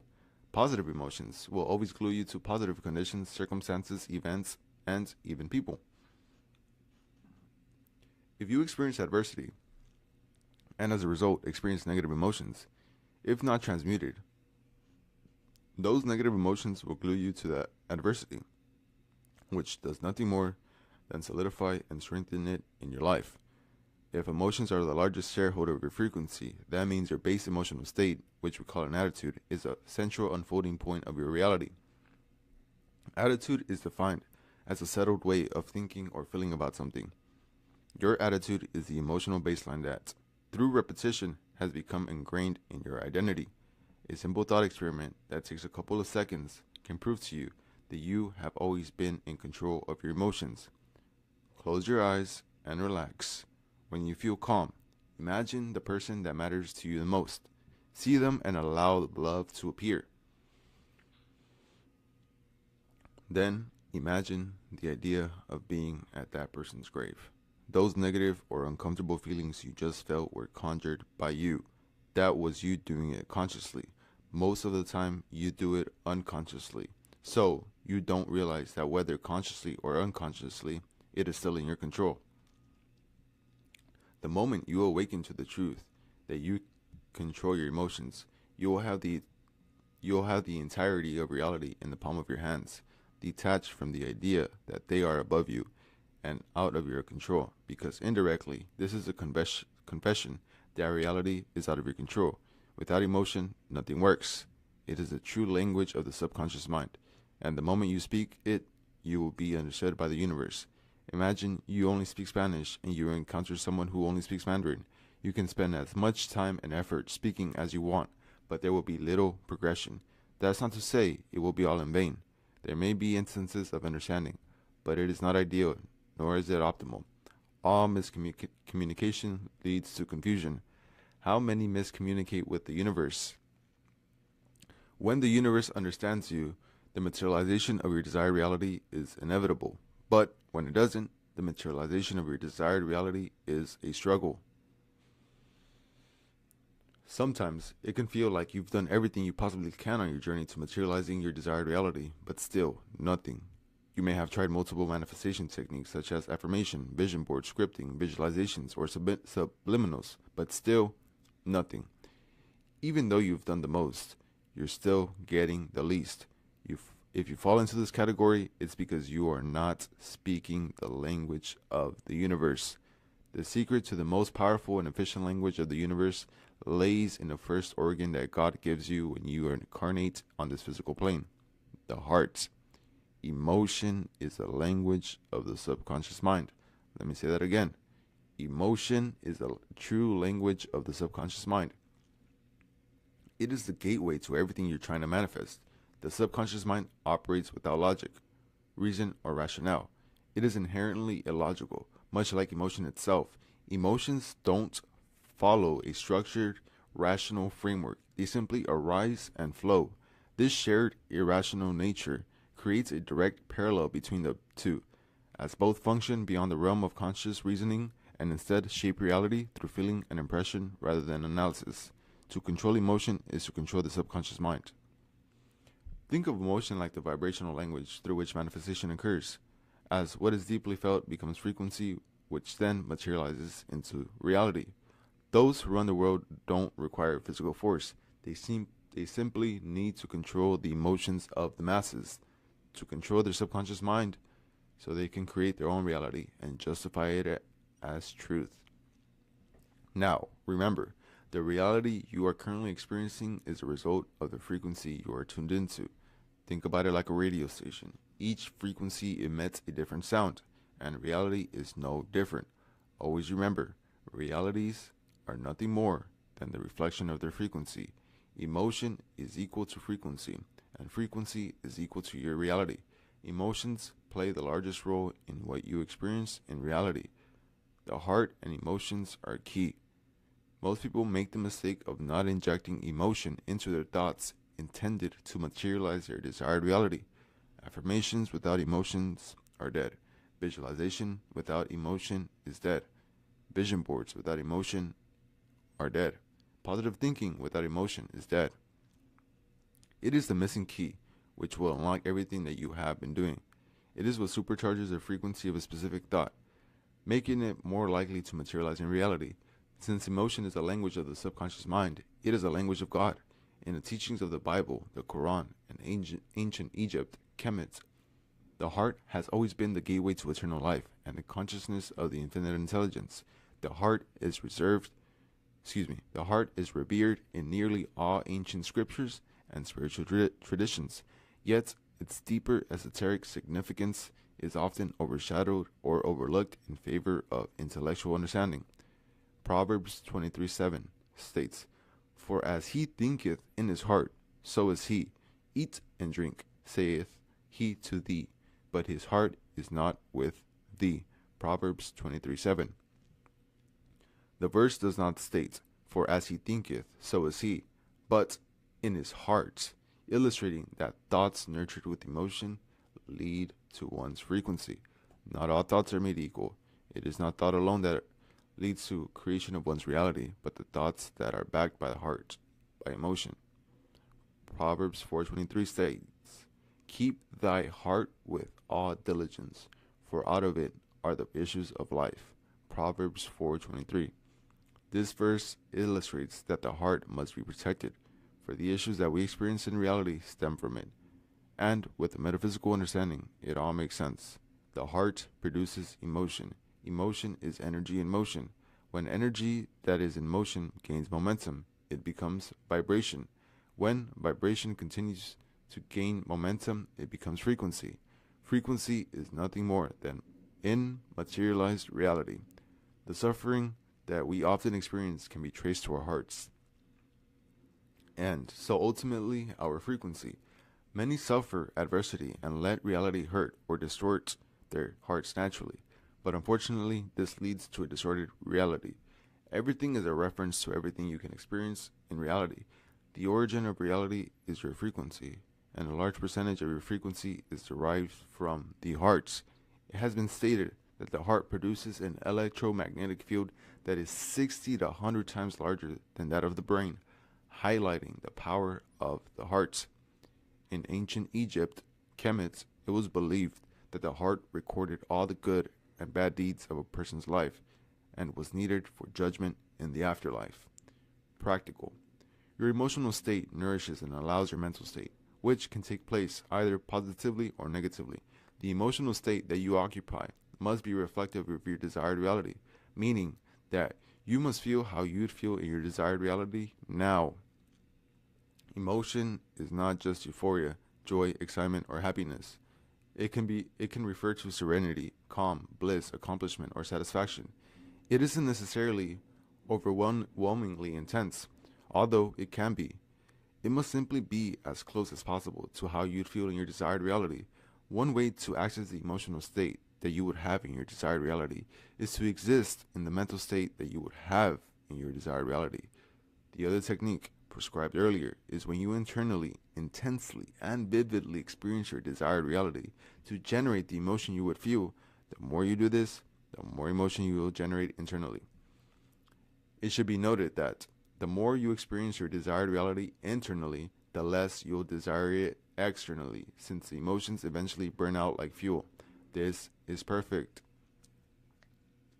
People often conclude, after learning the power of emotions, that they must ignore negative ones, as they will ruin everything.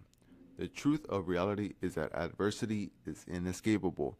The truth of reality is that adversity is inescapable. There will be instances in which reality presents an emotionally stimulating experience that is negative. There's nothing wrong with feeling negative emotions. The real issue isn't the emotions themselves, it's the lack of awareness around what they are, what they signify, and how to transmute them. Without that understanding, emotion becomes confusion. With it, emotion becomes power. Emotions are signposts showing whether you are headed in a direction that is either aligned or misaligned with your desires. They are indicators. It is common for vehicles to display a flashing symbol on the dashboard when something is wrong. Emotions are like those flashing symbols, showing whether you are creating a reality that is either aligned or misaligned. Negative emotions are an indication that you are centralizing your consciousness on an aspect of reality that is unwanted. That centralization of consciousness is typically expressed through either thoughts or focus. The aim of adversity deployed by the old frequency is singular: to immerse you into the whirlwind of emotional turbulence to such a degree that your frequency alters to be resonant with the adversity. Once internally resonant with the adversity, that sets it in motion to eventually be expressed externally. It simply wants to energetically consume you like a tornado so that you cannot see anything beyond it. Think back to a moment of adversity when your internal state became emotionally turbulent. It's as if your perception narrows, clarity fades, and it feels like nothing else matters. The emotional intensity clouds your awareness, making it difficult to see beyond the immediate experience. How often in anger or fury do many claim to see red? A human expression that is deep with esoteric meaning. It illustrates how emotions lead to the alteration of frequency, and frequency is expressed in humans as our awareness, like a lens. When emotional turbulence is introduced within, the lens is smudged. Anytime you find yourself in a negative emotional state, it is a clear sign that the mind is focused consciously or unconsciously on something undesired, whether it's a past event, a current circumstance, or a potential future outcome.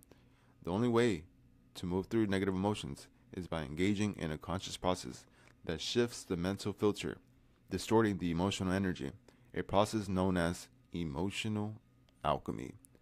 Every unwanted reality or adversity holds within it a hidden energetic polarity that, if uncovered, can begin fueling the materialization of your desired reality. It's rarely obvious, but often subtle, concealed beneath emotional noise and mental resistance, but it's always there. No adversity exists without its counterpart, an embedded seed that reflects the very reality you're trying to create. Emotional alchemy is the key to uncovering it. The process of emotional alchemy can be applied to all negative emotions that arises throughout life. Number 1, relax. Sit or lie down in a quiet space and allow your body to fully relax. Bring it to mind. Gently bring the adversity, whether it's a situation, person, or event, into your awareness. Feel fully. Let yourself experience the full depth of the negative emotion without resistance or avoidance. Stay present with it. Number 4, stay until it shifts. Remain with the emotion until it begins to soften or dissolve. This may take 20, 30, 60 minutes, or even longer. There is no rush. The key is to stay with the feeling until it intensely, naturally begins to fade. Number 5, reach neutrality. Eventually, the emotional charge will fade and you will arrive at a neutral state. Number 6, extract the seed. From this place of neutrality, revisit the adversity and search for the hidden seed within it, some perspective or insight that supports your desired reality. Number 7, feel the shift. Focus on that new perspective and allow yourself to feel the positive emotions it brings. Immerse yourself in the uplifted state. Number 8, integrate. Once you feel the emotional shift, return to your day, keeping your focus on a positive seed. If your mind drifts back to the negative, gently redirect it. Emotional alchemy is a highly adaptable technique that can be applied across a wide range of challenging circumstances. Whether you're facing an empty bank account, an eviction notice, disappointing results, difficult people, or high-stress situations, this process can be extrapolated to any adversity that stimulates negativity within. Emotional alchemy allows you to alter vibrations and therefore frequency through a switch in concentration. It's all about changing the emotional charge rather than being consumed by it. True danger arises when you are so terrified of your negative emotions that you seek to resist them. Frustration, irritation, anger, sadness, apathy, or disappointment aren't to be repressed. They should be fully felt. What you resist persists. It is a mistake to repress or ignore emotions. This line of thinking is associated with toxic positivity, which is a breeding ground for covert negative frequencies to still do damage behind the scenes. There are many positive people in negative realities, simply because they fail to hear the song of negatively frequency quietly playing in the background of their reality. The suppression of emotions doesn't eliminate them. It only drives them underground, where they continue to influence frequency. Negative emotions aren't the issue. The issue is the mental distortion that is coloring the energy of emotion to reflect a particular frequency of negativity. It's not about ignoring the negative emotion. When emotions are fully felt without resistance or mental distortions, they naturally dissolve into pure awareness, revealing the stillness and clarity that was always underneath. The stillness of the pure being you are is untouched by the fluctuations of emotions. When one rests in the presence of God's consciousness, emotions arise and dissolve like waves in the ocean, experienced but never binding. Stillness is the only solution to turbulence. Let me say that again. Stillness is the only solution to turbulence. No adversity has authority over you internally unless you grant it so. Transcend the collective. Principle. To inherit the beliefs of the collective is to be restricted by the limitations of the collective. Don't inherit the limitations of others. Theirs are not yours. Detach from the consciousness of the collective or be attached to the realities of the collective. The act of materializing your desired reality is an act of transcending society, specifically the collective consciousness. At times it can feel like no matter how hard you try, the universe itself is resisting to your desire for change. But the truth is, the universe isn't against you. You are unconsciously. It's important to understand that the universe doesn't hate you. It simply prioritizes convenience, efficiency, and predictability, even if it sometimes feels otherwise. This leads to a feeling that the universe is against our desire to change for the better, and that the mechanism is called energetic equilibrium. As a system, the universe prefers balance. The universe naturally seeks energetic balance and convenience. Once something is calibrated to a certain frequency, it will, for the sake of efficiency, work to maintain that frequency, resisting disruption to preserve stability. Metaphysically, this energetic equilibrium helps to explain why the rich get richer and the poor get poorer. Once the universe has calibrated you to a particular frequency, it will do everything in its power to maintain you at that level, whether you're prospering or suffering, whether it's what you want or not. Once the frequency stabilizes, it becomes preserved and protected at all costs. It isn't personal like your own frequency. It is a blind intelligence that merely acts impartially. You are a walking universe, so you too are bound by its laws and mechanics.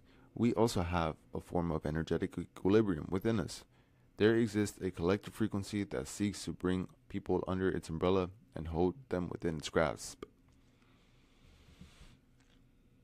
Society is simply a collection of individuals, and as a result, a collection of walking universes. A multitude of universes in unison creates a societal universe of some sorts. The societal universe has one purpose, and that is to acquire energetic equilibrium. In humanity, this is expressed through conformity.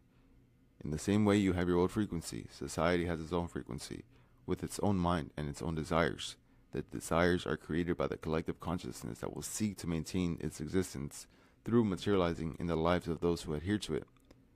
Think of the hive mind created from a series of synchronized collective thought forms, which, once materialized and experienced by an individual, will be regarded as truth. Truths are nothing more than ideas pretending to be truths. As stated in Hermetic tradition, all truths are half-truths. Regardless, once accepted, they will be experienced. There are collective ideas that the masses accept as truth without ever realizing. It is simply something that they have subconsciously accepted. Once accepted by the subconscious mind, materialization follows. Collective truths are Trojan horses. They appear to be logical, rational, and maybe even sensible. But when looked at from a metaphysical view, do not serve you to any degree. What is the point of maintaining a truth that does not serve you? What is the point of maintaining a belief that does not serve you? If what you deem to be true or believe materializes in your reality, Does that serve you? How does the idea that all rich people are evil serve you? How does the idea that the dating industry is terrible serves you? How does the idea that because you're a certain race or gender, the world will be against you serve you? How does the idea that there are no opportunities in the world serve you? All completely reasonable, logical, and somewhat sensible truths accepted by society. But if they materialize in your reality, how do they benefit you to any degree?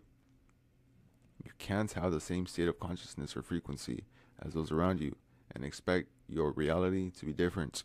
You can't have the same frequency as the average individual and think your reality will be an exception. To be an exception in reality, you must be an exception mentally. Being an exception mentally means not accepting the truths of which the world will attempt to convince you, because when it eventually materializes, you will convince yourself that this is the truth. Until you are willing to give up everything you've regarded as true, you will continue to experience the same reality, which poses the question, is staying in a comfort zone of past experiences and truths worth more than creating a new truth, a new experience? Are you ready to give up the collective beliefs? That is the only way you'll be detached from the reality of the collective. Practical.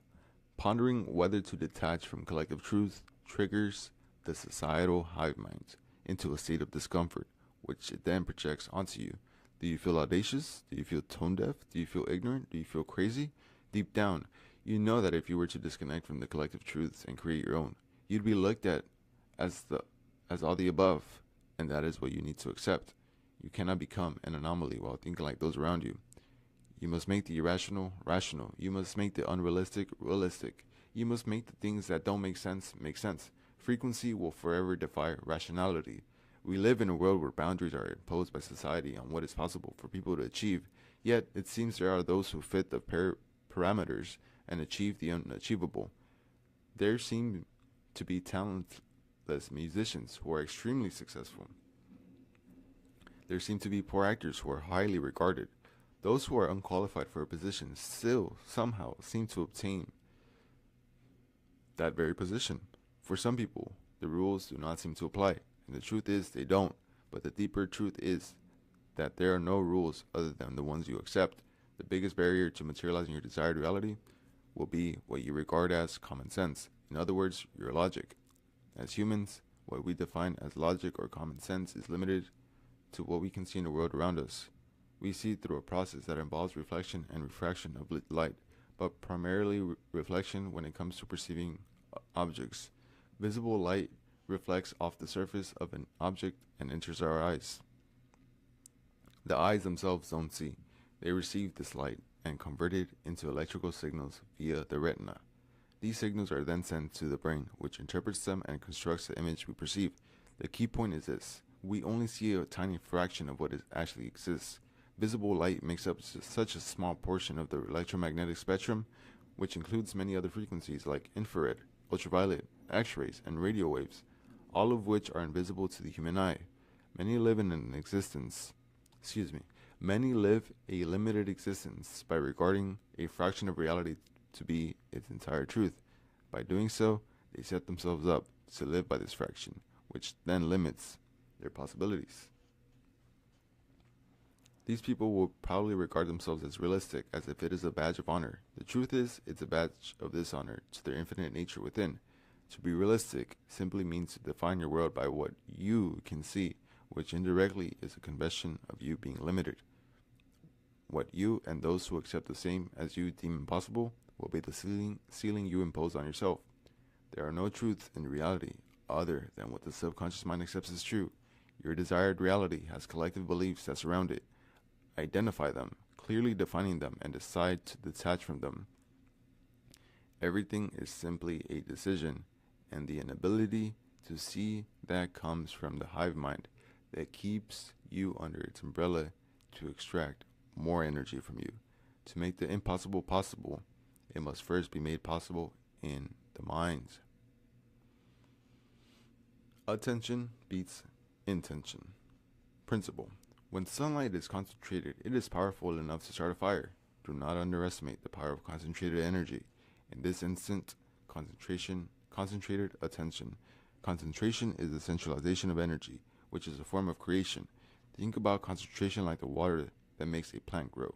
What you feed with focus either flourishes into your desired reality or withers into an unwanted reality. Reality is nothing more than materialized frequency. Frequency is nothing more than a vibration that has gained momentum, and vibration is formed by concentration. Whatever condition, circumstance, or event on which you concentrate will begin to vibrationally resonate with you, eventually compounding into a frequency, then solidifying itself as a reality. Concentration is like a homing beacon, helping whatever you are concentrating on to come and find you. The person who concentrates on the devil will be found by it. The person who concentrates on recession will be found by it. The person who concentrates on difficulty will be found by it. The person who concentrates on scarcity will be found by it. The person who concentrates on poverty will be found by it. What finds you is what you are looking for. Unfortunately, most people tend to concentrate on struggle, misfortune, scarcity, poverty, and failure, and so are found by them. To concentrate upon what is not wanted is to be found by this. Let me say that again. To concentrate upon what is not wanted is to be found by what is not wanted. Most people do not realize they are drawing these things towards them by focusing on them. All your efforts to align with the frequency or state of your desired reality can be disrupted by a simple misdirection of concentration. It's like pulling out some weeds, then sleepwalking into your garden and watering those that remain, only to wake up confused by their growth. What you focus on, you feed. Even unconscious attention keeps the unwanted alive. Misdirected concentration is misdirected vibration, which leads to misdirected frequency that inevitably leads to misdirected reality. When it comes to concentration, the universe abides by the following. Attention is alignment. Attention is alignment. Attention is alignment. Your attention determines the frequency with which you align, and your reality will always reflect that frequency, regardless of what you say you want. It doesn't matter how much you desire success. If your attention is on failure, that's where your vibration is directed, and that's the reality you manifest. It doesn't matter how much you want to be rich. If you focus on what you lack, you're aligning with the frequency of poverty. It doesn't matter how much you crave abundance. If your attention is on scarcity, that's what you feed into your field. It doesn't matter how much you seek peace. If your focus is on chaos, that's the energy you're enforcing. Reality doesn't respond to your desires. It responds to your dominant concentration. Concentration is more powerful than intention. In the universe, you can't sit in two chairs at once. Those chairs represent frequencies, and you're either in one or the other. The one which is the focus of your concentration will ultimately be where you sit. So, as a result, where the universe sits with you. To the universe, concentration is not measured by what you desire, but with what your attention resonates, implies, or reflects, meaning matching the emotional or energetic tone. If your attention resonates with a particular reality, the universe aligns you with that reality. If your focus implies that something is true, even subtly, the universe interprets that implication as instruction and begins moving you toward it. If your attention reflects a certain belief or expectation, the universe mirrors it back to you through your experience. In short, it doesn't matter what you want. What matters is what your attention is affirming. The universe doesn't respond to desire. It responds to energetic consistency. Concentration will forever revolve around two polarities in your life, the desired reality and the unwanted reality. Quite simply, if you can concentrate on your desired reality, whether directly through these things that resonate, reflect, or imply it, you will set in motion its creation at a foundational level. The issue is that adversity is natural, and it temporarily siphons your attention, getting you to concentrate on an unwanted reality. The same goes for an unwanted reality. If you concentrate on it, whether directly or through things that resonate, reflect, or imply it, you will set in motion its creation at a foundational level. It is a game of awareness. If you become aware of which polarity you are feeding, you will know when to switch your concentration away from an unwanted reality to a desired reality. Prepare to be bad. Principle. Your desire to be a good person is the very thing keeping you in a bad reality. At first, the idea of being a good person may not seem like it has anything to do with materializing your desired reality. But unconsciously, they're directly interconnected with more than many will ever realize. The issue with the characteristics of a good person is that they are directly opposed to what is required for you to materialize your desired reality. That opposition exists on three levels through what is called a social contract. Until you are willing to break the social contract, you will continue to be signed up to a reality of misfortune, failure, scarcity, suffering, and disharmony. People often feel like they're being held back by those around them. And while that perception isn't entirely wrong, it's not the full truth. The reality is, no one can truly hold you back except you. It's lacking awareness of how you're limiting yourself that creates the illusion that others are the cause. What appears to be external resistance is often just a reflection of your own internal resistance. External factors are never the cause. A social contract is the unconscious agreement you've made to gain love, acceptance, and approval by conforming to the expectations and the desires of those around you. As mentioned, they exist on three levels: evolutionarily, socially, and energetic. These are all interconnected, with the same phenomena taking place on different levels. Evolutionary. Your ancestors evolved and survived by sticking together in groups, sharing resources and responsibility when it came to protection. Humans will forever gravitate to groups one way or another, whether cults, cliques, teams, or religions. It's simply the way the brain evolved. To your primal brain, a group ensures life, which indirectly and unconsciously means not being part of the group causes death, and it still thinks that. To the brain, belonging equals survival. When we feel we don't belong, it can deeply disturb the psyche, creating emotional instability that, as modern science shows, can cause mental health issues over time. The thing about belonging is that it requires conforming to the collective, whether physically, mentally, or spiritually, so we are accepted. The default human mind instinctively desires to belong, even to its own detriment. It is unconsciously looking for comfort. Think about school grades. When most of your friends failed a test or got similar results, it felt oddly comforting. But if you failed while most of them did well, you likely felt embarrassed or ashamed. And if you did exceptionally well while they struggled, you might even feel guilty. This reflects the silent social contract, a subconscious pull to match the collective, even at the cost of your own potential. When we don't belong, we feel discomfort. Whenever we don't conform, we mentally and emotionally punish ourselves or are punished by others. Social. Before we become autonomous as babies, we spend most of our time observing the adults around us. We begin to learn which behaviors attract love and which ones lead to disapproval or rejection. You learn quickly that certain behaviors are not accepted, while others are not. Whenever you display behaviors that were desired, those who raised you gave you love, acceptance, and approval. Without realizing it, you became addicted to those feelings, to belonging and conforming. It's likely that anytime you did not conform, you were met with hate, rejection, disapproval in one way or another, which, in the depth of your primal brain, felt like death. The irony is that those who raised you have more control over your reality than God or any other secret society. Through the family structure, you were taught that conforming brings rewards of love, acceptance, and approval, while not conforming brings punishment of hate, rejection, and disapproval. Energetic. Ideas and beliefs are entities that seek to dominate a person's mind and materialize in their reality. When the ideas and beliefs of multiple individuals are unified, it creates a collective or hive-like mind. The group entity or hive mind is more powerful than any individual entity because it is sustained by the energy of many, which strengthens and fortifies its position. It seeks to recruit more people under its psychological and energetic roof. Then it will use its hosts to prevent others from leaving. Think politics, cults, religions, sports teams, and school of thought. The hive mind would distribute love, acceptance, and approval through its hosts, which is felt energetically and socially, since it's coming from others. It wants to do nothing more than spread itself to as many minds as possible, and it has an inbuilt defense mechanism.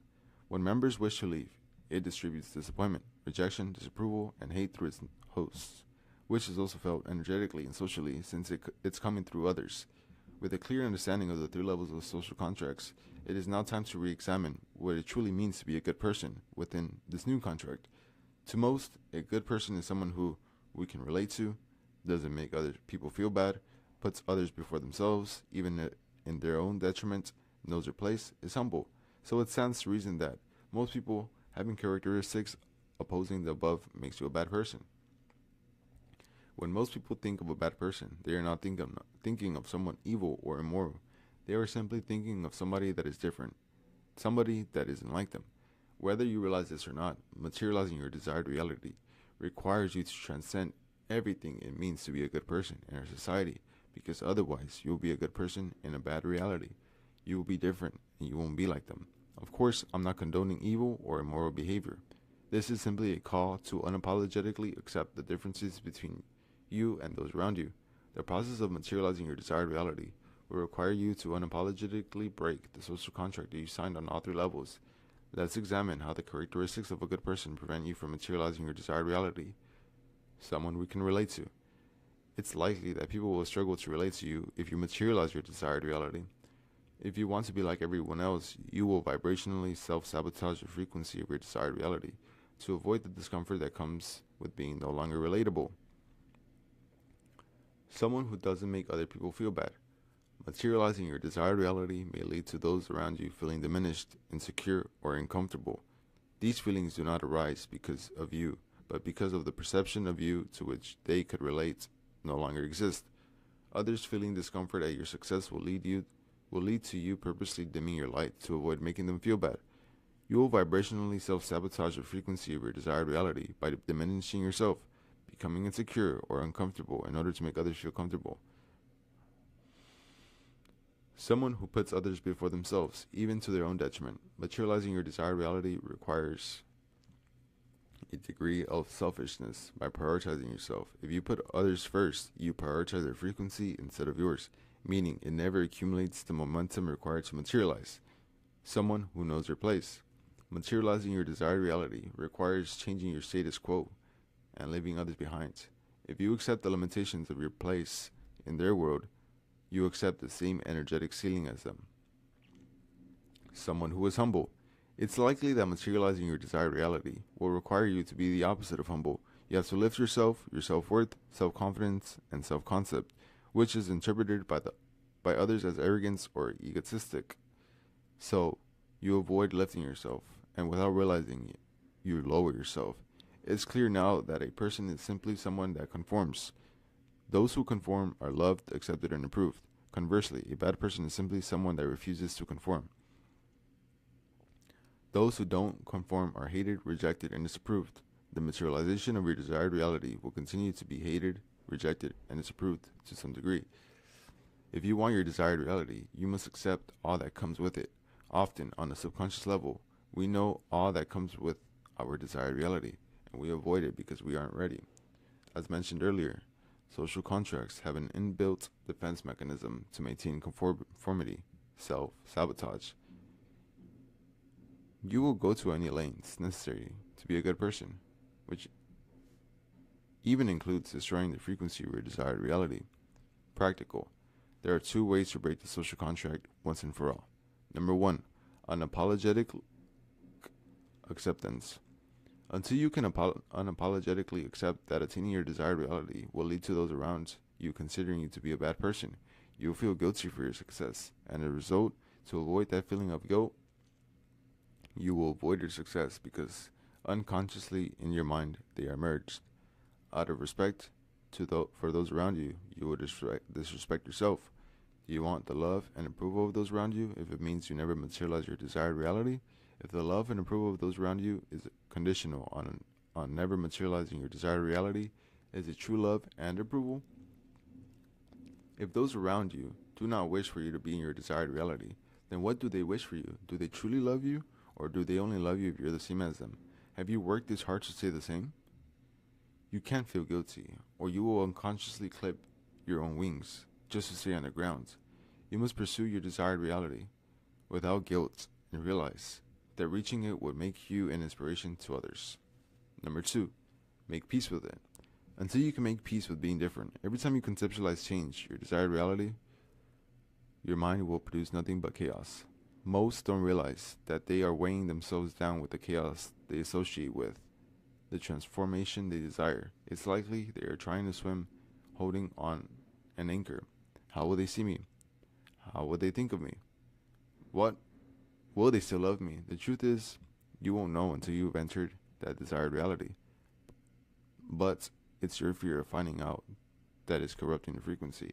Make peace with being different, and you will find peace in difference. Create chaos from being different, and you will find chaos in difference. The energetic ceiling on your reality. Principle. Self-worth is your energetic ceiling, determining the limits of what you can materialize in reality. You can have high aspirations, but with low self-worth, those aspirations will always feel out of reach, despite all you do. How can you materialize something of which you do not feel worthy? Many do not realize that unconsciously they do not feel deserving of what it is they desire, so it never finds them. If you see yourself as unworthy, how can the universe see you? You do not rise to the heights of your desires. You fall to your level of self-worth unconsciously.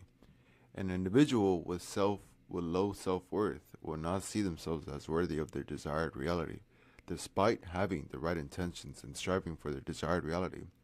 They have a ceiling above which they cannot go. It doesn't matter how much an individual deserves a particular reality. They cannot reach above the level of their self-worth. The more self-worth you have, the higher the ceiling on what you can materialize, and the less you're confined. The less self-worth you have, the lower the ceiling on what you can materialize, and the more you're confined. Individuals with high self-worth are limitless, while individuals with low self-worth are limited.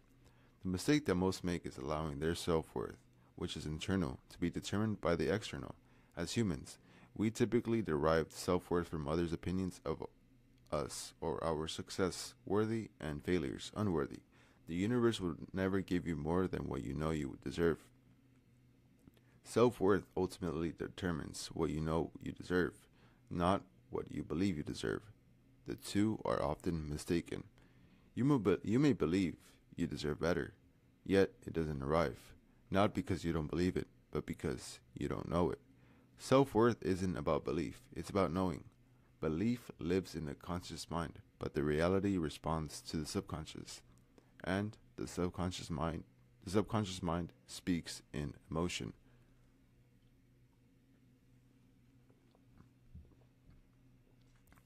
Knowing transcends belief because it's emotional and embodied. The universe reflects not what you consciously believe you deserve, but what you've emotionally experienced. The most emotionally intense moments, whether positive or negative, imprint the subconscious and define your baseline of worth. That is what sets your frequency or state of consciousness. An individual can believe they deserve prosperity, but due to their emotional intense experiences with suffering, their subconscious mind only knows suffering, unfortunately, leading to the materialization of suffering. An individual can believe they deserve wealth, but due to their emotionally intense experience with poverty, their subconscious mind only knows poverty, unfortunately, leading to the materialization of poverty. An individual can believe they deserve a healthy, loving relationship, but due to their emotionally intense experiences with toxic relationships, their subconscious mind only knows toxic relationships, unfortunately, leading to the materialization of toxic relationships. An individual can believe they deserve abundance, but due to their emotionally intense experiences with scarcity, their subconscious mind only knows scarcity, unfortunately, leading to the materialization of scarcity. Until your self-worth matches your desired reality, you will vibrationally self-sabotage its materialization without even knowing it. To the universe, what you deserve is what you have emotionally experienced. An individual who desires love but feels undeserving of love will vibrationally self-sabotage, whether directly or indirectly, consciously or unconsciously. An individual who desires respect but feels undeserving of respect will vibrationally self-sabotage, whether directly or indirectly, consciously or unconsciously. An individual who desires appreciation but feels undeserving of appreciation will vibrationally self-sabotage, whether directly or indirectly, conscious or unconsciously. Your frequency speaks before you do. Knowing is determined by what you have experienced internally, emotionally, and intensely. The epicenter of self-worth is the unknowing law of the universe we touched upon earlier. You can only have what you already have. To deserve better, you must intensely and emotionally know better. To deserve love, you must intensely and emotionally know love. To deserve wealth, you must intensely and emotionally know wealth. Anything you do not know will never grow. Anything you believe is what you ultimately fail to achieve. It seems frustrating that what we deserve is what we have experienced intensely and emotionally, especially when we have gone through adversity, pain, and suffering. However, this presents an opportunity. Since the mind cannot distinguish between reality and imagination, this allows for you to alter what your subconscious this allows you to alter what you subconsciously know, altering what you think you deserve, which lifts your self-worth, which eventually leads to your energetic ceiling being lifted. All you need to do is internally cultivate an experience that is so emotionally intense that it becomes real to the mind. By doing so, you can overwrite what you know, which overwrites that which you deserve, which overwrites your self-worth, which overwrites the ceiling. Until self-worth is detached from the external, it will be attached to an illusion, and so long as it is attached to an illusion, it will not be grounded in truth. Self-worth is attached to the external in two main ways: dependency on others, dependency on success and failures. These two external dependencies are ultimately what shape self-worth, indirectly shaping the energetic ceiling one has. Most people live their lives having their self-worth determined by other people.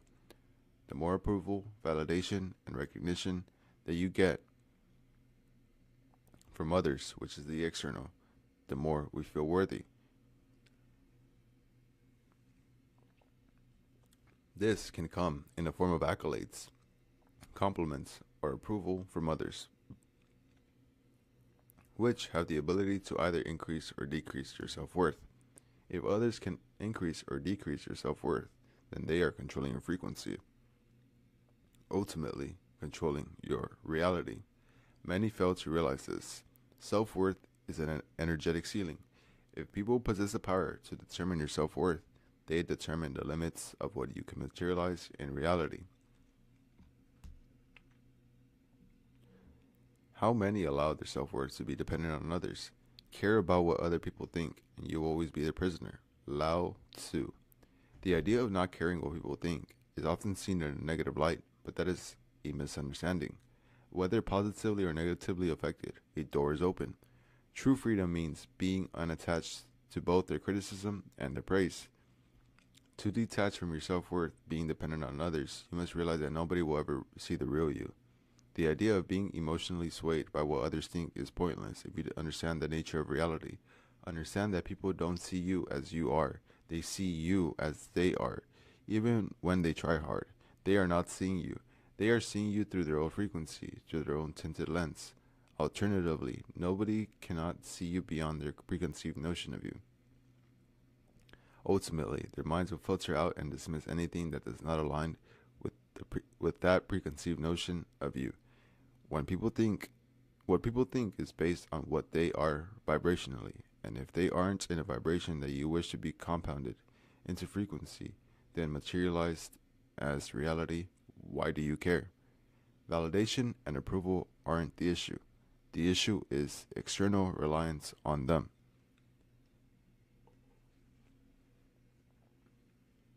Practical.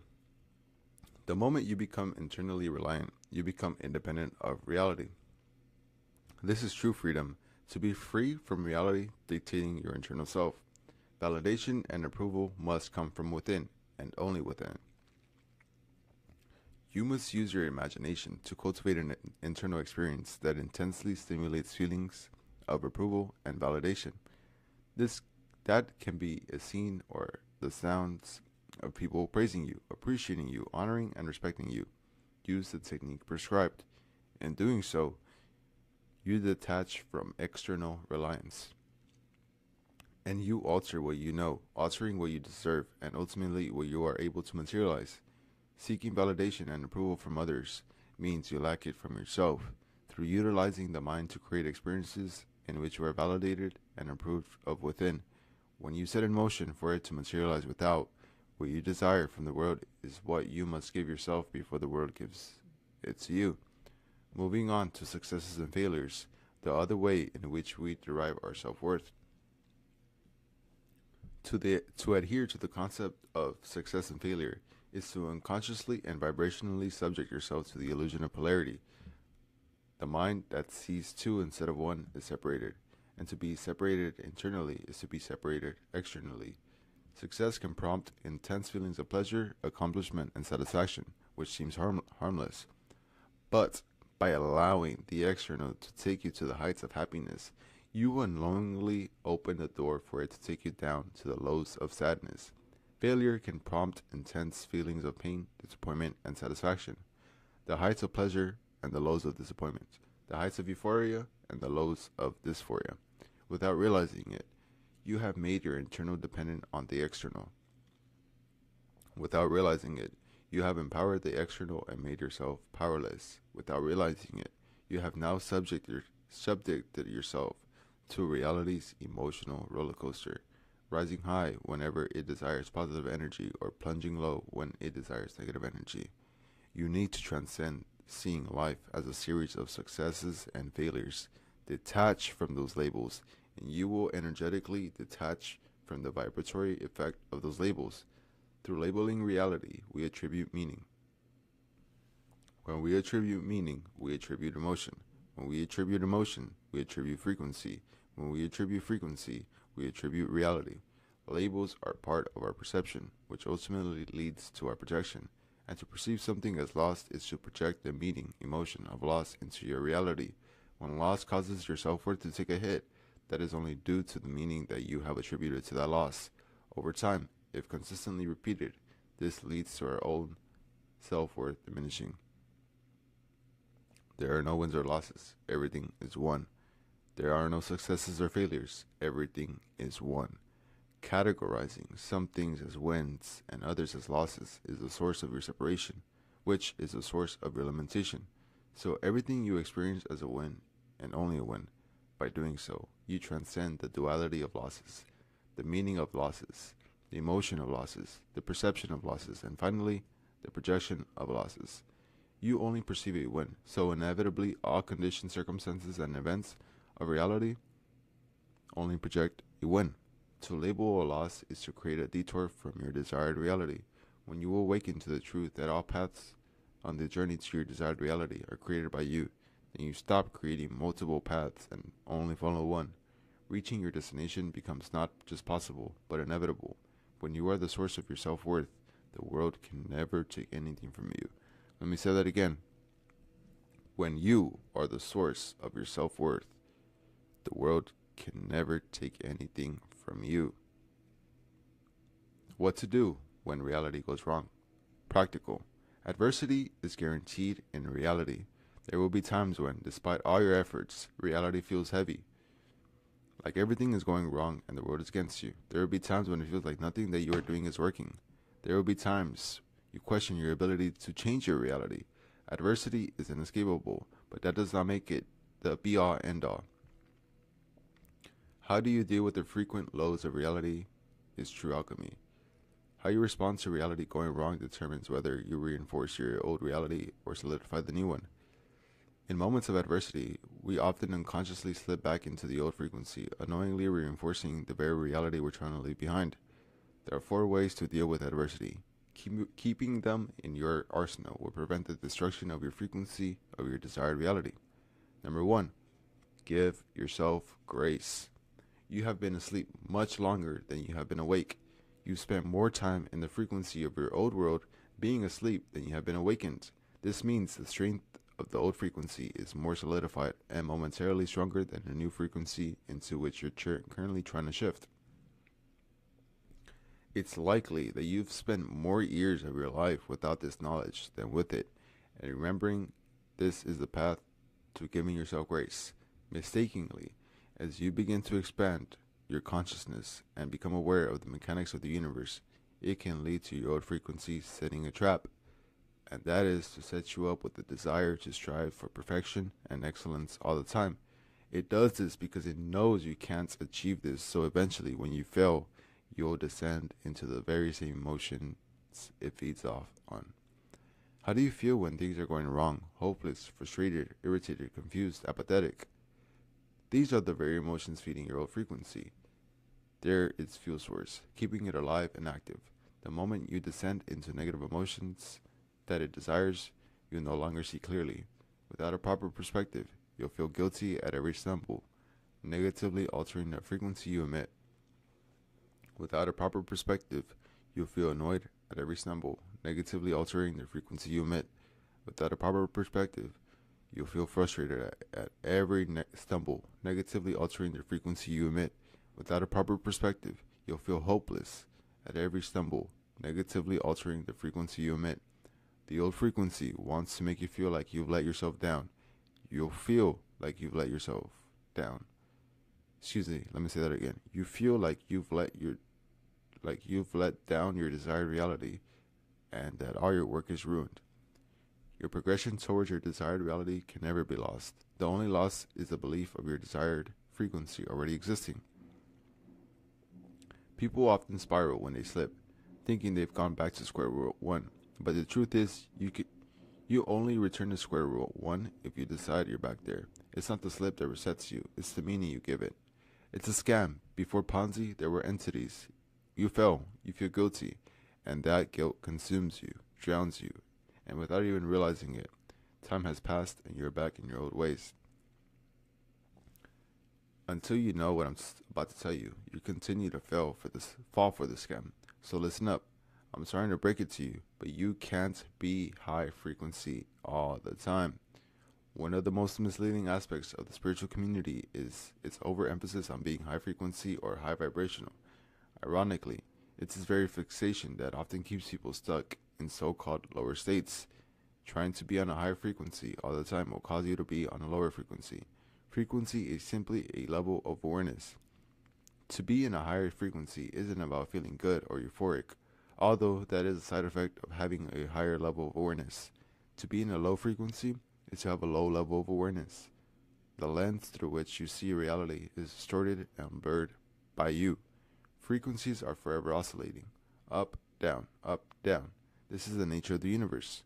So why do you think you can fight it?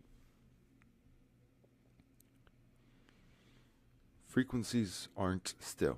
They're always moving, even if ever so slightly. The truth is, you falling back into your old frequency is completely normal. In fact, it's forever going to happen. As you know, you can't have high without low, and light without dark. So why are you shocked you've fallen?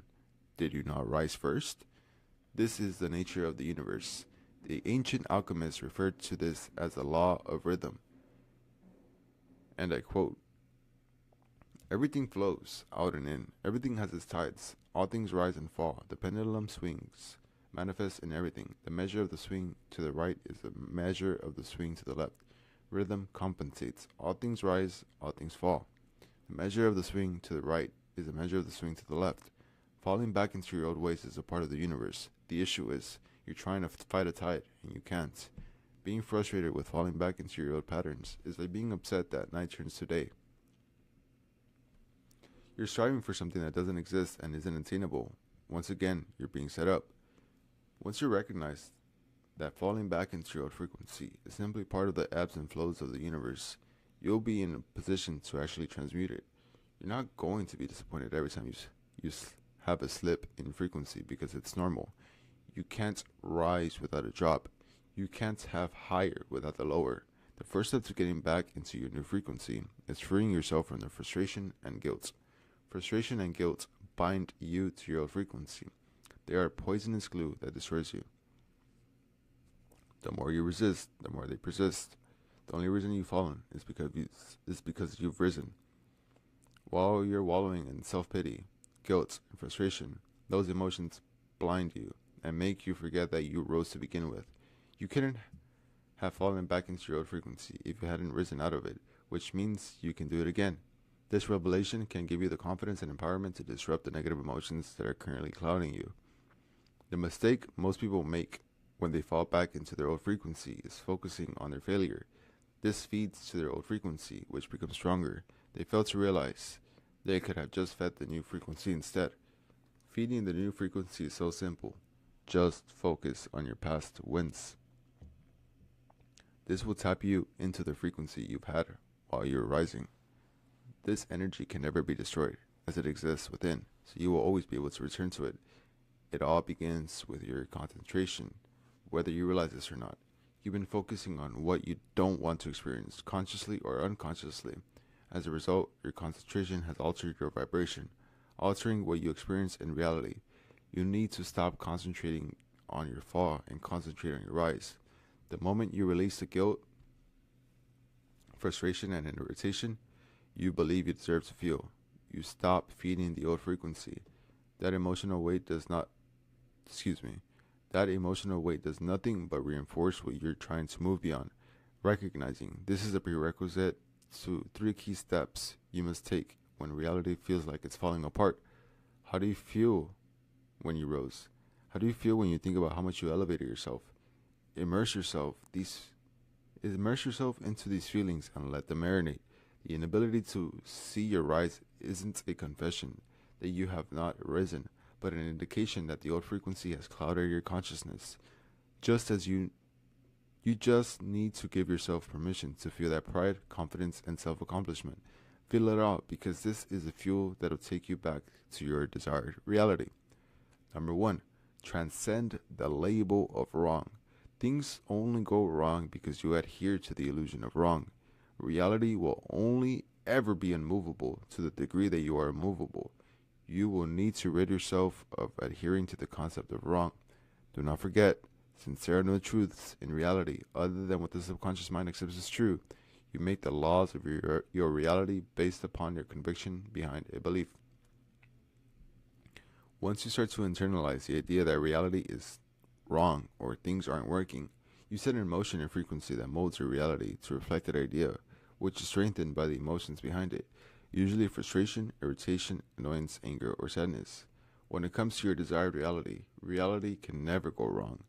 Eradicate the concept of wrong from your vocabulary to eradicate it from your reality.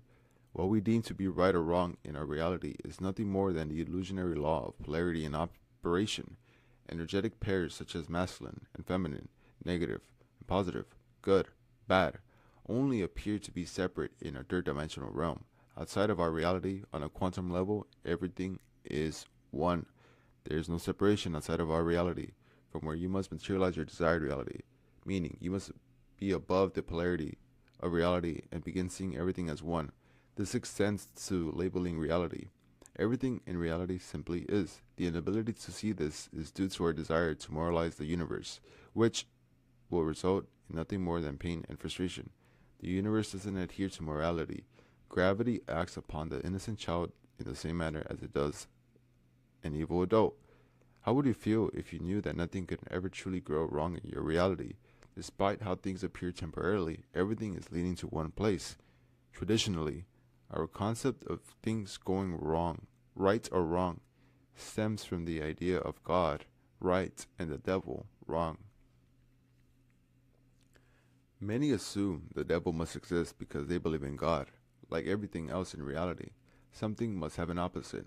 But this reasoning overlooks a key truth. God exists beyond this reality, and therefore beyond polarity. God is not bound by duality, contrast, or opposites. So, if God is above polarity, then God has no true opposition, meaning the concept of the devil as God's equal opposite, is a misunderstanding. There is only one power in the universe, and that is God. As it is often said, the devil is a lie. The concept of the devil is rooted in the belief that things can go wrong, that you can stray, take the wrong path, or fall into darkness. But when that darkness is illuminated by the light of the truth, the illusion of multiple conflicting paths dissolves, revealing that there was only ever one true path all along. This isn't about debating the existence or validity of the devil, but rather bringing awareness to a deeper truth. There is ultimately only one power in the universe, expressing itself through different vibrational states. Never forget whatever you experience in reality, so long as you maintain the idea that all paths lead to one place. Every apparent change in direction will simply be another route to the same location. There are no detours, unless you create them through the idea that things can go wrong. Look at the wrongs of your reality as a delayed form of consciousness, making their way out to create a space for your desired reality, as opposed to an indication that they still exist and have power over you. Number 2, alter how you look at life, and life will alter the way it looks at you. Your perception is being used against you, and until it serves you, it will destroy you. The alchemist takes advantage of the fact that life is meaningless. That does not mean that life is valueless, but the meaning that we attribute to reality is just that, what we attribute. The label or meaning you attribute to reality will ultimately alter your reality and reflect the energy behind that label. If you see everything as going wrong, then eventually everything energetically within that label will imprint itself onto your reality, altering it to reflect everything that is aligned with wrong. Until you can redefine the experiences of reality to serve you, reality will control you. To truly alchemize your reality, see everything going wrong as a sign that everything is going right. Remember, the only true difference between things going well for you and things going badly for you is the rate of vibration. Your vibration is preceded by your concentration. If you continuously focus on the aspects of your reality which are going wrong, the concentration will be reflected in your vibration, which will gain momentum until it becomes a frequency, and every frequency must turn into a reality. Alternatively, if you consistently focus on the parts of your reality where everything is going right with enough momentum, this vibration becomes your dominant frequency. You can have good intentions in your reality, but ultimately your concentration is more powerful than your intention. Number 3, stand calmly among the chaos. The world can only give you what you give yourself first. To truly alter your world, you must be whatever you desire before the world proves it to you, because it will never prove what you are already not. Sometimes life can be chaotic. It can feel as though everything is terrible is happening at once and it is choking you. The only way out of this chaos in your external reality is through cultivating peace internally. You need to be able to stand calmly among the chaos. The chaos will remain so long as it exists internally, but once removed and dissolved, everything, eventually it has no choice but to do the same externally too. In some instances, it can feel as though we are powerless over reality, and the conditions, circumstances, events, and even people around us have more power than us. But you can regain your power with one realization. The power creating the chaos that's skinning you down is owned by you. It has simply been externalized. The strength of the chaos is fueled by you. The power of that chaos doesn't belong to the external. It belongs to you. Any control the external has over you is only what you give it. The same strength of that chaos can be redirected to peace. It has no power or strength over you except what it borrows from you. You're projecting your power onto the chaos, thinking it is strong. No, it is you that is strong, and you have always been. You can redirect the same strength towards peace rather than chaos. The waves outside of you can only be brought to stillness by the stillness inside of you. It's worth reiterating here that the notion of things not working or going wrong is a confession of misalignments with the true essence of manifestation. Manifestation is internally shifting to a degree to which you are no longer emotionally dependent on seeing reality change. When you're good with it, and you're good without it. Let me say that again. Manifestation is internally shifting to a degree to which you are no longer emotionally dependent upon seeing reality change. When you're good with it, you're good without it.